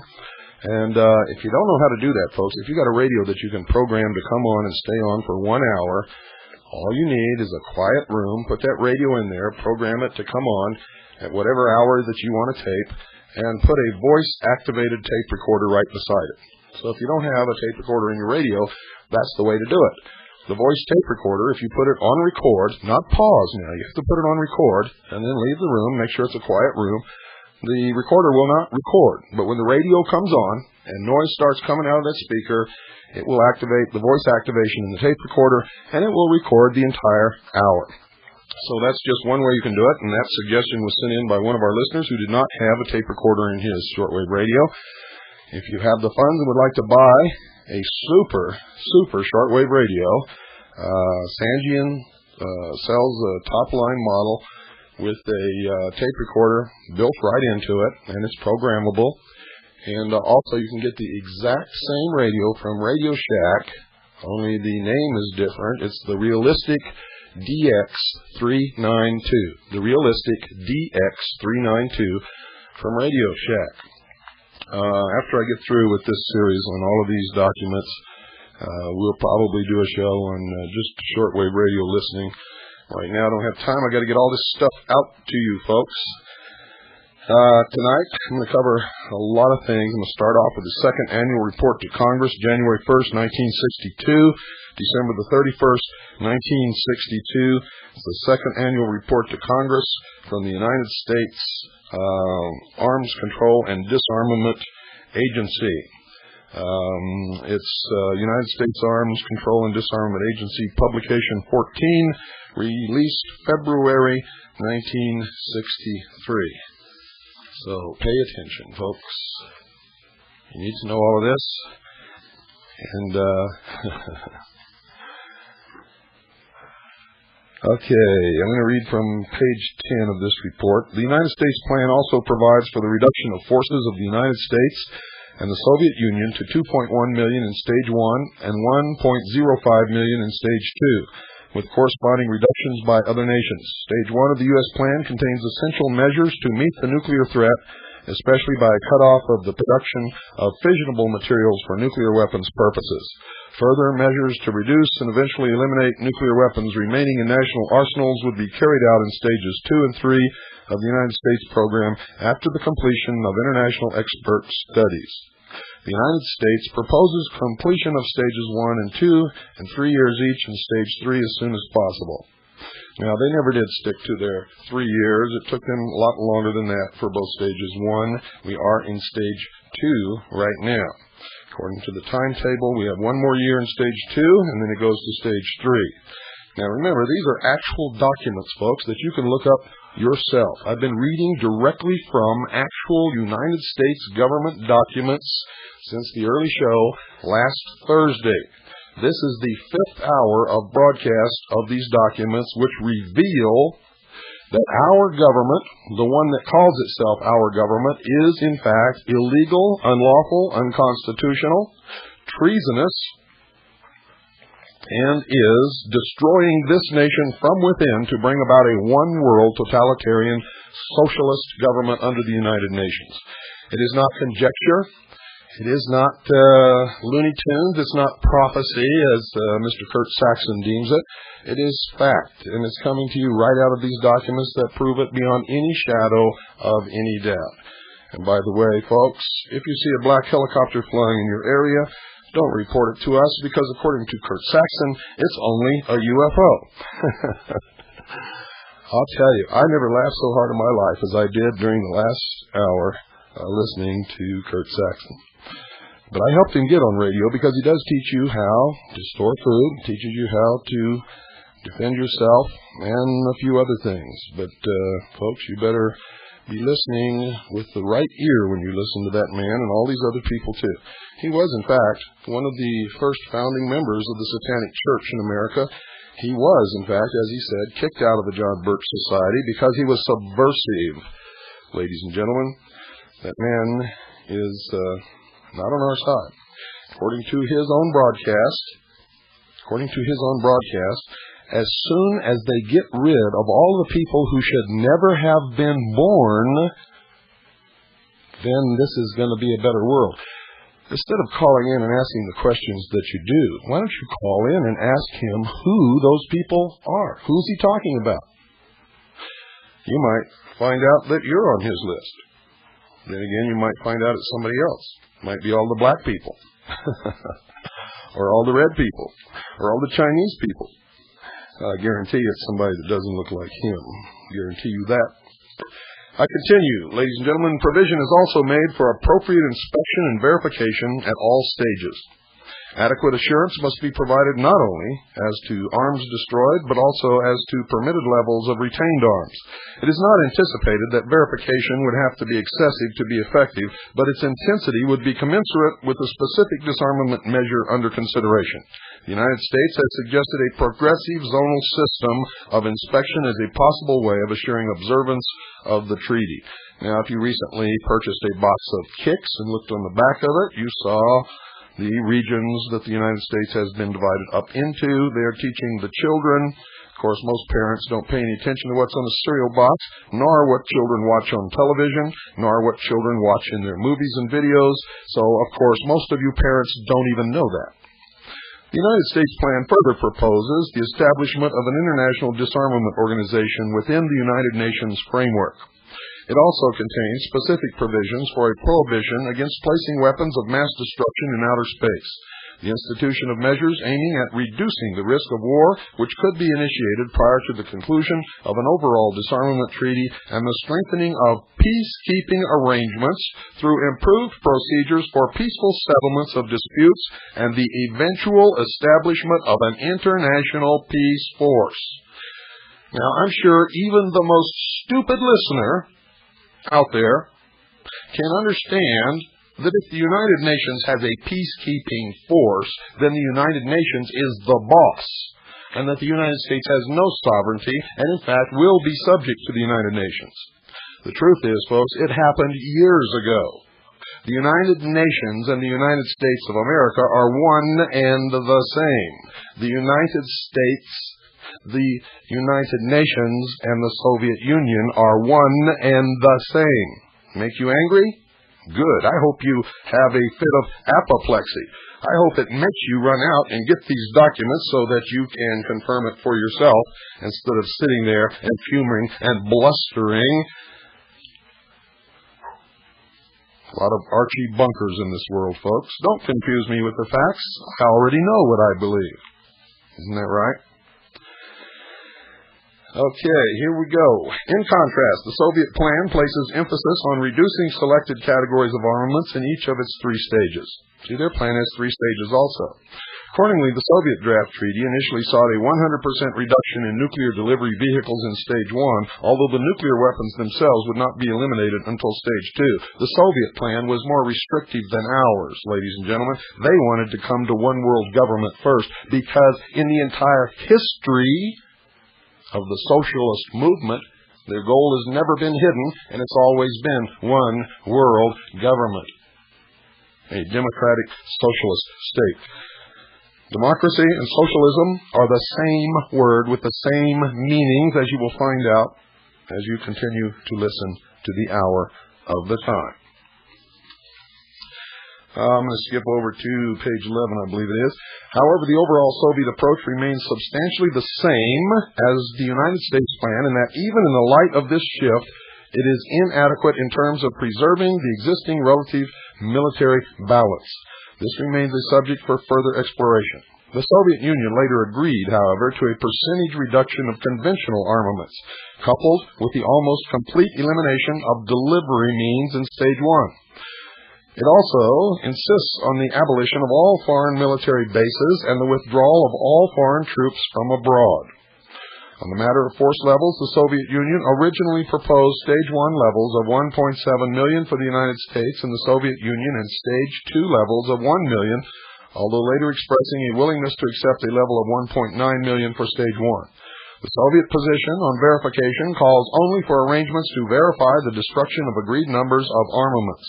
It makes no provision for a check of remaining levels to determine, for example, whether weapons have been secretly hidden. According to the initial Soviet plan, all three stages were to occur over a 4-year period, with Stage 1 being carried out in 21 months. The overall time period was subsequently extended to 5 years, with Stage 1 extended to 2 years. Although the Soviet plan also advocates reliance upon a strengthened United Nations to maintain peace. You see, folks? This is way back there, ladies and gentlemen. This was written, remember, 1963. 1 year after the documents that I read to you last Friday. A key task involved backstopping the United States delegation to the 18-nation Disarmament Committee meetings in Geneva beginning in March 1962, including detail of Secretariat personnel to the United States delegation, Secretariat, communications and documentation to and from Geneva, and liaison with the Department of State's Office of International Conferences on administrative and personnel arrangements for the delegation. Under reference research staff, on page 45, another prominent activity of this staff arises from Executive Order number 11044 on interagency coordination of arms control and disarmament matters. See Appendix 1. Under this order, the Director of ACDA is responsible for planning and developing a program of government research and studies on arms control and disarmament policy. The order enjoins him to maintain a continuing inventory of government research activities and to submit to parties to the treaty and other transition requirements have been satisfied. And from that point on, it is a carbon copy of the blueprint for the peace race presented to the United Nations by President John Fitzgerald Kennedy. Nothing was changed. And I'll remind you that under Stage 2, Paragraph 2, subparagraph 8, specified types of small arms, declarations by types, which is happening right now, and specified categories of ammunition for armaments listed in Stage 1, Section A, subparagraph 1B, and subparagraph B above would be reduced to levels consistent with the levels of armaments agreed for the end of Stage 2. And they're not talking, ladies and gentlemen, about military armaments there. Go to page 82, general provisions applicable to all stages. And under paragraph 2 in the interim agreement, it talks about a preparatory commission. And let me see, paragraph 3, subparagraph C, the treaty would come into force when it had been ratified by a blank number of states which had not been agreed upon at this time, including the United States of America, the Union of Soviet Socialist Republics, and an agreed number of the following states. Again, that's left blank because it had not been agreed upon at that particular point. D, in order to assure the achievement of the fundamental purpose of a permanent state of general and complete disarmament in a peaceful world, the treaty would specify that the accession of certain military significant sites would be essential for the continued effectiveness of the treaty or for the coming into force of particular measures or stages. Notice, folks, how they keep referring to disarmament in a peaceful world. There has been no peaceful world in the history of the world. The world is not at peace now, and we continue to disarm. E, the parties of the treaty would undertake to exert every effort to induce other states or authorities to accede to the treaty. F, the treaty would be subject to ratification or acceptance in accordance with constitutional processes. Now, folks, remember, they're talking about all the nations of the world, most of whom don't have a constitutional process. Thereby, when they say constitutional process, that's meant to fool Americans into thinking it's going to be done by our Constitution.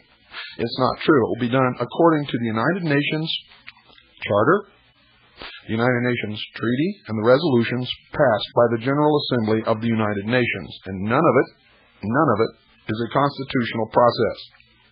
G, a depository government would be agreed upon which would have all of the duties normally incumbent upon a depository. Alternatively, the United Nations would be the depository. Now listen to that carefully, folks. I'm going to read it to you again.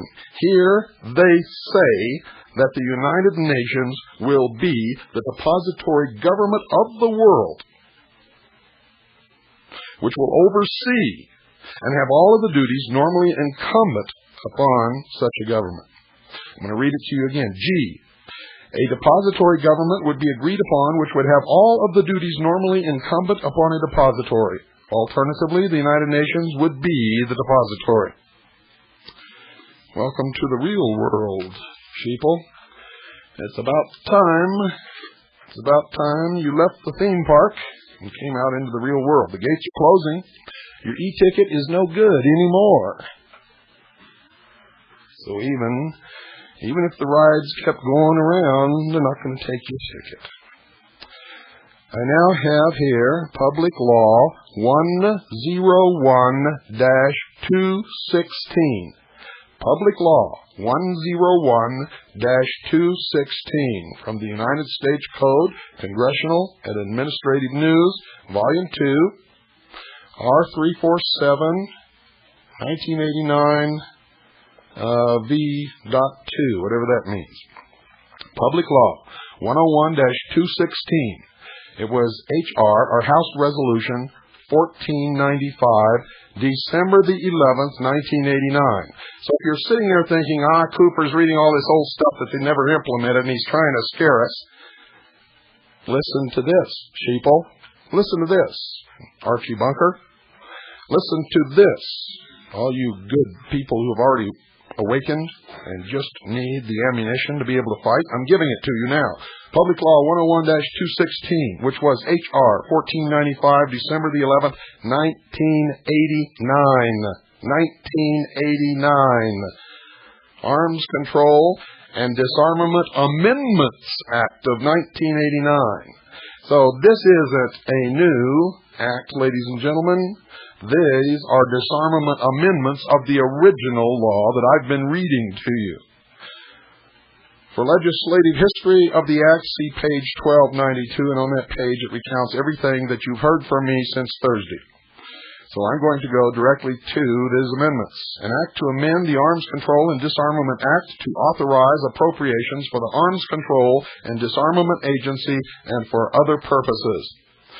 Being enacted by the Senate and House of Representatives of the United States of America in Congress assembled. Section 1, short title. This act may be cited as the Arms Control and Disarmament Amendments Act of 1989.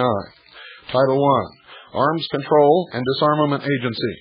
Section 101, Authorization of Appropriations for Fiscal Year 1988. Section 49A of the Arms Control and Disarmament Act is amended to read as follows. Section 49A, to carry out the purposes of this act, they are authorized to be appropriated, A, $36 million for the fiscal year 1990 and $37,316,000 for the fiscal year 1991, and B, and this is the key, such additional amounts as may be necessary for fiscal years 1990 and 1991 for increases in salary, pay, retirement, other employee benefits authorized by law, and other, quote, non-discretionary costs, unquote, and to offset adverse fluctuations in foreign currency exchange rates. How do you like that? And these monies are not disclosed. Section 102, duties of the Deputy Director. Go down to Section 103, duties of the Special Representatives. A, in general, Section 27 of the Arms Control and Disarmament Act, 22 United States Code 2567, is amended by striking out, quote, who shall perform, unquote, and all that follows through the period and inserting in lieu thereof the following, quote, one of whom should serve as special representative for conventional arms control negotiations, and the other should serve as special representative and chief science advisor to the director. The two special representatives shall perform their duties and exercise their powers under the direction of the President and the Secretary of State, acting through the Director. Now we go over to, excuse me, folks. We go over to Public Law 101-216, Laws of the 101st Congress, First Session, December the 11th, and I quote verbatim. The Director of the United States Arms Control and Disarmament Agency should study and report to the Congress on the advisability of establishing in the agency an Arms Control Implementation and Compliance Resolution Bureau or other organizational unit that would be responsible for, number one, managing the implementation of existing and future arms control agreements, two, coordinating the activities of the Special Verification Commission and the Standing Consultative Commission, and three, preparing comprehensive analysis and policy positions regarding the effective resolution of arms control compliance questions. Section 105, Arms Control Verification. Establishment of working group. The President should establish a working group, one, to examine verification approaches to a strategic arms reduction agreement and other arms control agreements, and two, to assess the relevance of such agreements of the verification provisions of the treaty between the United States and the Union of Soviet Socialist Republics on the, quote, elimination of their intermediate range and short range missiles, signed at Washington, December 8, 1987, unquote. Go down to B, subparagraph B, proposed, prospective, and potential bilateral or multilateral arms treaties in the areas of nuclear, conventional, chemical, and space weapons. Two, the agency shall seek to improve United States verification and monitoring activities through the monitoring and support of relevant research and analysis. And three, the agency shall provide detailed information on the activities pursuant to this section in its annual report to the Congress. Don't go away, folks. I'll be right back after this very short break.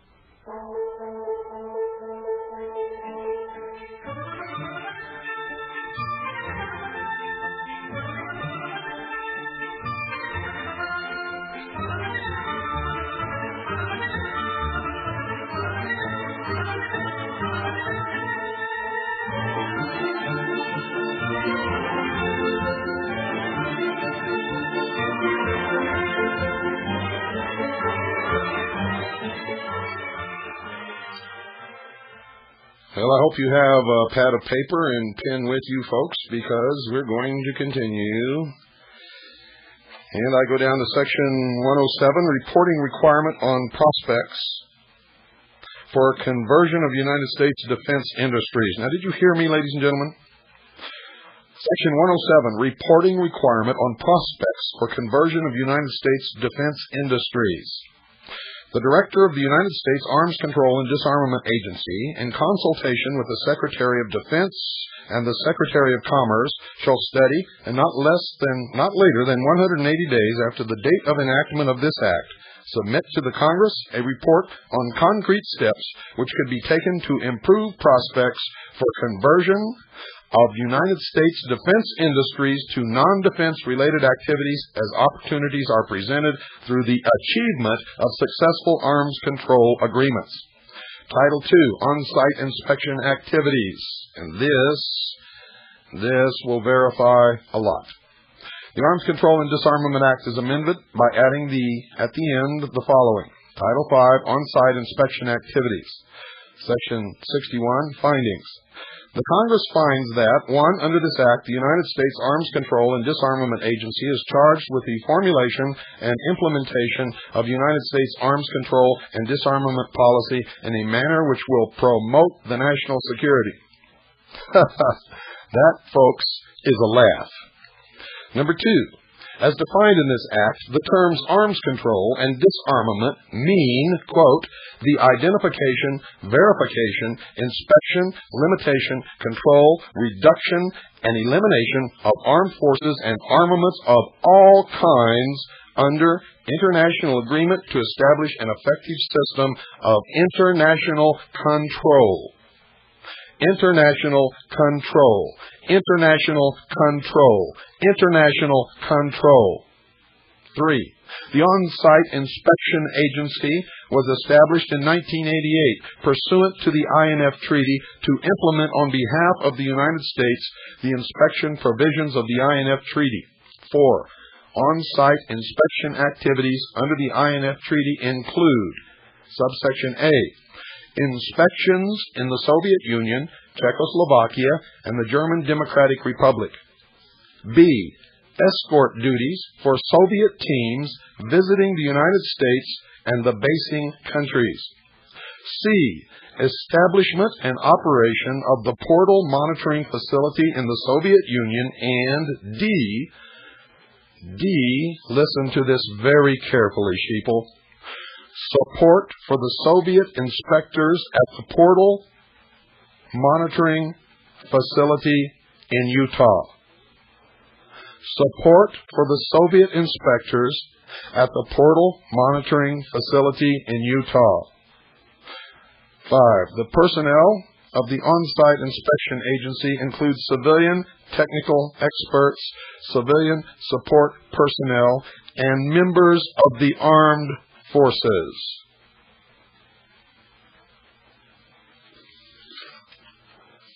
And I go now to Public Law 101-216, to Section 63, authorizations of appropriations for on-site inspection agency.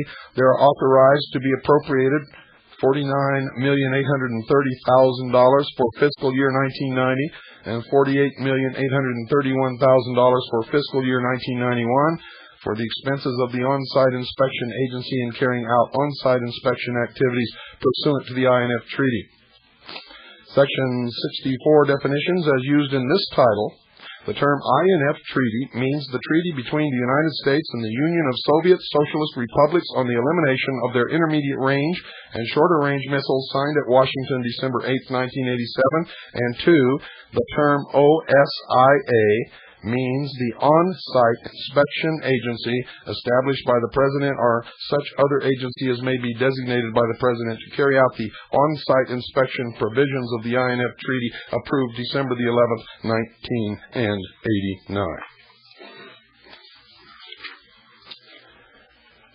Act cited by popular name. This is from the United States Code 1988, Supplement 3, Popular Names, Index. Arms Control and Disarmament Act, Public Law 101-216, Title 1, subsection 101-103A, 106, Title 2, subsection 201, December the 11th, 1989, 103 Statutes at Large, 1853 to 1855. Public Law 102-228, Title 4, subsection 401A, B, 402, December 12th, 1991, 105 Statutes at Large, 1698 and 1699. The Arms Control Disarmament Act, Public Law 87-297, September 26, 1961, 75 Statutes at Law, 631, Title 22, subsection 2551 et sequitur. Public Law 88-186, November 26, 1963, 77 Statutes at Large, 3441.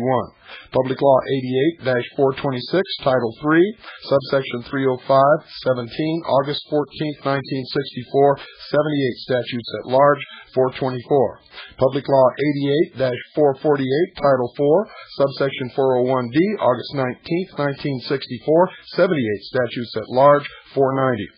Public Law 89-27, May 27, 1965, 79 Statutes at Large, 118. Public Law 90-314, May 23, 1968, 82 Statutes at Large, 129. Public Law 91-246, May 12, 1970, 84 Statutes at Large, 207. Public Law 92-352, Title 3, subsection 301, July 13, 1972, 86 Statutes at Large, 494. Public Law 94-141, Title 1, subsection 141, 144 through 149, November 29, 1975, 89 Statutes at Large, 757-760. Public Law 95-108, subsection 2, Paragraph A, 3 to 6, August 17, 1977, 91 Statutes at Large, 871 through 873. Public Law 95-338, subsection 1 to 3, August 8, 1978, 92 Statutes at Large, 458 and 459. Public Law 96-66, subsection 1, 2, Paragraph A, September 21st, 1979, 93 Statutes at Large, 414. Public Law 96-465, Title 2, subsection 2204, October 17, 1980, 94 Statutes at Large, 2159. Public Law 97-339, subsection 2, A, 3, and 4, October 15, 1982, 96 Statutes at Large, 1635 and 1636. Public Law 98-202, subsection 1 through 6A, December 2nd, 1983, 97 Statutes at Large, 1381 and 1382. Public Law 99-93, Title 7, subsection 701 to 703, August 16, 1985, 99 Statutes at Large, 444 and 445. Public Law 99-550, Section 2C, October 27, 1986, 100 Statutes at Large, 3070. Public Law 100-213, subsection 2 and 3B, and 4 and 6A, December 24th, 1987, 101 Statutes at Large, 1444 through 1446. In there you will find that they took out, ladies and gentlemen, the portion which stated that no section of this treaty would be considered a requirement to disarm the American people. It is no longer in there. And they are, in fact, doing it. You cannot have a treaty that specifies complete and total disarmament if somebody's going to be still keeping their arms. It's gone. It's not there. Now I go to the Congressional Record of the House of Representatives, October 12, 1989, H7007. Listen carefully. The Chairman. Are there further amendments to the amendment? in the nature of a substitute? If not, the question is on the amendment in the nature of a substitute offered by the gentleman from Florida, Mr. Fashel, as amended. The amendment in the nature of a substitute as amended was agreed to. The chairman. Under the rule, the committee rises. Accordingly, the committee rose, and the Speaker pro temp, Mr. Neal of Massachusetts, having assumed the chair. Mr. Coleman of Texas, chairman of the committee of the whole House of the State of the Union, reported that the committee, having had under consideration the bill, H.R. 1495, to amend the Arms Control and Disarmament Act to authorize appropriations for the Arms Control and Disarmament Agency and for other purposes pursuant to House Resolution 255. He reported the bill back to the Committee of the Whole. The Speaker pro temp, under the rule, the previous question is ordered. The question is on the amendment. The amendment was agreed to. The Speaker pro temp, the question is on the engrossment and third reading of the bill. The bill was ordered to be engrossed and read a third time and was read the third time. The Speaker pro temp, the question is on the passage of the bill. The question was taken, and the Speaker pro temp announced that the ayes appeared to have it. Mr. Broomfield. Mr. Speaker, I object to the vote on the ground that a quorum is not present and make the point of order that a quorum is not present. The Speaker pro temp. Evidently, a quorum is not present. The Sergeant at Arms will notify absent members. The vote was taken by electronic device, and there were yeas 400, nays 11, not voting 21. All the names of who voted on this bill in the original Disarmament and Control Act is in this documentation of papers also. And now I go to the congressional record of the Senate. The Senate, November 17th, 1989. Mr. Pell. Mr. President, I strongly commend to the Senate this measure now before this body, the Arms Control and Disarmament Amendments Act of 1989. The amendment being offered today contains the mutually acceptable provisions of both the House Bill, H.R. 1495, and an original bill, Senate 1868, reported on November 9th by the Committee on Foreign Relations. And it goes through all this gobbledygook until we get to what's important here. And it talks about the committee is concerned about the sharp reduction of resources devoted to research on verification issues and wishes to make certain that verification and compliance are accorded the attention which will be necessary in the years ahead, as intensive and complex verification proposals are agreed upon and implemented accordingly. The amendment incorporates a House provision urging the President to establish a working group to examine various verification approaches to strategic arms reduction and other possible agreements, and to assess the relevance for such agreement of the verification provision of the International Nuclear Forces Treaty. Moreover, the amendment contains a provision proposed by the Senator from Massachusetts, Mr. Kerry, calling upon the agency to allocate sufficient resources to develop and maintain a comprehensive information and database on verification concepts, research, technologies, and systems.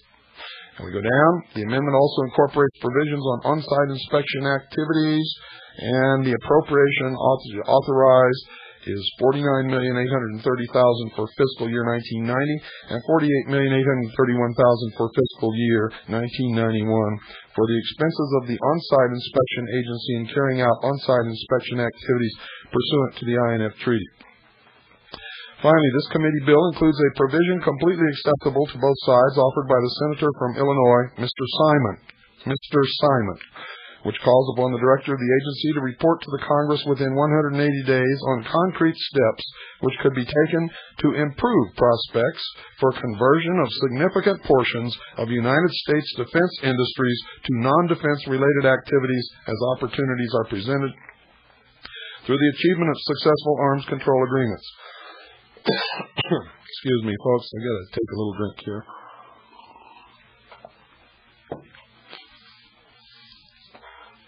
Mr. President, I believe that this amendment provides a reasonable and practical level of authorization.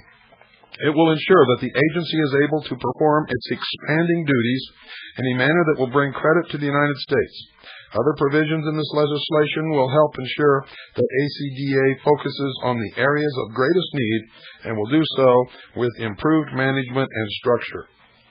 Mr. Helms.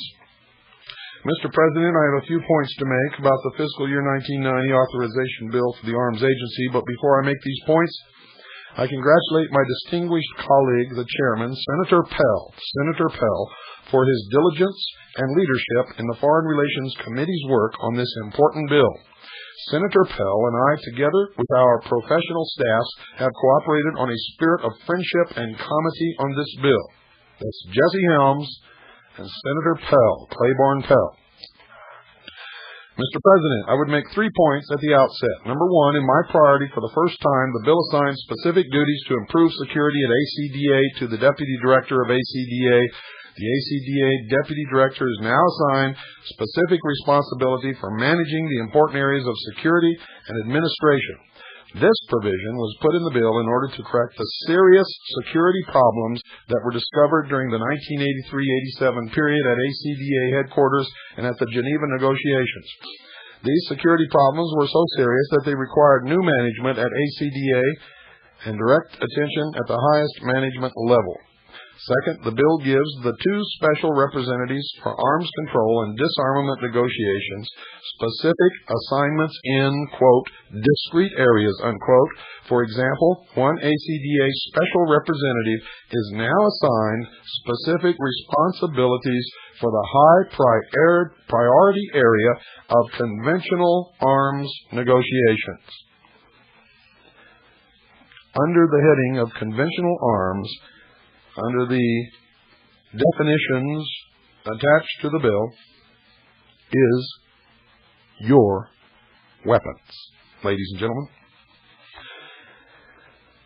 The amendment number 1171 was agreed to. The bill H.R. 1495 as amended was read the third time and passed.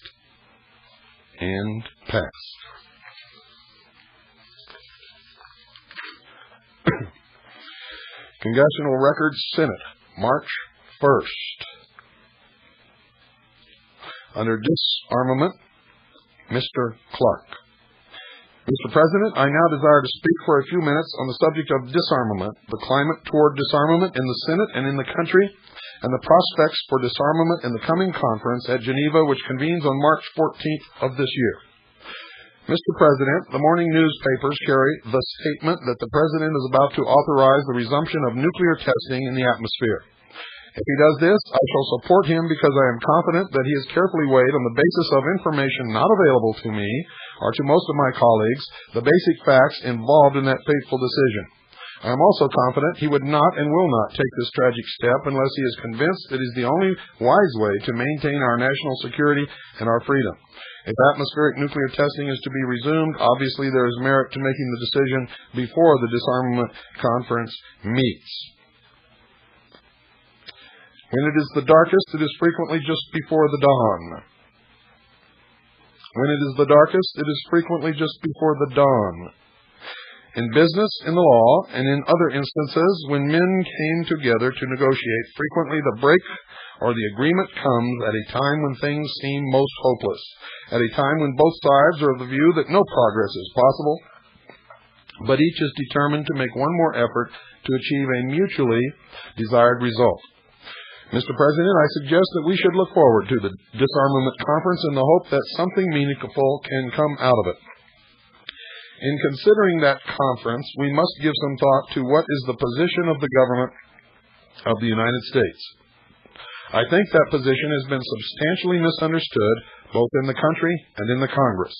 One reason for my so thinking arises from a relatively short insertion in the record made by my good friend, the junior senator from Texas, Mr. Tower, on January 29th of this year, which appears in the record at page 1043. Look it up, folks.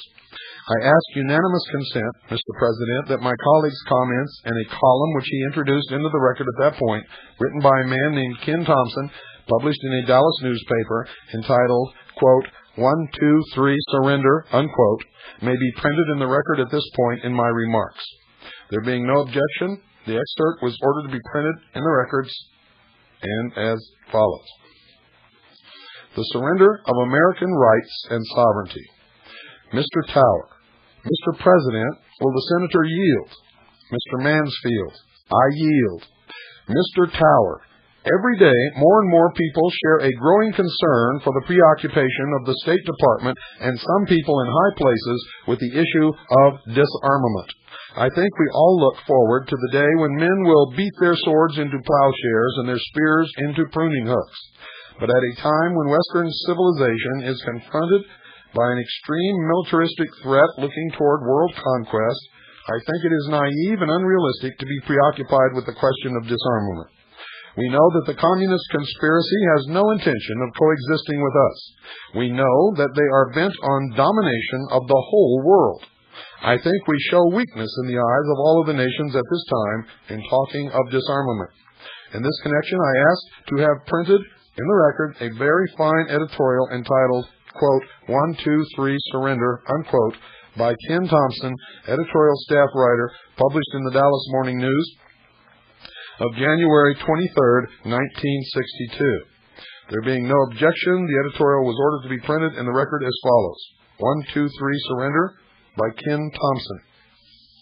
One of the most incredible documents ever to emerge from the foggy corridors of the State Department is a bulletin entitled, quote, Freedom from War, the United States Program for General and Complete Disarmament in a Peaceful World, unquote.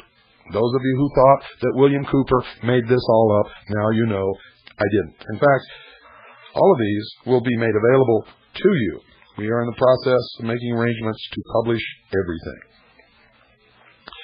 As skeptical as I have always been of the measure of good sense and loyalty within the State Department, I never would have believed that these people we call our diplomats could so completely and unabashedly advocate the surrender of American rights and sovereignty until this bulletin appeared. What it amounts to, in effect, is the official United States position on the subject of disarmament. More specifically, it is the basis of proposals which have already been submitted to the United Nations by the United States. Although this bulletin was published last fall and is available for just 15 cents from the government printing office in Washington, there has been very little attention paid to it. Now remember, folks, it was printed in 1962. Why, I cannot tell you, for it is certainly the most fantastic harebrained blueprint for surrender on record. Old Nikita himself might just as well have written it, and if more of the American people knew about this scheme, there would be a nationwide uproar that would make the reaction to the Alger Hiss scandal look like another era of good feeling by comparison. For those of you who don't know, Alger Hiss was a communist who had infiltrated our government at high levels, and it was Alger Hiss himself, sent by the President of the United States, who wrote the United Nations Charter. It was Alger Hiss who is mainly responsible for the formation of the UN in the form that it has taken. And it is Alger Hiss who is responsible for convincing the President and his advisors to go along with the whole scheme, ladies and gentlemen. Communist.